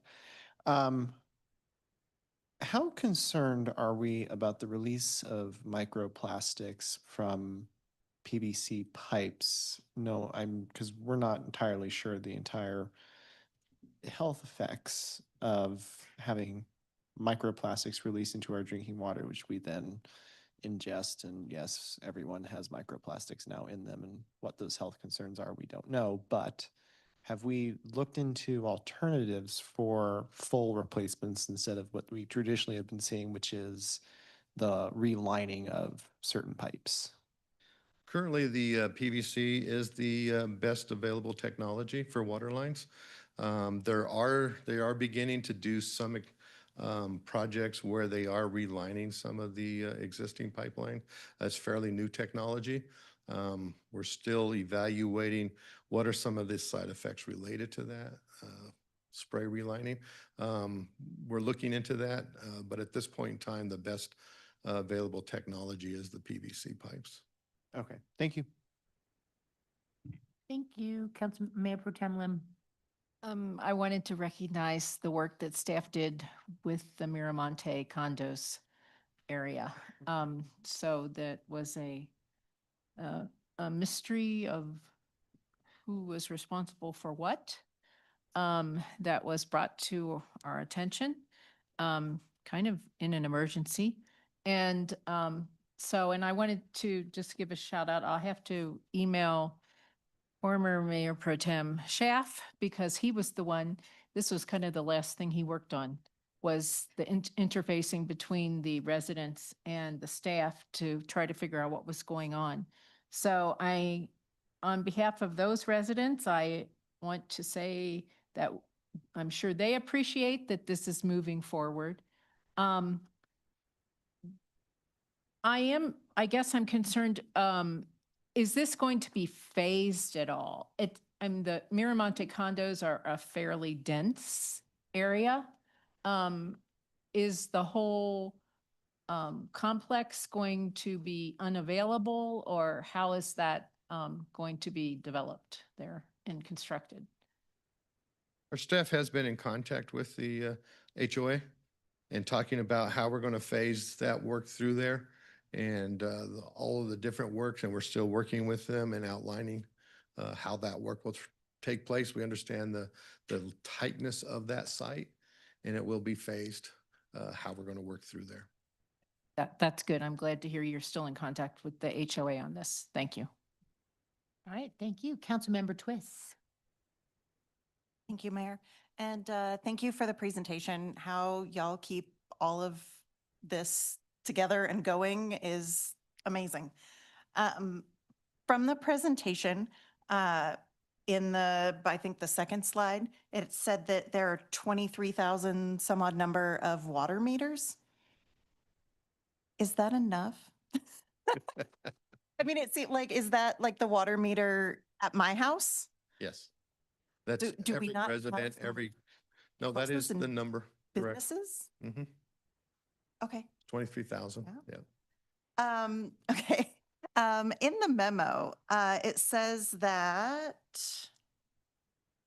the lowest responsive bid was Diamond Contracting, totaling 44,400,000, of which 2.6 million was awarded. So I'm wondering, where's the difference? What was left out? Did you bid for things that were out of scope? You were, We put in a couple other projects. Well, the big one that we decided not to do this in 2026 was Industrial Lane. That one has like 4 major utilities and a brand new sidewalk that goes along Industrial Lane. And so what we want to do with that one is we want to take a little bit deeper look into an engineering study on what is the best way, in part, as Councilmember Ward has mentioned earlier, is there other technologies without digging that one up? And one of the technologies that we also used on 136, which is slip lining that pipeline. And so part of that is to do an engineering evaluation, and because when you slip line, you reduce that diameter slightly. And so will the reduced diameter still meet all of our water needs on that side? So we need to study that one a little bit longer. So based on the bid that came in above our budget, we were going to take this opportunity to take a little more time and study that to ensure from our water modeling that a reduced pipeline through that will in fact meet our water demands. thank you. Yeah. In the construction agreement attachment, there was a mention of, in the project schedule area, talk about part of future project schedules. West 12th Avenue from Lowell to Bradburn, including West 120th and Perry Street, and then a separate line for Perry Street. Are those things that were priced out but not in this? Kind of like the industrial lane? Correct. Those were priced in there. Unfortunately, we had the Esmond Street emergency repair, which took up some of our water line replacement money. And so we had to move some money around to cover that emergency repair, and we'll have to revisit those in 2027. Thank you, yeah. Just 2 more, quick, I promise. The public notice that's mentioned, does that come from the city or does that come from the contractor?